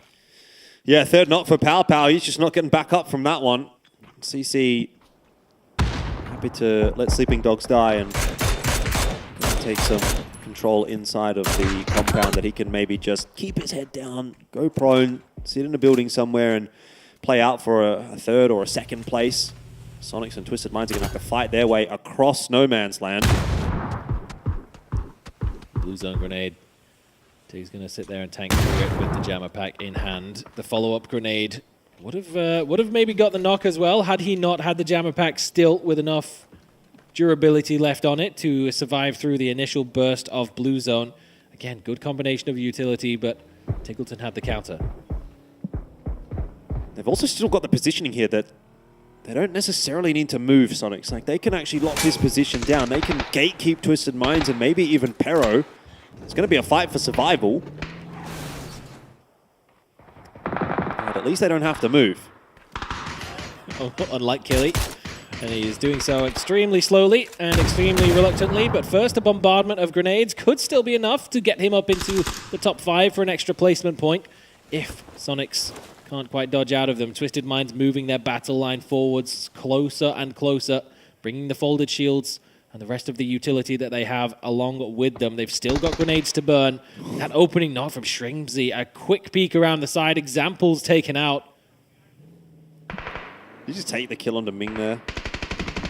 Doesn't look like it. I can't believe he's getting away with this. Pretty illegal. He's crawling prone across a road. While everyone else seems occupied, CC's glancing over to try and find if he can get any sort of angles. Killy, if he steps around the left side there, Killy might get the angle. That's a 2-point kill. It's worth taking. Example gets revived, but now Petrichor Road activate from their western side of this compound and take him back down again. This is ridiculous. Killy, you've got to get him. He's using the bamboo as cover. Killy, please. Ascend have main character syndrome at the moment. Somehow they're just getting away with everything. Nobody's looking at him. Bro, this is unreal. Went to the school of its Chris. No, don't tell me he dies to the zone. That would be unbelievable. Jammer back MVP right now, but Diffex gets some tags in as Batulins and the rest of Twisted Minds extremely low HP, but extremely low on options. Try and make the send across the tiniest little gap. Look at the little grin. He's shaking his head. Funny. Anyway, look, let's see if Sonics can hold this one off. Shrimsy round the corner. He's gotten rid of Lou. And that, well, actually, it was Perfectix that got rid of Lou, but either way, that's going to be that for Twisted Minds. Sonics will manage to hold on to their position for another 30 seconds or so, but they're going to have to get a wriggle on, and maybe they have to take a leaf out of Killikai's book because they are going to have some ground to cover as well, and somehow he's just chilling. Na'Vi, they've got to reposition their defensive hold now. Sonic somehow survived that entire onslaught of both Petrichor Road and Twisted Minds pushing onto their position with 3 members still standing. A hard-fought hold, but they managed to get it done. But now they've got a wide open area to try and cross with a road in front of them. Killy's on the move again, shuffling forwards at a snail's pace, literally. But Diffex finds the angle on towards Tiggleton, and Killy is still going. I just want to say, if we remember, it was Ascend that spoiled 17's back-to-back dub chances. Could it be again 17 that does the same here to Na'Vi? If Killy finds a way to crawl all the way across the road and drop 2 of Na'Vi, I think we give up and go home at that point. Let's go. I'm on for it. Look, he's just going to let CC go past. That's all good. Yep, don't worry about him. The storyline is set. It's ready. I mean, is there a way that he can maybe give a victory to Sonics or Tiamba right here? CC's going to put a little bit of information out there about his position. Some shots going through. Nade over the top. Oh, just a little bit too deep. But Killikai, no one knows he's there, so no one's looking in his direction. Sonic's trying to deny to the blue zone. That would be his main threat as well on the north side of the road. CC will be the last man standing on this side. Kickstart It doesn't look like he's particularly interested in trying to make a cross. All three of the solos are in like basically the same area. CC's Molotov goes a little bit too far. Kelly, please. Oh, Kickstart finally finds him. He's like, how is he there? How's there a guy there? All the fun we've had this entire time. Nobody looked at him for 25 minutes, but he's not too upset about that. He's got a smile on his face. The dream is dead. But I tell you what, there is one dream that's alive. It's Na'Vi going back to back right here. Kickstart will deny points to the zone, and CC might even think about doing the same thing. He looks like he's perhaps going to go down with a fight. He's at least still hanging around. He's going to dump some util, dump some smokes, and see what he can do. Well, good luck to you, CC, I say. You said at the start of today, there's no reason really to need to go out there and get a 60, 70 point day. Well, Na'Vi are knocking on the door. We've still got 2 games left to go as well, and they could round this out with 5+ points. All they need is one more little bit of damage onto CC before this heal comes through, and there it is. Grenade secures the damage done. It is a back-to-back for Na'Vi, the team that for so long everyone was considering that this team may not be able to get it done on LAN. A team of well-known online players, but would the pressure get to the young Ukrainian squad? And the answer is a resounding no. Yeah, this has been fantastic stuff from them. And fantastic stuff from Ascend as well. Like, Ascend have not been clean, but they have been entertaining. And honestly, they've kept themselves up in that top 5, even though most of their games have not gone to plan. So you're kind of just waiting for that one game that does go to plan, and then all of a sudden, they're really going to be in contention. But things are looking good. Na'Vi on top now, overtaking 17.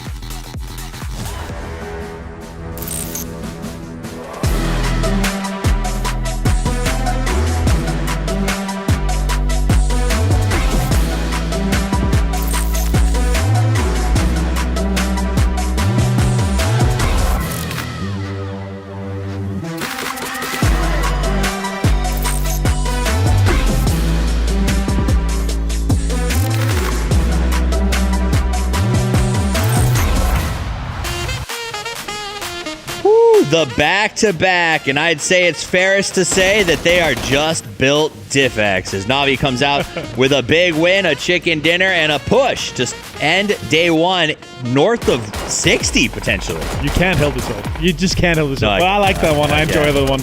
But honestly, I gotta say, the way they approached it, the way they finished and executed that late game was great. But the Tianba disengage, maximize points. That's a 3, 4, 5 points difference maker right there, and I really like that. Also, it makes no sense for Na'Vi to push and potentially lose one, getting one flushed, you know, because you're gonna have to like search for him like crazy to close it's the second game in a row where we've seen Na'Vi make a decision that was the better part. You know, to say like, I could have taken this fight, it's not the right one for us. Let's go make better choices, and I really do enjoy the way they've been playing this cerebral game. Even after a bit of a slow start, they come out guns blazing, and it's funny because we talked about this before this game, how their mentality is sort of in the middle. It's very strategic, but it comes with this package of gunfighters, especially in Hakatori, that can make the end games work. Yeah, exactly. And to do that on the arguably 2 hardest maps that we're playing, right? That's extremely impressive. So those are the Joker maps, as you say. It is the Joker map. So that's huge for them. And yeah, they're going to be putting themselves in somewhat of a lead here. And again, as we've been talking about, they need to get themselves to PGC through the PGS system. They do have some points already, so for them to continue to be consistent at PGS would be huge for them. And yeah, it's looking very likely we're going to be seeing them finish up and potentially a contender to win the whole thing. Definitely contenders. We get to the back end of our highlights package. You're going to start to see Na'Vi get a little bit crazy. And Mats does pull out that and gets the nice headshot. Na'Vi suffered a little, but ultimately it did not stop them. They brought the buses to bear, push in on Tianba, and really just from there are able to just keep making plays. Now, Sonics also looked good in this game, but really I love the story of Kilyakai, who sneaked and sneaked and sneaked as long as his sneaky snakiness could let him do. Yeah, I'm going to Kilyakai later. Because he played that game perfectly, maximizing points. Again, the guys, we could hear them laughing for straight 4 minutes. All the Ascend guys just laughing. How are no one seeing him? And you can see Tianba player, you could see, there's so many cases where it's like, okay, Can we get more? And then Sonic's turns like, what? There's a guy trying to crawl over the road. Was he hiding in a bush? Was he hiding? Was he bushwalking there? But the best part, the producer who decided to put the picture-in-picture of him laughing that entire time that they were crawling through was absolutely hilarious. Yeah, that's a huge one for them. But yeah, as you said here, Sonic's had a potential chance, but between those two areas of these two, I don't even call it compound, but the two areas of play there, that road is just open as a flat nothingness. There's no cover, there's no dips. Maybe if the road was elevated a little bit, if there had been a cover and they would have had a better chance, but it's just so hard to get out of that here. But our top 4 teams, of course, Na'Vi goes out with 12 kills to win. Sonics, they get second overall in the most points overall from this game here with the 7 kills that they got. Ascent third, Tian, but 2 kills only, so they get pushed down a little bit, even though they had some more placement points. Sonic's gonna be happy with that, is I think they came into this game with like 11 points, so that's a huge glow up for them. Ascend traveling 48,000 meters. That's a lot of hustle. Most of it on stomach. No. They had a huge travel here, and that really, again, they're a edge playing team, right? So they are a team that are moving a lot here. Oh, Diffix almost a 1K club, but 6 kills, 9 knockouts to compare that. That is huge here. And they lost Hakatori early on, and even though Hakatori is a man that is known to push out all the damage here, the boys were able to do it without him for this one because he got picked off pretty early on. And I think, and I get that, right? Like sometimes I'll play with Godspeed and I can't get a kill because he's just always out there in front getting them. So maybe Hakatori gets knocked out. Diffix and Sosa get a chance to show, hey, we know how to fight as well. And they put up some good numbers. Ferris still calling from the sky, living the dreams, but the man of the match will go to Diffix as he walks away with 6 kills, 9 knockouts, and just short, as you said, of the 1K club. Yeah, just 18 more damage and it would have been a 1K club.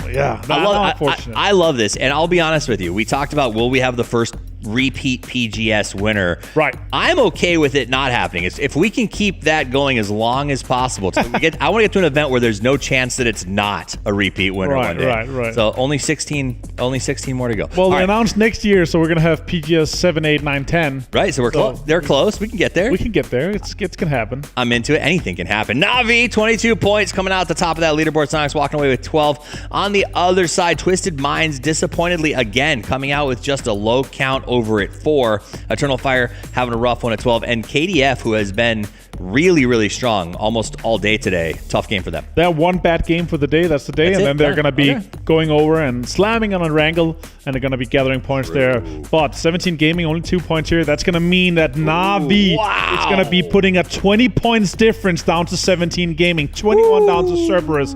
Ascent pushes up to 34. But look at how close it is. From 2nd place down to 6th. We're talking a 5 points difference here. That is insane, toughies. That Na'Vi reminded me a little bit of James with that 5-7, but everybody else looking incredible with the 37th. I mean, incredibly tight pack in the mid. It is. I think the worrisome thing for me is expendables. Yeah. I asked. No placement points yet. I know why, and that was my worry. I asked you what we thought we'd do. I looked at Clory's on the list, and I worry that transition can be really tough into this final round. Right, yeah. You get punished, right? If you're the kind of team that looks for the fights and gets placement when it comes, when you get to this big lobby where everyone is just that good, it becomes really tough to make it through or survive those fights you used to. Yeah, the switch from, fighting the fights you want to take in group stage to now surviving as long as you can and then only taking the fights that's going to get you the most important points. That's not transitioning from them. But I hope they can change that with some of the changes going into tomorrow. So we'll see how they switch up. Maybe we'll go kind of the mental change from going to the other maps now to going to Erangel. That could also be a little bit of a change up that they need. Yeah. And they could have a little bit of a step up. Or a complete hard-fit game. They go to the center compounds where we finish and say circle 9, catch 9, center of the first circle, boom, boom. I feel like we haven't seen a good catch 9 for a while. We're due There's a few in the group stage. All right. Well, we'll see if it happens. Is the catch 9 on the way? Either way, the grassy pastures are next after a quick break. We're moving on to Game 5, so don't go anywhere.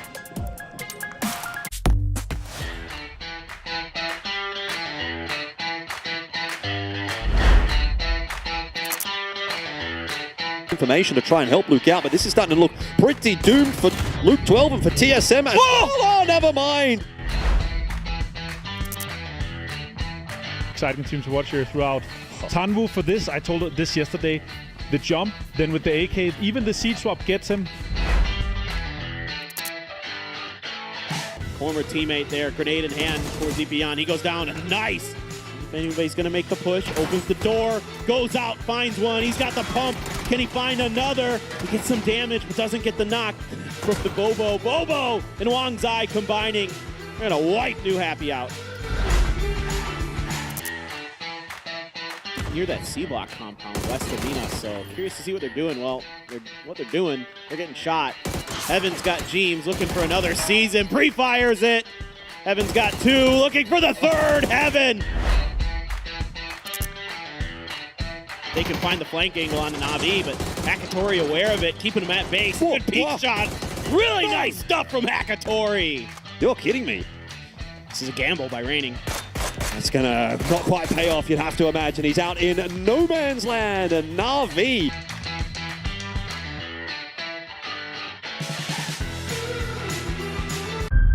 We were creating controllable entities for the future of humanity.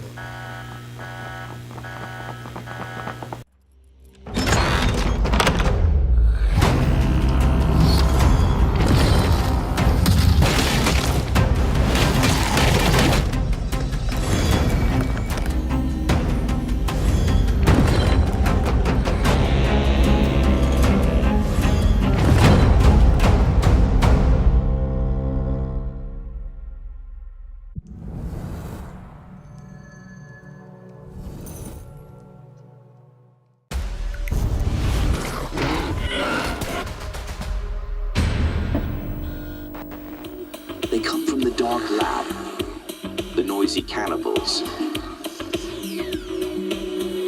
Only they can stop them. The Hunger Busters!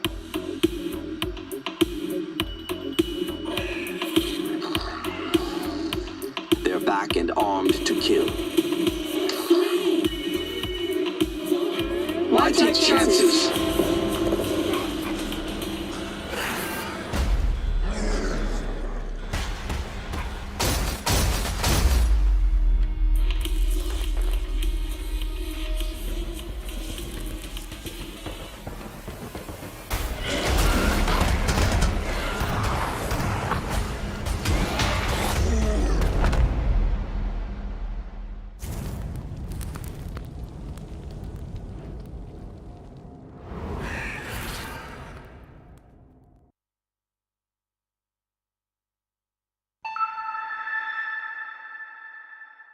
Have you ever imagined your dream life? We all have, but living that desired life in reality is a different story. If you could become a god and do anything you wanted, what choices would you make?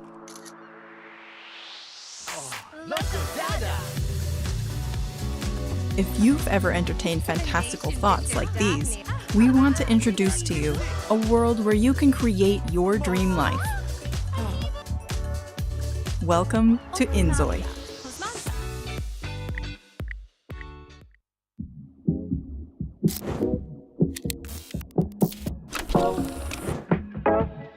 I didn't mean to kill that policeman. Why, of course not. It's against everything I've ever stood for. Top, way to mother. Seen it, seen it, seen it. From the top, way to mother. Seen it, seen it, seen it.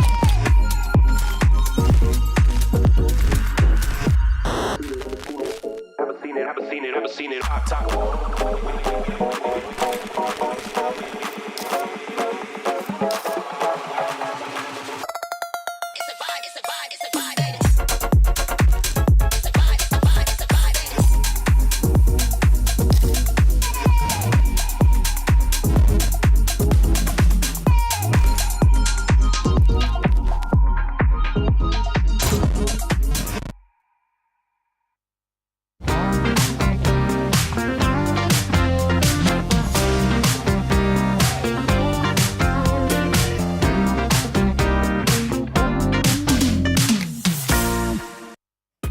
2 games to go for the day, and it's towards the greener pastures of Erangel that we are going to head. Now, question being, Saga, are those greener pastures going to be literal or figurative only for a couple of the teams? I mean, I'm looking at teams like Twisted Minds, and Sonics, and Eternal Fire, all who did very well in the group stage that are going to be hoping for greener pastures on Erangel.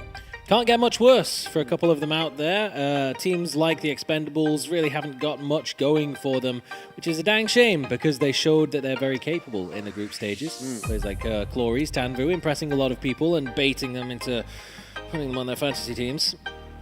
Not relatable, surely, by any stretch of the imagination. But definitely, like Sonics and Twisted Minds, previous champions, defending champions even in the Twisted Minds case. But it's Na'Vi, the team that have been the perennial runners-up in and around 4th just about every event that they've played this year. And now have themselves a very solid lead, a 20-point margin between themselves and 2nd place. 2 games to go to defend that lead before the end of the day. Well, it would be about time for Na'Vi, wouldn't it? I think they've been sort of bubbling away under the surface a little while, and maybe PGS 5 is going to be their opportunity. But there are a few teams kind of breathing down their necks still. And look, we've got plenty more games to play here at PGS 5 for the grand finals. It's only 4 games deep, so we can't really draw any conclusions just yet. 2 more games today, 2 more days after today, so 14 games to go to get your points on the board. And if you're pretty good, then there's still a lot of points on offer. But here we go, heading into the penultimate game of the day. It will be onto Erangel. Change things up a little bit. Change of settings, change of pace, change of scenery for the final 2 games of the day. And for some teams, that little reset might just be all it takes. Once again, we've seen a fantastic demonstration of how not to let the problems of the world get you down from Ascend to such a rough start to our first couple of games on Miramar. It's turned into more than a decent day, I would say. Certainly an acceptable, almost a solid day. As long as they can round it out with a solid couple of games on Erangel, it'll be hard to complain.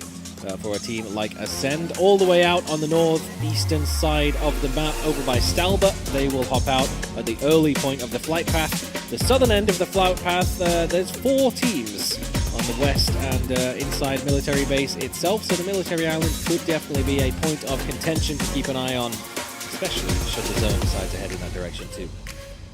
Yeah, it doesn't look to be overly contested, at least off of the drop. More so a question of where that zone shift is going to come in. Cars there for everybody.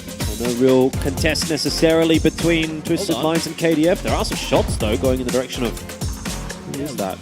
Actually, as they were going for that vehicle, Lou just sideswiped Salute a little bit, dropped into the compound behind him, picked up a gun. Salute. Maybe he wanted to go straight into the garden for his loot spot from there, but was forced into Rozhok. Maybe a very slight delay for themselves and Twisted Minds, but it's not going to matter all too much because we are going to the military island, TDT in the military base itself, and Sonics over by Novo and the Radio Tower Hill. We'll be loving what they're seeing with this slightly eastern favoring military zone. Well, you did say you wanted a military base. Did I? Well, not to put words into your mouth, but yeah. Well, you know what? It can't be weirder than the game we just saw on Rondo, so why not? True. All right, well, back to square one for Sonics. I mean, bit of a middling day, but not awful, not great. Nothing too bad to get concerned about. It was kind of like what I was alluding to at the start of the show, where I was saying, you don't necessarily need to have your good day right here. Like, it is always nice to be front-running, definitely, but if you're a team like Sonics, you can expect to have a pretty good day later on in the piece. So just get some points on the board here. But let's hear from Na'Vi. Hello, everyone. I am joined by Na'Vi's Diffix, the back-to-back chicken dinner winner. How are you feeling, Diffix?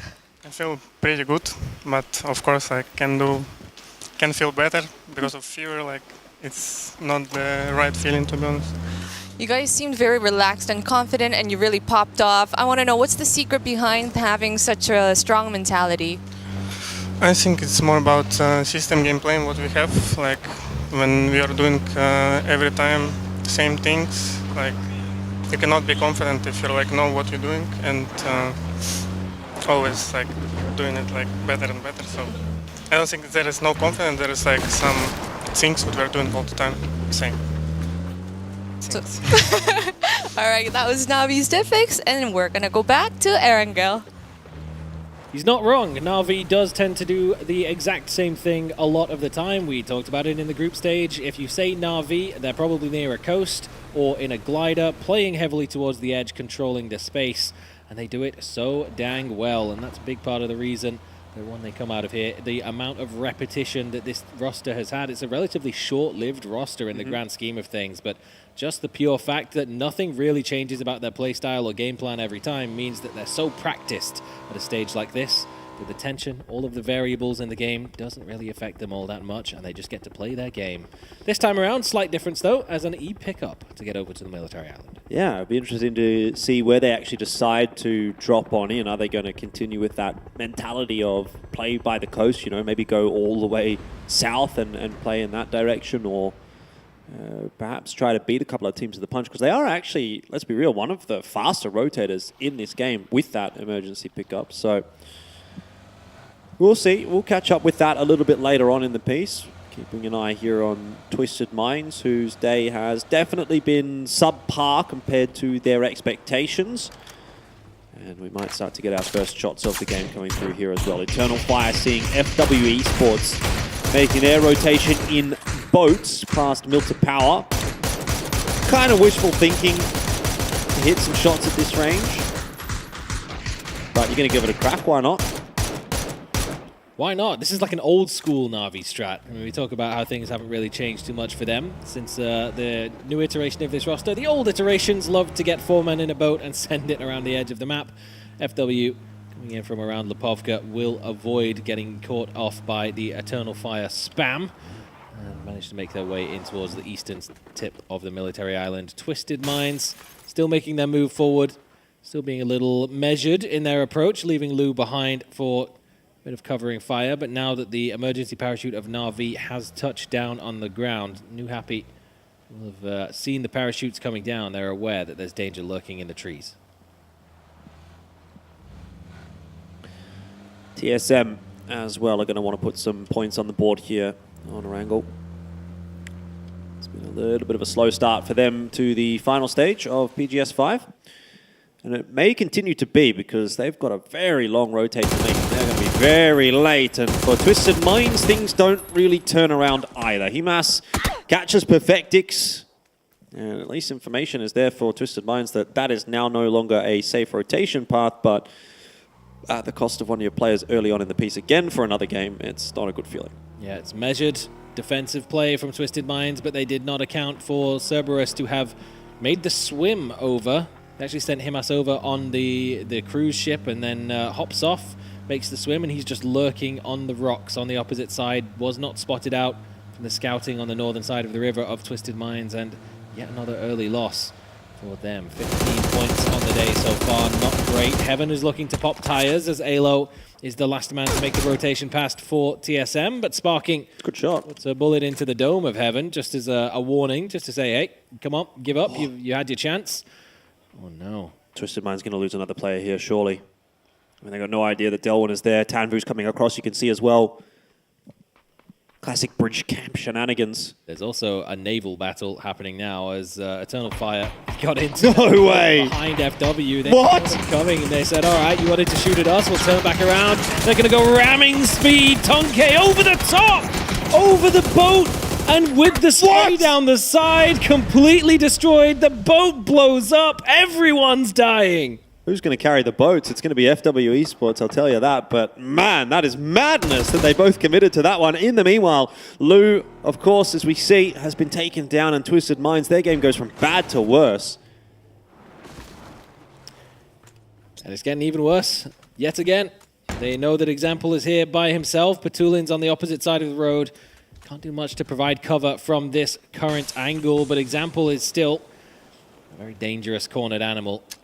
But if you can pop a blue zone grenade in there to force his hand, then maybe that might just even the odds a little. He's not looking like he's having a fun time here, Example. Molotov on the top floor, blue zone grenade. That building has seen better days. Let's have Batulans to try and help him out, but Glories, he's just sent it. The trade didn't quite come through. Oh, it did, never mind. And that's example out of the picture. Yeah, it's just one piece of the puzzle falling into place, or falling into all the wrong places, really, for Twisted Minds. The action doesn't stop. We're going to jump over to KDF, who have been knocked down as well by Tiamba. What is this game? Okay, I think we're getting an answer to where all the noise is coming from. Yeah, that's definitely a Tiamba level screech over there. South side of Chopsticks, look at this from Tonke. The boat hops over, he goes over the top. It's just chaos. Bullets flying in all directions, but FW comes out ahead in the engagement because Banana One jumped out of the boat and like a scuba diver came flying. Eternal fire. What did they expect? Oh, man. You know, I think if you get an invite to a beach party from FW Esports, yeah, don't go. Decline. RSVP, no. That was a mess. That was madness. KDF as well. I mean, they're on the beach now too. Dangerous place to be. Although Ferry Pierre, at least for the immediate future, is okay, but Tiamba's kind of still lurking around, so they'll need to be careful. No, it is interesting because Toffee's talked a little bit on the analyst desk earlier about the likes of FW and TDT and the level that they've played in their own regional series and how it's different when you get to the global stage, and all these teams that have got so much experience and so much practice that it becomes very difficult to play. Well, not if you drag them down to your level. Sure. Then it turns out that actually you can get the better of them. You just got to coin flip a couple of fights, be the last man standing swimming up to the beach, grab the revives, and suddenly 4 points on the board for FW. It's a tough ask for them to get through what is now a hold for Na'Vi, having heard all of the gunfights, but they're still in the zone. They can get lost in Novo for the time being, and then maybe make their way forward a little later on into the piece. Well, as was expected to be the case with a zone such as this one, the observatory is always going to be a powerful position, and I would say that's probably the third game now that we've seen Sonics in a pretty good spot for Phase 2, Phase 3. Well, that makes things complicated, doesn't it? Yep. Can't keep the vehicles anymore. Not sure how they've managed that one. Vehicle physics. Oi! No, this is not where you want to be spinning out. Have they spotted Delwyn? No, they have not. Are they setting up for... Okay, they're just going to go together. That's what's happening here. But Delwyn, I mean, he's creeping around. They saw the vehicle there, I think. Something's up. By the side of the gas station. Yeah, Delwyn has to... he's got to get out of there. He's already got his one. Onto Lu, creeping around. Genji, though, they're moving as a 3. It'll be much more difficult for him to get anything done, so he's just going to hop into the water and try to disappear. TSM taking the amphibious route as well. P90 for sparking. Can't be mad about that.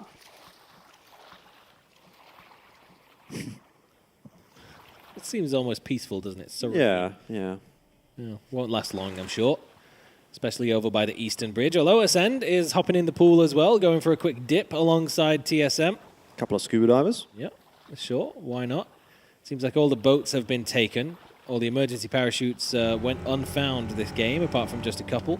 Tiamba, though, uncontested, making a full send over the Western Bridge. They're going to find no resistance there until pretty deep into the island, with 17 with a wide 4-man setup across some of the various rolling hills. KDF going to keep at least one vehicle onto the ferry pier, wrapping in all the way down towards the south, tanking blue zone for a good couple of minutes before they can make their entrance by around Phase 3.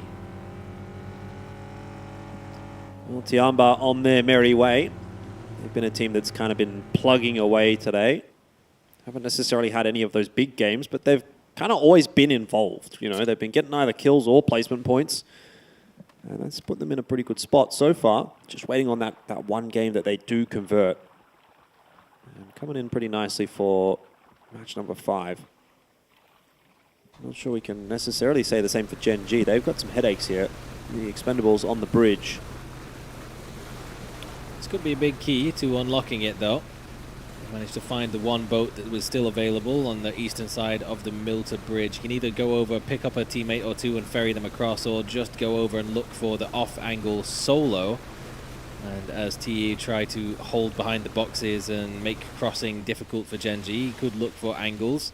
Seems as though he's just going to be trying to keep options open for the time being. keep the boat somewhere in a nice safe place so that should they need it to make a move out of there, they can quickly fall back and make a move over the river. In 10 seconds or so, we'll find out just how bad things get for them as phase 3 shift about to come in. This will be a big one. It's going to go straight back over towards the military base. Observatory still going to be in play for Sonics, but it does give a nice rotation in for Tianba, who were coming in from that side of the map anyway. Currently behind the picture-in-picture camera, KDF is still slowly making their way over towards the south side of Military Island on the cruise ship. They're going to be going for quite some time, another solid couple of minutes before they can make it into the blue zone. You can only hope that they've got enough meds to make that happen. But for the likes of FW and Na'Vi, it's a wrap back around the way they came towards the south side of the zone into New Happy territory. And FW hoping they don't have to try and commit to another repeat of full send vehicular warfare, this time on land. Here comes Ascend, or the rest of Ascend, as Brex has made the swim over. And everybody else in the boat. You know, maybe it's better to be one of the later rotators when it comes to that boat cross, as we've got some calmer waters this time. But still Gen G trying to make their way over the bridge. At a certain point, they're just going to have to send it. Clory's, he's spotted the feet of Tosi. He's going to try and cook the grenade. Let him cook, Saga, because he cooks pretty bloody good. Oh, he does. That is a delicious grenade. Beautifully cooked. Gordon Ramsay would be proud, as Tosi receives a special grab delivery directly. Premium. Chef special. Lovely. Rex down on the low ground as well. Tries to get a grenade of his own. Clory switches over. Loses one. It just bounces a little bit on the opposite side of the rocks. Clory gets a little bit of damage down, but he's taken way more himself, and the trade would never have been an issue whatsoever with the angle that Ada was coming in as well. Clory's completely sandwiched and left undefended, unsupported by the rest of the expendables down at the opposite end of the bridge. Xiaowu taken down as well as TSM, now moving up on foot. Yeah, TSM running into 17, and that is much to the detriment of the Chinese squad. Lil Ghost out on his own. Need to be a little bit careful about drawing attention to his position, but it looks like the other couple of members are just going to move away from their position to link up back with him. The expendables, oh, that's a nice shot. Oh, no, I thought it was from Ming. It's from Chewy instead. Still good. Still a good one, yeah. Through the window, I guess. And Gen G, if the expendables wasn't enough to deal with, then they've got to now worry about Pero as well. Getting across the bridge it's always a problem, isn't it? Especially now that they've added these new walkways on the side. But it also means that other teams who have, for example, swum or taken a boat across the river can look for angles towards it. Delwyn caught out on the side as well. Gen G finally get an answer back, trying to punch their way through this hold from the expendables. Duck Juice just about creeps his way into the zone. Gen G have to commit utility to try and make the run, but it's not enough to prevent Chris from spamming them down. And Brex finding Duck Juice as well, just looking in the zone. Another decent game in the making here for Ascend, playing out on the edge of the zone, kind of camping a team or two and clearing out their side. And then they'll start to look to push their way forward. But up into 4th place now is Ascend. And I don't know that they were necessarily a team that many people would have been talking about coming into PGS 5. Right now, though, looking like a pretty good threat. Barpo will go down to the zone, and it'll be just Rex left alive for Gen G. So can't imagine he's going to be lasting too much longer. It looks like the end of the game is afoot for Gen G. If I'm not mistaken, you were asked earlier on in the piece, PGS 5, dark horses for the event. Yep. Remind me who you picked? Ascend. And yet you still say no one would have suggested them? Well, no, not that I would have. No, I mean, the reason obviously being that the question specifically was Dark Horse. I think if we're talking about favorites, it's a different story. But yeah, Dark Horse, I think they're a pretty good shout, right? We saw the core of that roster at Nations Cup, and they did reasonably well. They definitely had their moments, so gave them the little benefit of the doubt, and they seem to be proving me right in some cases. But 17, even despite having lost a player early on in the piece, have actually done quite a number onto Tianba. Yeah, no cries of glory from Tianba this time around. It is cries of anguish as 17 Gaming coming to finish what they started, and they've done so swiftly. Xiaobei Did get taken down. That's another team knock, but this time it's an inconsequential one as the smokes are already there. But then again, it may not be because New Happy have seen these smokes. They've heard the chaos. They've got grenades in hand and they're looking for targets. But Diffix from the back line takes a Z down with long-range MK12 sprays, and actually it's 17 Gaming getting picked apart now. Yeah, it's a dangerous place to be fighting, really, because you're kind of in the center of the map, or at least in the center of where the majority of teams have kind of set themselves up. So you've kind of put yourself into a bit of a crossfire here as New Happy. I mean, Sonics was looking in that direction. Na'Vi definitely, as we saw. So they will take the position, but it's going to be a little bit tentative for the moment. They have managed to get all 4 players back standing.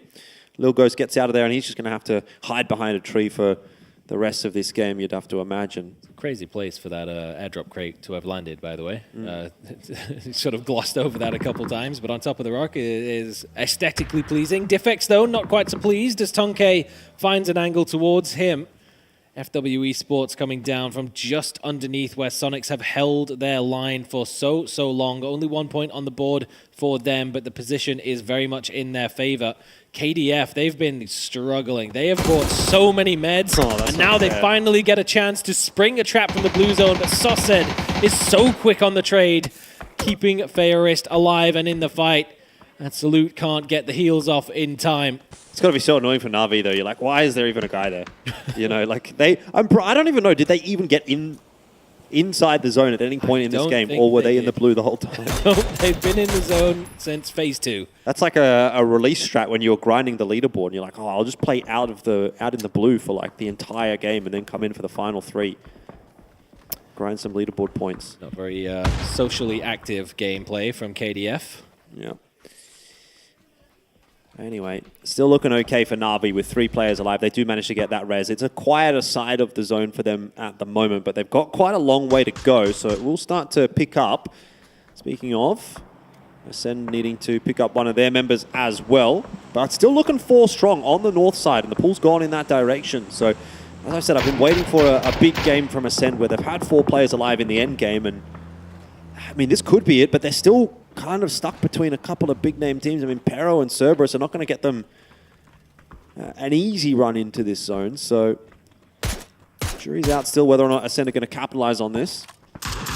Meanwhile, zone shift has gone fully to the north. Cerberus holding on a massive area of control, forcing fights elsewhere on the map. New Happy did manage to pick up the pieces, avoid losing players when they cleared 17 Gaming out from this position. TDT may not be so lucky as they push forwards, but the great nade from Hwangef before, if they inevitably do go down, they're not going to go down alone. FW Esports are coming with them. Yeah, Banana 1 going to be dropped, and TDT will take control of the space that they've got, but they're going to have to be aware of a few other teams headed in their direction. We'll move back over to the north, where Ascend are now sieging onto Pero, and that's not gone too well for them. Ming 1, Mill another. Kilikai and Pains down on the floor, and Ascend are holding on for dear life. They are hoping that Brex is going to pull off a miracle here, and that's a good shot to start it. But he's getting shot now by Himas, and from that alternate angle, there is no hiding. Ascend out in 9th. The game, unfortunately, is not going to be theirs. Good stuff from Cerberus as well, spotting an opportunity. Duckmai still playing that trash collector, playing the unsexy job of holding down the back line, but still maximizing points for the squad. TDT, though, they're putting up a hell of a battle. Thought maybe sending all 4 vehicles into this area would get them collapsed on quickly, but they're still putting up a fight. The grenade onto Ming Ming, almost taking him out, and Jun still with that P90 in hand, still capable of getting damage dealt. Van Ngai off the opposite angle, finds Xiaoxi, but swiftly TSM are making an approach into this position, looking for angles. This fight can't go on for too much longer. Oh, Luke just gets to the tree. Ming Ming was hunting for any kind of elusive point that he could potentially grab, but in doing so, he's given away his position, and that is a well-delivered grenade right to his feet. There's no dodging that one. TSM survive with 4, TDT with 3. But yeah, I'm really going to keep my eyes on TSM here because they've had a little bit of a favorable zone shift there. It's gone in their direction. They've got 4 alive. The day's been slow but not awful. They do just need one good game to kind of get them back into that top 5, and this is it, kind of on a platter.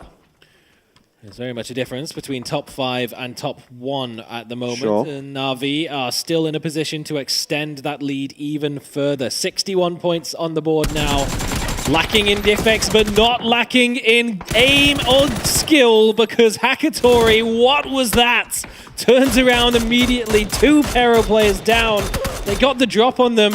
Ming can't quite secure the flush just yet as Sololzi gets a big tag on towards him. Himas finishes the job as well. Sosed will be finished off. Rex. Na'Vi are still scrapping, but they don't know. Rex is lurking this entire time, and Fearist caught off completely. The second time this game they've been shot from a player that's behind them that they'd be wondering, how is there even a guy there? It's down to just Hakatori, so chances of a three-peat of a hat trick for Na'Vi do seem slim to none, but it's still not a bad game from Na'Vi by any stretch of the imagination. They're into the top 6. They got 6 kills. They're eliminated in 6th place, but they're still getting some good points, churning over up to 65 for the day, already averaging well above 10. Above 12 at this point. Yeah, it's ridiculous numbers. TSM now, though, feel confident enough to spring the trap, push forwards, leaving Purdy Cuddy holding the back line. Both Cerberus and TSM's IGL in a bit of a standoff on the western side of the zone, while the rest of the squad push east to clean everything up. But it's TSM coming away with all the kills, and Sonics, those that remain, sort of caught in between these 3 death balls. One to the north, one to the south, but Cerberus and TSM, 3-man squads that no one particularly wants to have to try and fight their way through, but Sonics is going to have to find a way to do it. Yeah, Sonics really are the X factor for this game, aren't they? I mean, it's a 4-on-4 between Cerberus and TSM, you'd think, but depending on where Sonics decide to go, who they're going to harass more, that could be a big deciding factor in who walks away with the maximum points, the maximum placements out of this game. Cerberus are the team that's in striking distance of Na'Vi, but TSM are arguably the team that needs it more. Very much so. It's kind of a question of if Cerberus wins this game, gets their second win of the day, they join Na'Vi with a big gap over the rest of the leaderboard. But if one of the others can get it done, then they join Cerberus in being in a position to potentially try and close that gap a little bit more onto Na'Vi. But we are in the grand finals now. This is no group stages. This is the final stage. There is no points for top 8. There is no prizes for top 16. It's first or nothing. So if you want that chance, you have to win this game. And it's going to be difficult for Sonics to do it, but they've won many of these international tournaments before. But so too have Cerberus Esports, and they have the zone control once again, holding the back line to the north entirely by themselves, and Sonics and TSM sharing the south. Yeah, I mean, it's interesting how that zone shift has occurred, because it's given Sonics a little bit of leeway here that, you know, they're the duo, they're the team that's a little bit more wounded than the others, but we'll give you some more favor with this zone pull. That you don't have to push as far forward as the other couple. Everyone taking their time, taking it slow, which is fair enough. Creeping towards Dragunov distance as well. The longer this game goes, the more impactful that weapon becomes. Cerberus are still denying any positional space to TSM in particular, anticipating that maybe they might try to do something, wrapping around the west side of the zone, getting in behind. It's Duckmai again who's holding that back line, but H-Win gets a big tag on towards Alo and a hail of utility towards the rock that he's lurking behind. They hit the wrong rock. Can't throw far enough. That BZ nade gets a good bounce on it, but it might not quite reach its target, but it does force Alo to go for a bit of a risky peek, get the smokes up, and they're not carrying all that much utility themselves. Sonics just used their final smoke grenade to try and make a push forwards to get something done. They're going to have to play these final 2 phases of the game with no visual obscuring utility whatsoever. Yeah, I mean, Cerberus have enough smokes for the rest of us, I think, at this point. 15 of them. So they'll be able to drop them down and honestly just let TSM and Sonics go at it if they really want to. Which is more or less what's happening at this point in time. Cerberus are happy to play the reserved, passive Overwatch at the moment. It's a very different style, isn't it? It shows the duality of Vietnam. Cerberus, a team that has a lot of international experience, an international trophy. They're the team that's playing cool, calm, and collected, whereas opposite end of the leaderboard, the Expendables coming in with a very expendable play style, reckless, aggressive. Sometimes it works. This is not one of those times. 8 points on the board for them, but way that it goes. Oh, the nade. Controls it. Good grenade from Luke 12 over the top, but it hits H-Win. TSM, they almost lost a couple of members to one more grenade in exchange, but didn't quite bounce correctly. Nade bounced off Purdy's head, it looked like. Anyway, Cerberus, with a lot to prove, obviously, haven't had so much success since losing Tycon. And really trying to lock it in here, cross the T's, dot the I's. Sonics get eliminated. We knew that that was going to happen, and now it's down to the 4-on-4. This is where things do actually get quite interesting, quite exciting. It's all about the micro positioning of each player as the zone pushes its way in. Sparking has been left out to the western flank. It's more of a 3-1 split here from TSM, whereas Cerberus are playing a little more of a standard spread. So interesting just to see how the position evolves throughout the course of this fight. Initially, it was Haisaki and Purdy Curdy facing off on the west, and then Haisaki came over, Duckmai was holding the west, and now it's Sololzi and Sparking facing off P90 versus FAMAS for that western positioning. And the rest of the squads grouping up towards the east, where it's a little bit more of an open engagement. TSM mounting up in their vehicles because they've got to try and find somewhere to go, and there's just not enough cover for them to make it. They have no smokes left. They've expended everything. Cerberus has a couple of grenades waiting as well, should they try to get over-aggressive. Sparking has to be very careful he doesn't get knocked. He's in that sort of forward position. TSM are starting to move in his direction, but at least positionally, this is looking far superior for Cerberus at the moment. They've got the high ground advantage. You just look at the angles that each fight is taking, and they almost always are looking superior for Cerberus. Someone from TSM just needs to hit a big shot, open this one up, but it's going to go in the other direction. Sparking tag down half HP. The nade will finish him off. Luke 12 out in no man's land. Ghillie Suit's not going to save you there.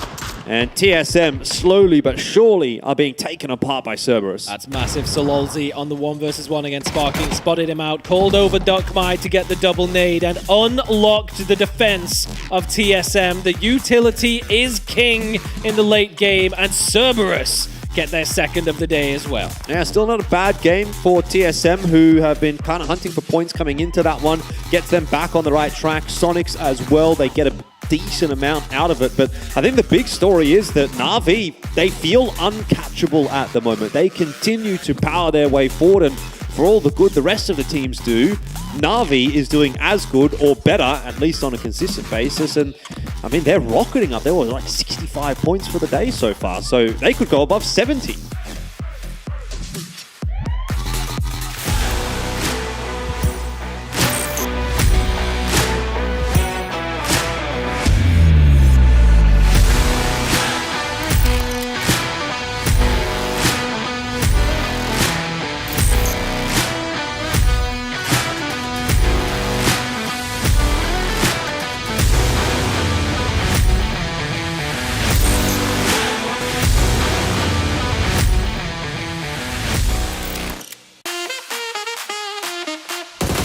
We have played 5 games.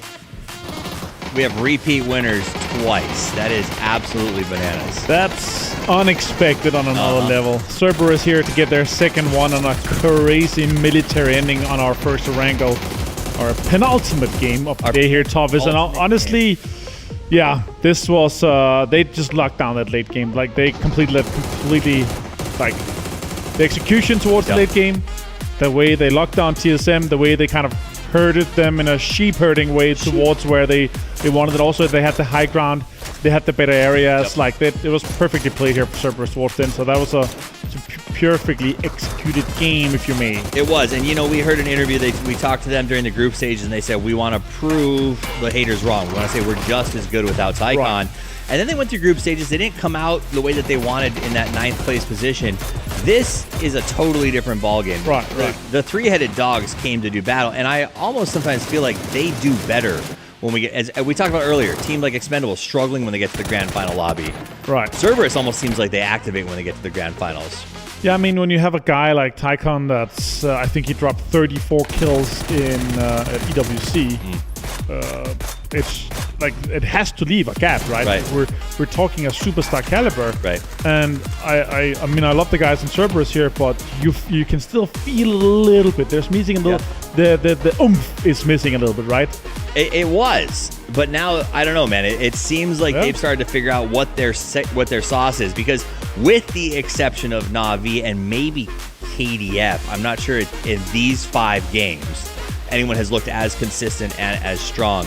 And that's going to set them up for a good run. Now, I think Na'Vi's still in a position to run away. That's looking rough. Well, yes, absolutely looking rough. And night and day compared to the faces that they had when they walked in the doors this morning. They were goofing off. They were having fun. They were jumping around when they left after groups and when they got here today. Very, very different story. And I don't understand what's happening. We're 5 games in. Can you figure out what Twisted Minds is doing wrong? I'll have to go back and look at their games and see actually what every single game has been about, right? Because there's so many outside factors. Right. You're playing against 15 teams, right? And then when you have every single player, every time you get a knock, there's someone screaming "woo!" Right. And they're like almost looking at you. It's loud in here. It's gonna get you. But I think that's my point. Like, I don't think everyone has to go home and look at their VODs, because nothing that they're doing seems readily failure oriented, right? Sometimes we can look at a team and say, well, that's, Genji, this isn't working because your splits are just out of control at the moment. You looking at what Twisted Minds is doing, and it doesn't check out with the points that I'm seeing them get. You know what I mean? You figure they would have been bounced back by now. Sonics has managed to bounce back, but they're not quite in it yet, because these are the teams that came out in top 4. Cerberus gets their 8 kills. TSM looking good with 9. That was a great game that they needed. Na'Vi will continue to add points to that overarching total. And TDT Esports, again, 7 kills, pops in the late game. Yeah, good military game for them, obviously, here. Not that much damage done, but still getting the points done, getting the kills in, and also putting themselves into this situation where they can fight some of these teams there. They were on that southern side. It was a little bit rough for them, right? You're new happy with how they're kind of getting out of that southern side. They're in the pharmacy area. Then they kind of come in where you're getting crunched a little bit by TSM. You're getting crunched by multiple teams on that other side. I would say, though, Na'Vi here, if they didn't get backstabbed by Rex, if they had 2 or 3 guys alive, they would have been in Sonic's position and potentially be able to take on TSM. But yeah, it is Cerberus that take it home here. Himaz is back with 5 kills and 700 damage. Sheesh. Looking good. And, we saw him kind of sit it out a little bit in the last one, and so good. I mean, yeah, it's huge. It is a very strong team, but I think my takeaway is look how little the damage taken is. Nobody on that team was overexposed. Yeah, they are really good at staying alive once they get into this position where they can play around with the terrain. And that's the most important thing, right? You go into that last fight, you don't have a broken helmet, you don't have a broken vest. Like, you have as much durability as possible, and then you can just take on as many fights and damage as possible, because you're still going to be able to get your first res off. You have plenty of time for that. Man of the match, though, him has 5 kills, 700 damage. We're expecting that again, and it's almost always exclusively coming from the winning team here. We have an honorary man of the match sometimes. Yeah, sometimes. We'll give it away. Sometimes. But, In this one, I think we stay with these guys. The hustle that they put into that round was actually palpable. Another team, and we're going to take a look at the match leaderboard. Another team that I think really got some hustle going, TSM. 15 total points, managed to get something going in that one. Na'Vi, TDT, we'll talk about, they've been doing great. Sonics, slow start today. Yeah. That split outside of military, I'm not really sure about that whole sending Shrimsy across the road and not focusing on locking Na'Vi out was interesting. The 2-2 split across the road, the one that leads into military, is good if you're that last team coming in from the northeast side. Right. But if you are a team that if it's to lock out anyone coming from east of you, you're going to have a hard time, because they're just going to peek over that fence. Right. And the guys straight below on the one side of the road can't help. The other guys are fully exposed, right? But this is going to put up the total to 65 points for Na'Vi. And Cerberus makes it interesting now. Now it's a little bit of a 2-horse race here with the 3-headed horse. And hounds, if you may, for Na'Vi and for Cerberus. 17 gaming, a little bit of as we said, they took off the foot off the pedal here for the speed, but still big mid-pack. We're talking 8 points different from 3rd place, and TSM now joins that 7th place with our top pack here. Absolutely. And remember, we're no longer playing for make it to the big 16. We're talking about taking home the $100,000. So the competitor in me says, I don't mind if Na'Vi and Cerberus slow it down just for a game and let that mid-pack play some catch-up, because it is very aggressively close in that 3 through 10. Right. And even if you have on the right side, one big game puts you in there. It puts you in the talk. It puts you into the possible top 4, top 3 position here.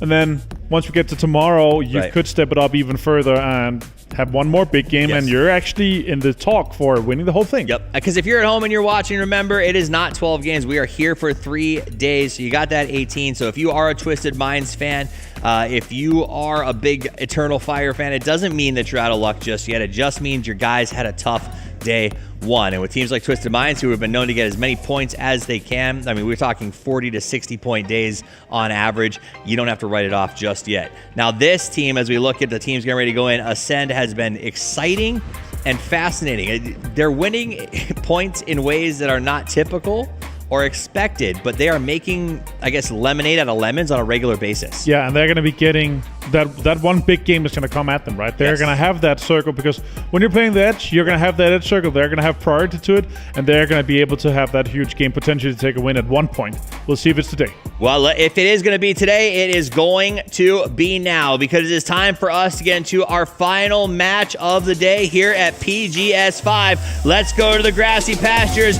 with your casters. It's Saga and the Elfish Guy.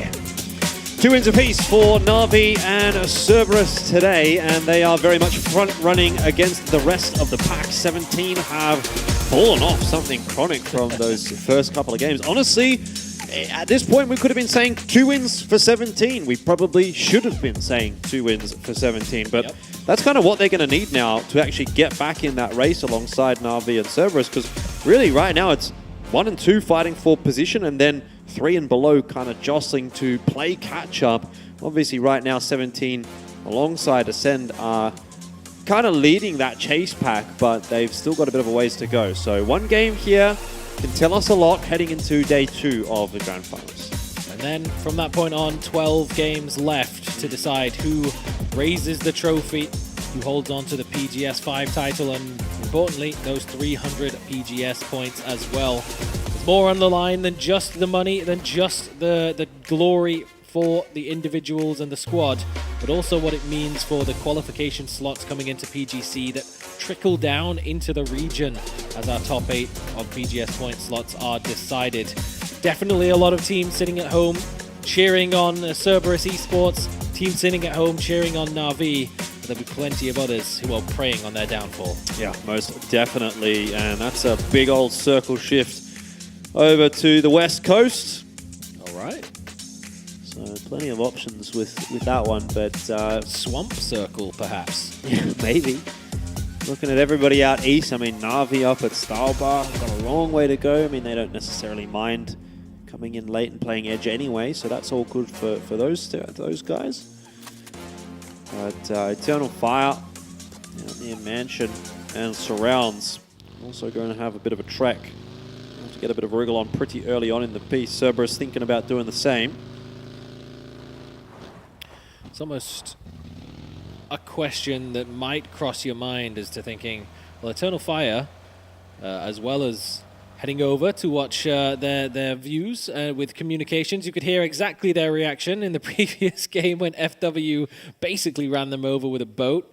They didn't look particularly happy about it, but they did give up their drop spots to the Expendables, who are still currently down on single-digit points. Maybe Eternal Fire might be considering committing to that fight, but they themselves need the points to get into the PGC qualification slots. A top 5 in the Grand Finals may just be enough to do it, or perhaps a top 5 both here and in PGS 6. They've got a lot of catching up to do, but thankfully for them, because the likes of Cerberus Esports and Na'Vi getting 2 wins on the day put so many points towards the top 2 positions in the table. If you're looking for a top 5, it's still not all that far away. Just under 20 points, and that can very much be done in the final game of the day. And on Erangel, that's exactly where Eternal Fire got it done in PEC.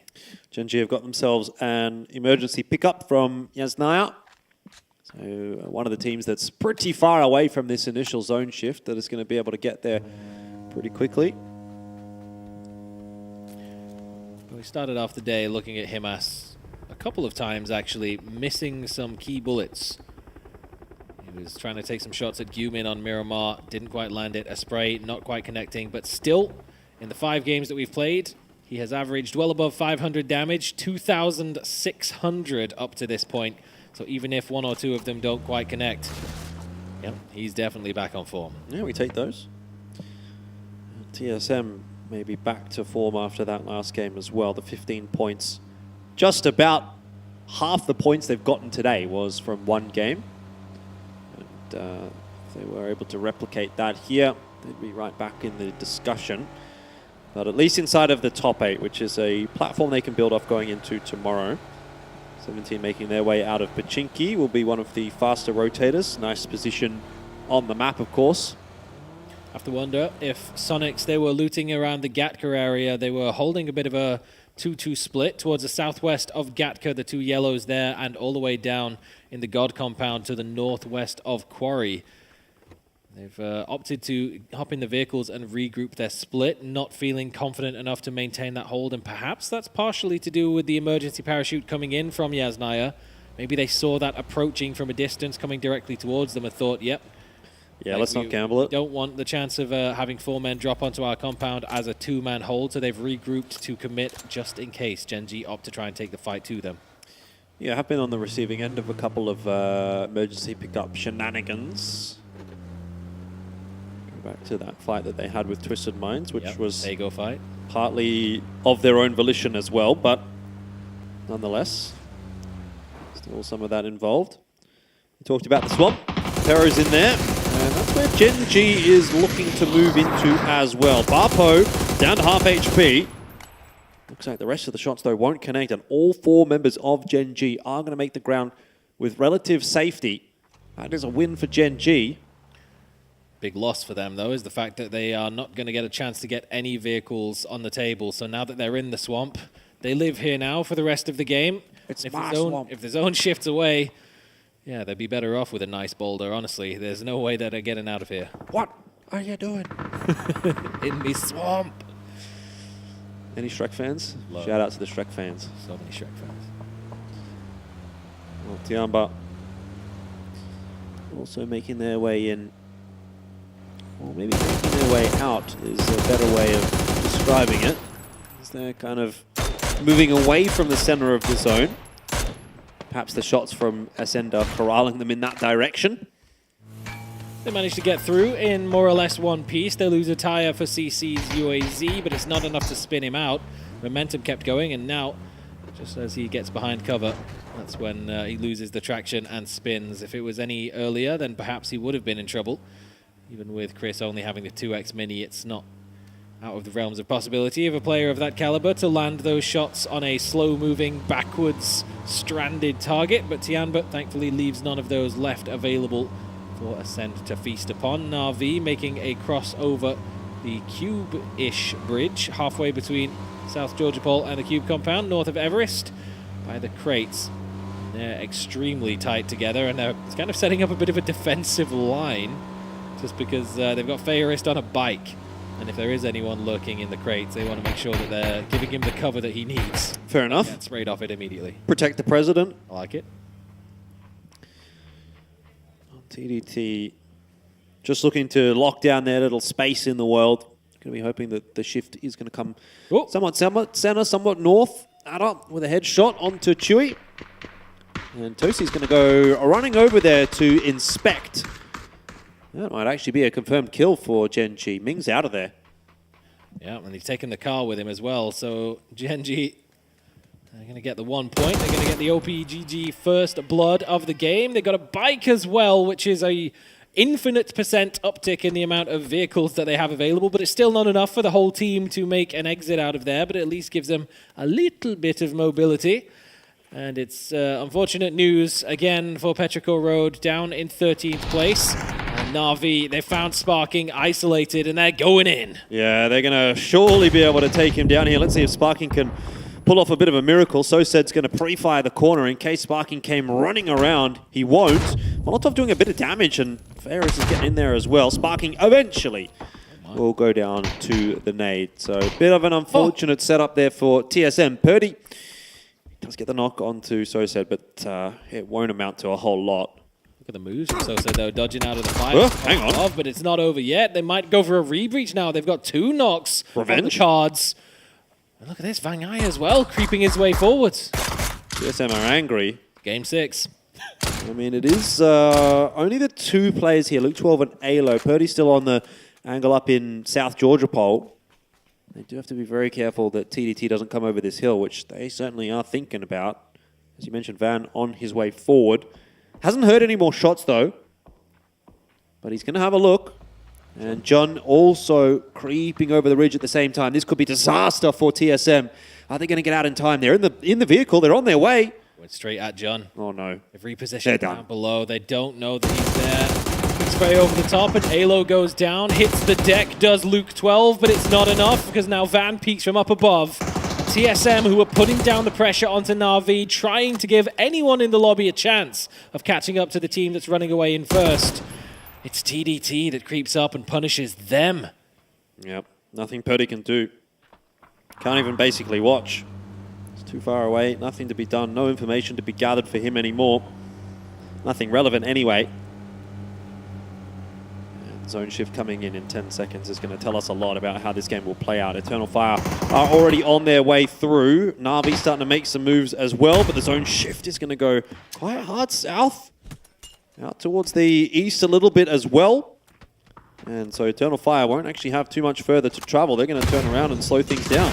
It's a good pre-drive. They've got a chance as well if they can spot it out to backfill the regrouping New Happy as their 2-2 split becomes a 4-man. TDT are being punished for their push up on towards the hilltop. There was the knock initially onto ZYU, which still has not been revived, and it won't be. The blue zone grenades completely covering the entirety of the house, and Na'Vi, they've got nothing to be afraid of now. They're back to full strength. TSM, who was the team that was corralling them into their corner, hang on. They're just committing to this push. He had a opportunity for a second there, but he was not able to land those shots. Now he has to get the shotgun out. He's not got them. He's really under pressure. He's maybe choking under the pressure a little bit here as Na'Vi are putting him under the pump. Van trying to help him out. He would love to be able to put them back under the pump in return, but he didn't pick up the bullets. Come on, Hwang, go back and get him, because there's 3 Na'Vi players in your building right now. They've used a lot of utility. Not just in this fight, but in that fight earlier on against TSM. So they're probably running low. They're going to have to get it done manually with the bullets, and having that pump shotgun at the top of the staircase could buy him a lot of time and perhaps even turn the fight in his favor. He does manage to get the bullets, start getting that thing loaded up now. TDT. Treacherous. One step at a time here for Na'Vi. If they could even get a cheeky knock maybe onto Jun as he's shouldering this corner. That'll be the go signal to clear the building. Here we go, Jun down. Surely now they've got to try and make their move. They've heard him loading the shotgun upstairs. Are they just going to completely bypass it and just go push the other building now? Not doing a whole lot of much at the moment. Bayerist out on the outskirts is watching to see if there's going to be a third party or anything else, any kind of shenanigans coming through. And in all that meanwhile, Jun has been picked back up, so Na'Vi don't push the advantage. I have to wonder, when are you going to get a better advantage than that? And Diffex up on the roof, a free knock for TDT. It's finished off as well. This has kind of gone a little pear-shaped for Na'Vi. That seemed like hubris, if anything else. Not sure they were aware of the second player that was in that building. They didn't know that the revival had already come through. And honestly, it looked like it might have just unlocked a good angle. An exchange of grenades through this window. He's got the... he's actually not gone for the pump shotgun. He's got the S12K with the extended mag. Eternal Fire in the background, giving their little woos as they clean up the remainders of Petrichor Road. And that little pre-drive that they made straight down to the center of the zone pays off massively for them. But way out in the blue zone, Soset peeks while sipping down a drink. And Hwang F is there to receive. What are you guys doing over there? Oh! All right, unfortunate. This is not the end to the day that Na'Vi would have wanted. And it might actually prevent them from getting above 70 points, which would be an absolutely mammoth day. Not that it hasn't been anyway, but could have been so much more. Just an unfortunate fight here against TDT, and it's going to leave Fairest solo. They know where he is. Not really much sense in TDT trying to push the issue to get rid of him. They have got bigger fish to fry. Zone shift has come through. It's time to start thinking about getting a move on, because northern side of this zone at Gaka Fields is not actually looking that busy. TDT could get in somewhere. Purdy Curdy's still there as well, just lurking. He's jogged his way over. He's got the M249 in hand. As Bayris tries to get out of there on the bike, he's putting the shots in, not quite connecting though. And it seems as though this fight may have just come to an end. Limit testing, perhaps, from Na'Vi, just thinking, all right, well, we've got ourselves a bit of a buffer. Let's just go play for confidence, see what we can get away with, take some fights. But TDT proving that even though, despite this is their global debut for at least a couple of their players, they are still capable of taking the fight to some of the best in the world. Just not that quickly and efficiently. Just takes a while. Sure. Spanner in the works, though, for Na'Vi. And honestly, it's the kind of lobby where you can't really be affording to leave any points on the table if you want to walk away with the win. I mean, right now, Na'Vi are on track for over 180 points in 18-game lobby, which is incredible. But, sheesh, you know, who's to say that they don't have a 20-point game, 20-point day tomorrow, you know? And then it's right back to square one for day 3, and you'd be wondering, well, what if we would have got another 5-10 points in that last game? But kind of the charm of the show, isn't it? The unpredictability. Anyone could come out swinging. Na'Vi is the team to have done so. Cerberus, I mean, yep, they've had as solid a day as Na'Vi in a couple of the games so far, but they've been involved in 0 shenanigans so far this time around in our final match of the day, which means they could very well close that gap now that Na'Vi are walking, wounded, limping. Trying to find an angle to get up onto the quarry and further into the zone. Rex caught out from long range. It's Brex to sit him down with the Dragunov. yeah, well, Ascend have still got a bit more to do. Correct me if I'm wrong, but they would need a top 2 in both PGS 5 and 6. Is that right, to make it to PGC? I shall check my sheet. I think that was what you told me earlier, so whether or not that's true. It's easier if they just win. Okay. Well, Put it that fair way. enough. Put it that makes a lot of sense, But essentially, if you're coming into this, if you overtake E-Arena, who's currently sat at 250, you're looking pretty solid. Right. So about top 3, top 2, something like that, or just win one of them, and you're in. Salute and Gumin in combination sit there, play blue zone defense, and TDT, who committed a lot of time, resources, energy into taking the fight to Na'Vi, got a couple of points out of it. They won't get any more. 5 kills and 5 points on the board, and that will be their final resting place for game number 6. Yeah, I mean, the reason I bring that up is for Ascend, they kind of have to keep pushing, you know? Like, they've had a decent day, they're in the top 4, they're in the top 5, but maybe that might not be enough, right? Unless you were to go on and win PGS 6, for example, which you obviously can never really gamble on, they've got to try and push as far as they can here. If they can make top 3, then it's like, oh, okay, maybe a top 3 will be acceptable, maybe a top 2 will be acceptable next time around. So just keep on fighting. Continuing to put the good work in. Lots of rotations still need to be made, and they're all looking pretty dangerous according to our observer squad. Lots of red arrows. That's danger. I mean, Ascend are one of those teams that is in a bit of danger at the moment. Gen G pushing their way up. So progression smoke from Ada. Answered back as well after that initial loss of Rex. Pains was taken down, and Gen G opting not to just commit to the hilltop or play the valley down below, a little bit more of a biding their time kind of play style. They want to get aggressive. They want to try and punish.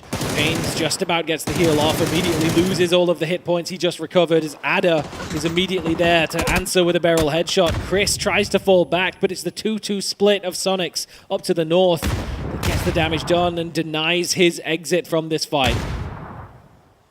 Ada still looking to push his way forward. He's got the cover of the smokes at the moment. Might even be hearing some of those footsteps. Certainly has now. We'll turn his attention in that direction.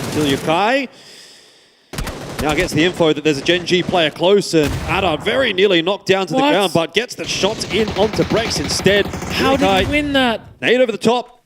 Does drop Ada, but he's still in the 1-on-2. There's no way.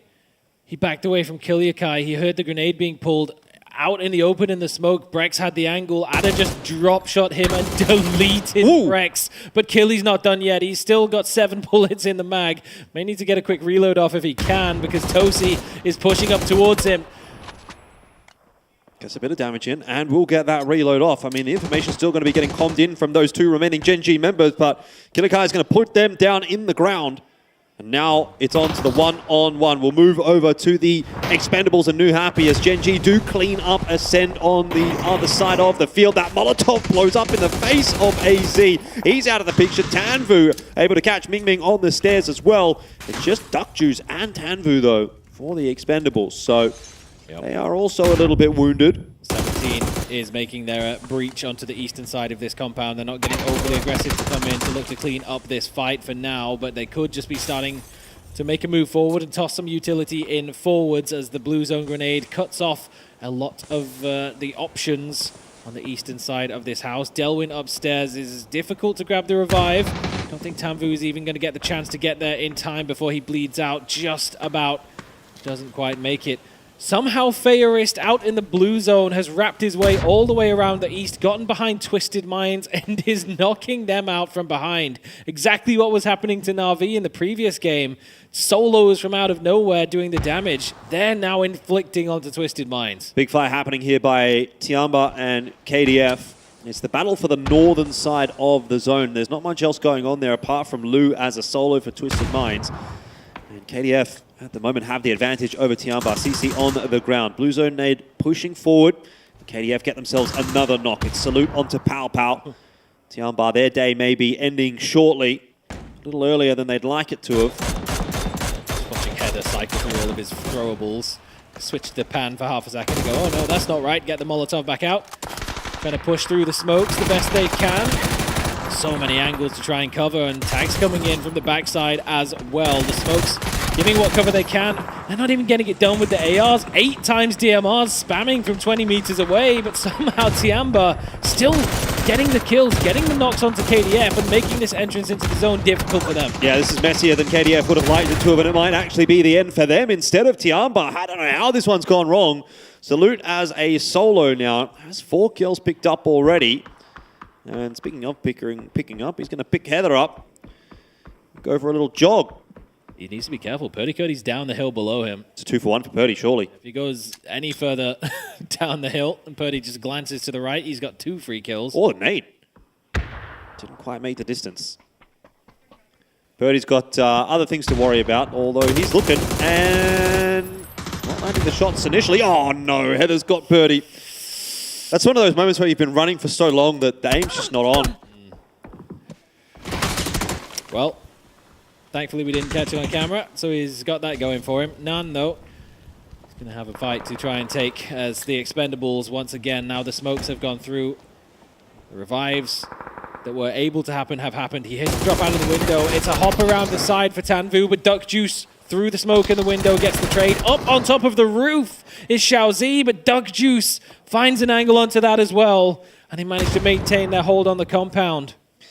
I don't know what happened here for Twisted Minds, but I was kind of watching on the minimap. They actually got crashed by 17. It was just Lu, and then 17's just gone. They're all dead. And now Example's there as well, and they're actually gatekeeping KDF. So might get that one on a replay at some point, maybe on the analyst desk. I'm not sure. But there was a lot of fighting happening over this Wizzy. And somehow Lu held the line, more or less solo. And that's actually a massive benefit for Twisted Minds. And in the early stages of this game, Sonics, they had a big 2-2 split, which they regrouped in case that emergency parachute came to them. They've now flexed it out again. Full control of the entire western side of the zone. And they just get to sit back with their DMRs and poke and prod at the teams that are all just TDMing their way through the east, trying to find whatever points they can get, because this game is surely going to go in favor of the Sonics. It's a classic Sonics day, isn't it? Just not a whole lot, and then maybe one big game right at the end to get them back in the conversation. That's kind of what we saw in the group stage. Probably 3 or so games of slow gameplay, and then it really picked back up for them. It's taken a little longer here for them, but they've got a bit of a runway. Day 1 of the finals, and slowly but surely you can see Sonics ticking up the scoreboard. They go up to 7th. Still haven't found a kill point this game, but all 4 members alive and into the top 4. I think you might be right, Saga. I think this might be a Sonics game. Feels a lot like a lot of the maps that we've had today have ended pretty darn quickly. Into the top 4 at 22 minutes on the clock. Might just cut the fat a little bit more out of this lobby if Haisaki could land that final shot. Oh, well, that'll do. Yeah, that works. Vehicle explosion does the job for him. If Aisaki could find him through the smoke, then that's a free point to go over to Cerberus for their second of the game, as Shrimsy picks up the first for the Sonics. So it had to be a very patient game for them to get anything on the board, but they're up there now. Yeah, it's all good if you can grab a few at the back end, you know, get yourself 5-6 kills before the win. You consider that quite a decent game. Cerberus going to come off of the hill. Start to try and take some space inside of the ring. Got to be aware of those couple of teams still fighting just over to the northern side. FW Esports being one of them, and that might be a dead duck mic. Oh, no! He's got to take the freebie right here. You don't get many opportunities as a solo, and he does at least get himself one more point on the board. Eternal Fire, I think you're going to take it at the moment. 24 points for the day, and it's certainly leaving a lot to be desired in comparison to their group stage day one. But it is at least something. Now, Sonics looking to make their move. I've seen all the fighting on the northern side are going to send a couple of members forward.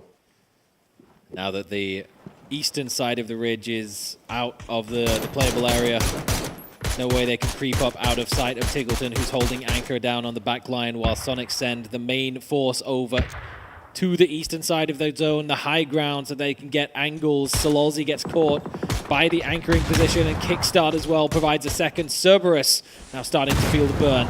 Ooh, that's a nice grenade from Banana One. We'll finish off Sololzi and Haisaki. Grab a couple more points there for FW Esports, who also are kind of bleeding for points at the moment, but you can tell Sonics they want to get the maximum possible out of this one. Playing quite aggressively. They've just left Tiggleton on his own. Everybody else is hunting the points. That's all it has to be now for Sonics. They just sit here, they squeeze, they wait for the blue zone to shift away, which it does. FW, they're on a timer, but Cerberus might just be that little bit shorter. So Himas in the middle. He's fought his way out of impossible positions before. A 3-versus-1 victory against Sonics in the past. But surely this time they're not going to allow history to repeat itself. Yeah, that would be wishful thinking. Not with FW Esports on the other side of him as well. He just doesn't have the room to play with the nade. Luckily, doesn't quite go deep enough, but this second or maybe third will. Himas is backing up, trying to give himself as much space as he can with the smokes available. And maybe hoping against hope that FW will bail him out of a little bit of trouble by shooting at Sonics. Instead, they're going to throw a couple of nades in his direction. So I love it. It's kind of like punching on the little kid, you know, like he can't even fight back. Hey, whoa. He can't fight back. His arms aren't long enough. This little kid's got hands, though. I mean, come on. We've seen what he could do in the past. This 12-year-old in the schoolyard's ready to throw hands. Oh, he's thumping the year 6s, this man. But honestly, Himas, I've got a lot of respect for it. A lot of players in this position would just lie here prone, give it up to the blue zone, but he's looking to be proactive, sets himself up a wall of smokes, looks to try and push into FW to take the fight, see if he can find an opportunity to put his mechanical insanity to the test and maybe take down an extra point, but can't quite find anything because FW have perhaps sensibly gotten away from that little beastie in the corner, and they're just going to let the clock run its course on towards him. Maybe Tiggleton will get the kill before the blue zone does if Himas decides to show his face, which no doubt he will. He'll probably try and go for some sort of peek at some point. Well, here we go. Or not. A long wait for Himas. How many meds has he got? He's got a couple of death boxes there, so he's been able to hoover up a couple. But I don't quite think it's going to get him a second right now. FW have essentially found themselves a little spot of safety, and Himas eventually is going to go down to the zone. So here we go, 3-on-4. Not unwinnable for FW Esports in that respect, but in terms of zone control, it's looking pretty grim. Especially now that that has happened. Doesn't have the chances, does it? Even with Sonics having expended so much utility in their personal vendetta to get Himas out of the server as quickly as possible.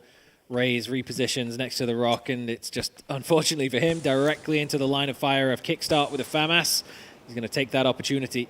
One grenade is all that they have left. Banana One, though, does answer back from long range.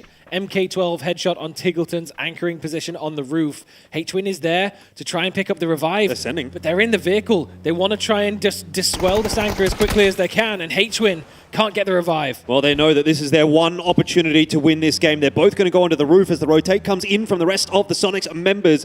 FW Esports, they do need to find another knock, and they need to do it quickly, but also they have been tagged down by the zone on that rotate. Nade over the top just goes a little too far. The second one was a good one. If it had been the first, it might have actually been a double nade knock onto Sonics. Unfortunately for FW Esports, maybe they've missed their chance. At the very least, they've denied H-Win the opportunity to grab the revive. Blue zone grenade into the building. It's going to make it all for them. They've got to get down. There's a combination of Molotovs in there as well. And now Banana One's having a bad day. 3 versus 1 up against the Sonics. H-Win will be the first to engage. Well, he's taking his time, waiting for the rest of the lads to push their way forward, and that will be that. In the end, Sonics will take a relatively routine victory to finish the day off, but it was a much required one for them to kind of get back into the swing of things. Pretty middling day, really, all things considered for Sonics. Yeah, and it all started off with just being cognizant, being aware. This is Game 6. It's easy to get drawn into some shenanigans.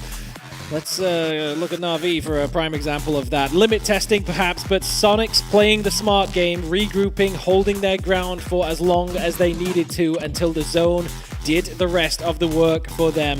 And they get themselves a much, much needed chicken dinner on the board at the end of day 1 of the final stage PGS 5.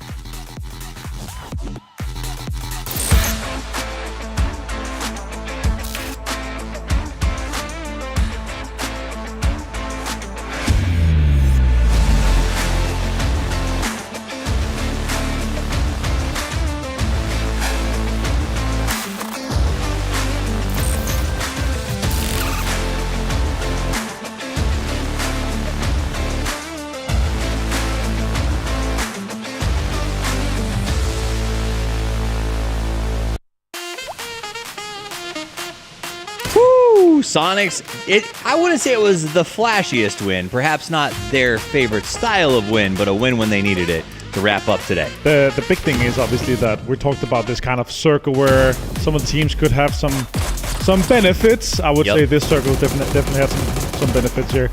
No, it wasn't a full catch 9, but a lot of this area here, especially where the compound were, they had so much control. That compound is extremely strong, extremely difficult to do anything about, unless you come from that southwestern side swamp area and try to kind of encroach a little bit on the compound. But nobody did that entirely, and Sonics, they stayed 4 guys alive, pushed up, took down Cerberus, stolen a few kills here, or lost a few kills to some steals there, but yeah, overall, a game that you should be winning, they did that. They did. They managed it. They sent to the high ground. They locked Cerberus into a fight with FW. FW did get a couple of kills. And ultimately, yes, you win the ones that you're supposed to. Cerberus, on the other hand, still showing up in the late game, looking incredibly good. They get a bunch of points off of that one. And FW, I think, how good, nice for them. Nice for Banana One to, again, pop up sometimes and have some good situations. I really like what we've seen from them. They need to have more great games to be up there, to be a contender, but still, once you have these games, we're playing 6 games, right? Some games you have to have good ones. Right. All right, so here we go. It's the last 12 teams were left alive. At the end of our highlights, you see Na'Vi take some damage early on. I think a lot of teams, again, not disappointed. It was like when you saw TM die early, and now you see Na'Vi go out, the teams are going, that's good. That gives us some space to catch up. Tiamba also went out a little bit earlier than they would have liked in that post-top 10. They were doing so great leading up to that, and so you get a little bit of this reaction. I do like we're doing this. We're showing what it feels like, sort of that reaction every time that a team gets eliminated. Sonics now gets to go head-to-head with FW. They pulled up. They got on that roof. Honestly, for a second, if FW had cooked that grenade just right... Dude, I was like, if they cooked that nade at the time that they were both vaulting up and got that double, they would have been a 1 versus 2 for H-Win. And he was inside the house. That would have been super hard to get out of. But yeah, it was close. Well, because at that point, they didn't even have to go into the house. They could have just crossed over and held the center of the circle and made H-Win have to come to them. Exactly. So again, a game, PUBG, that is played in inches, not miles. And that was a moment where just a second of cook would have made all the difference. Now look at those players walking out of getting the reactions you can see as they get out of those games. Now, that doesn't mean it's over. We have 12 more games to play, so our teams will be headed home tonight. They'll have time to get together with their coaches, figure out what went wrong, and come back. But we're going to have a chance to talk to some of our players right now, so let's jump over to Bella and see who she's caught up with.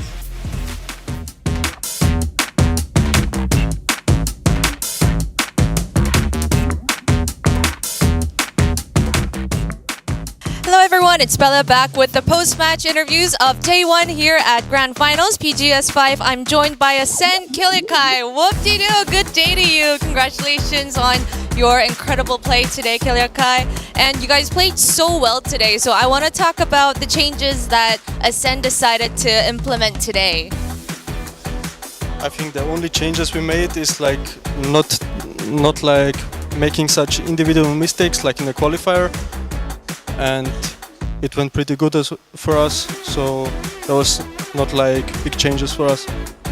Just like Breck said, he said that you guys were going to focus on changing those individual mistakes, and you guys did pop off today. And I have to talk about the Rondo crawl moment. We saw you smiling on camera, we heard you in the venue laughing, so talk to me about the calm that was going on between your team then. I mean, there was not that much comms because we knew Pains is gonna die and I had to fucking send it, so I just sent it to the middle and I had to jump out of the car so the car keeps rolling so nobody knows I'm in that bush, and yeah, it was pretty nice, I guess. So I crawled the whole way to the middle all the time. Crawl it till you make it, and it worked out for you. But that was an incredible day for you, Ascent, and it was so nice seeing you pop off. Best of luck to you tomorrow, and all right, we'll see you tomorrow. Cheers. See you. All right, that was Ascent Kilikai for our first interview of the day, and now I'm going to be joined by the GOAT, Cerberus Himas. Please join me on the stage. Oh my goodness, that was crazy, making their way up from 9 to number 2, finishing Grand Final Day 1 here at PGS5. I'm going to be joined by Himas and our lovely translator Daisy for our interview. All right, incredible day for you. And surprisingly, we saw like a mini interview from Haisaki during like match 2. He said that you guys were unlucky during the group stages, but as soon as the interview played, you guys got the first chicken dinner, and so I don't think it was just luck. So talk to me, what was it do you think that helped you maximize your performance today? Là hôm nay thì có một buổi phỏng vấn với lại Hải là tại sao team mình lại không ăn gà được ấy, thì Hải bảo là không may mắn, nhưng mà sau khi mà buổi phỏng vấn đấy được chiếu ấy thì team mình ăn gà được lần đầu tiên, xong rồi hôm nay là ăn 2 gà luôn nữa. Thì em nghĩ là đấy không mọi người nghĩ đấy không phải là may mắn thôi mà còn là thực lực nữa, thì em nghĩ là điều gì đã làm cho team mình thi đấu tốt như vậy? Bọn em đã không làm tốt vào những vòng cuối tại vòng bảng cũng như tại giải đấu trước, mà tại giải đấu này bọn mình đã làm rất tốt hơn và giành được 2 top 1. Okay, so it's like we didn't do well in the field last circle in the group stage, but this time we did better, so that's why we got 2 chicken dinners for today. But I mean, like, we all know how well you play. It's not just luck. I mean, Himas is the GOAT, best PUBG player of the time, and you are the first player to almost reach that 300 kills here in PGS series, like the 1 through 5. So, how do you keep up such incredible, consistent form? Nên là ai cũng biết là mọi người thi đấu rất là tốt, với đặc biệt là Himas là tuyển thủ hay nhất đến thời điểm hôm nay. Thì trong suốt 5 mùa giải của BGS thì em đã đạt gần 300 kill rồi. Thì em nghĩ là bí quyết của mình để có được một cái hiệu suất thi đấu tốt như vậy là cái gì? Đó chính là có 2 người đồng đội support, đó là Tài Con và Incudi ạ, nên mới bắt được như thế. I think it is because I have 2 very supportive teammates, which is YMCUD and Taikon. Dogmai and Taikon. Yes. Okay. Yeah, that's why I got such a consistent performance throughout PGS series. Wow, he's good at his game and he's even humble. That was perfect. All right. Thank you for your amazing performance. It was wonderful seeing you play. Thank you, Daisy, for the lovely translation, and we'll see you tomorrow. All right, that is all from us on the stage here, and we'll send it back to the analysts.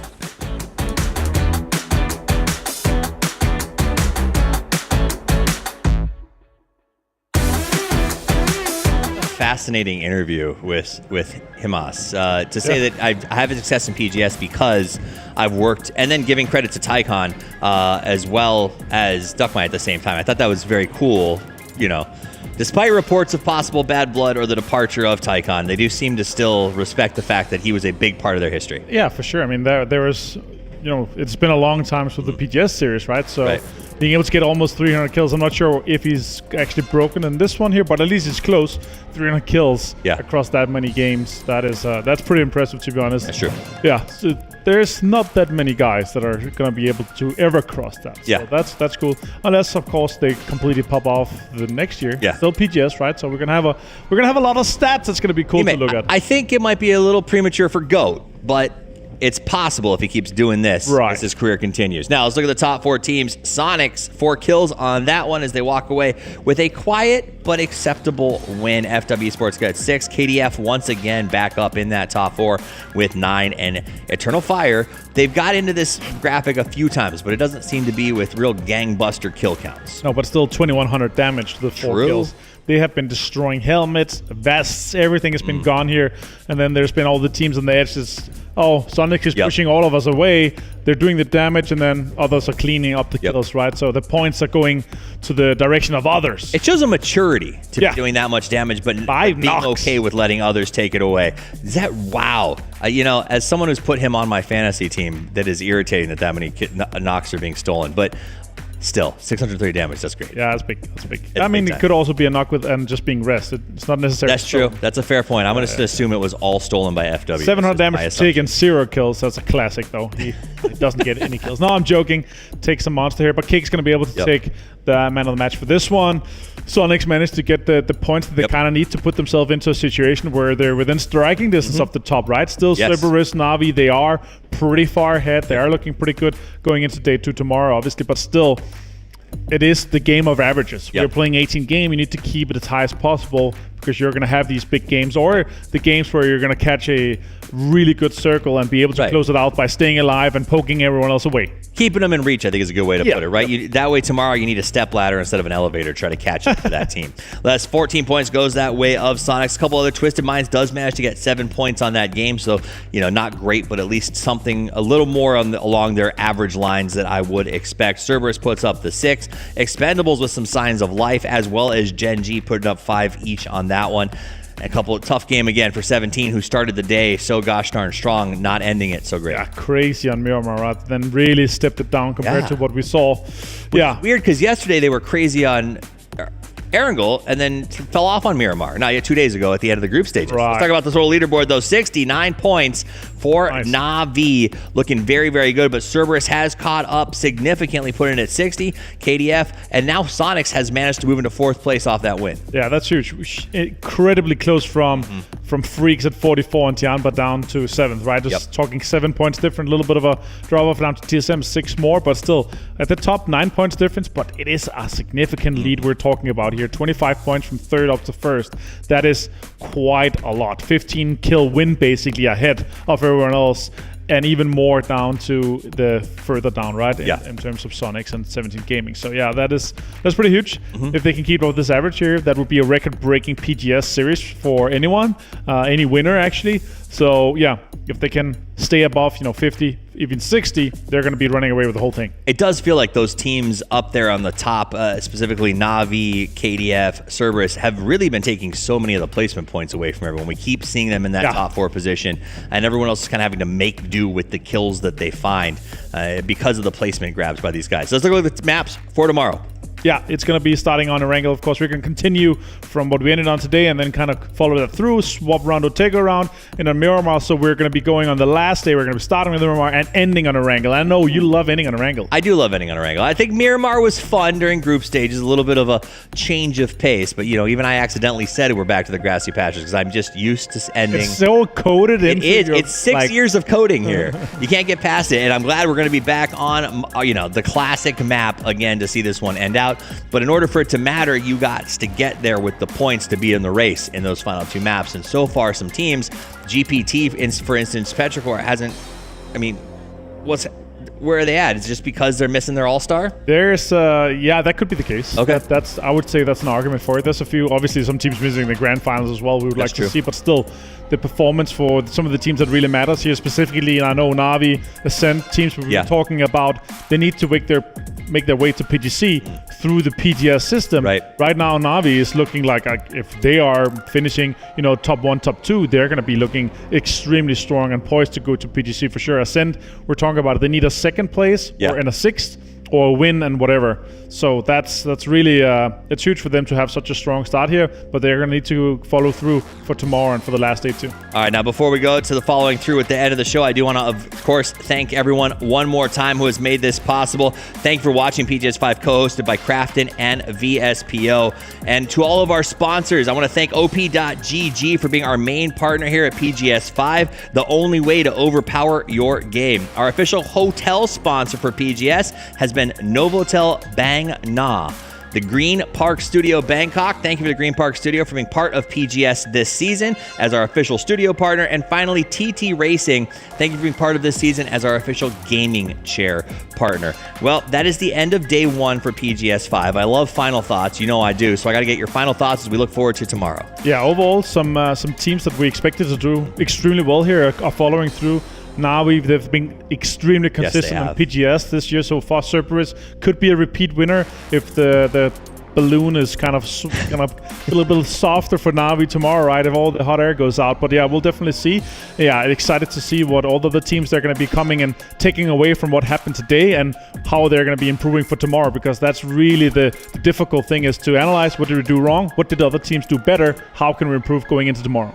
Well, I'm excited to see what happens tomorrow. Guys, thank you so much for hanging out with us. On behalf of Crafton, VSPO, myself, Martin, Saga, Elfish Guy, Paper Thin, Bella, and the rest of the team, we appreciate you spending your night with us. We hope to see you tomorrow, same time, same place. And until we do, play more PUBG.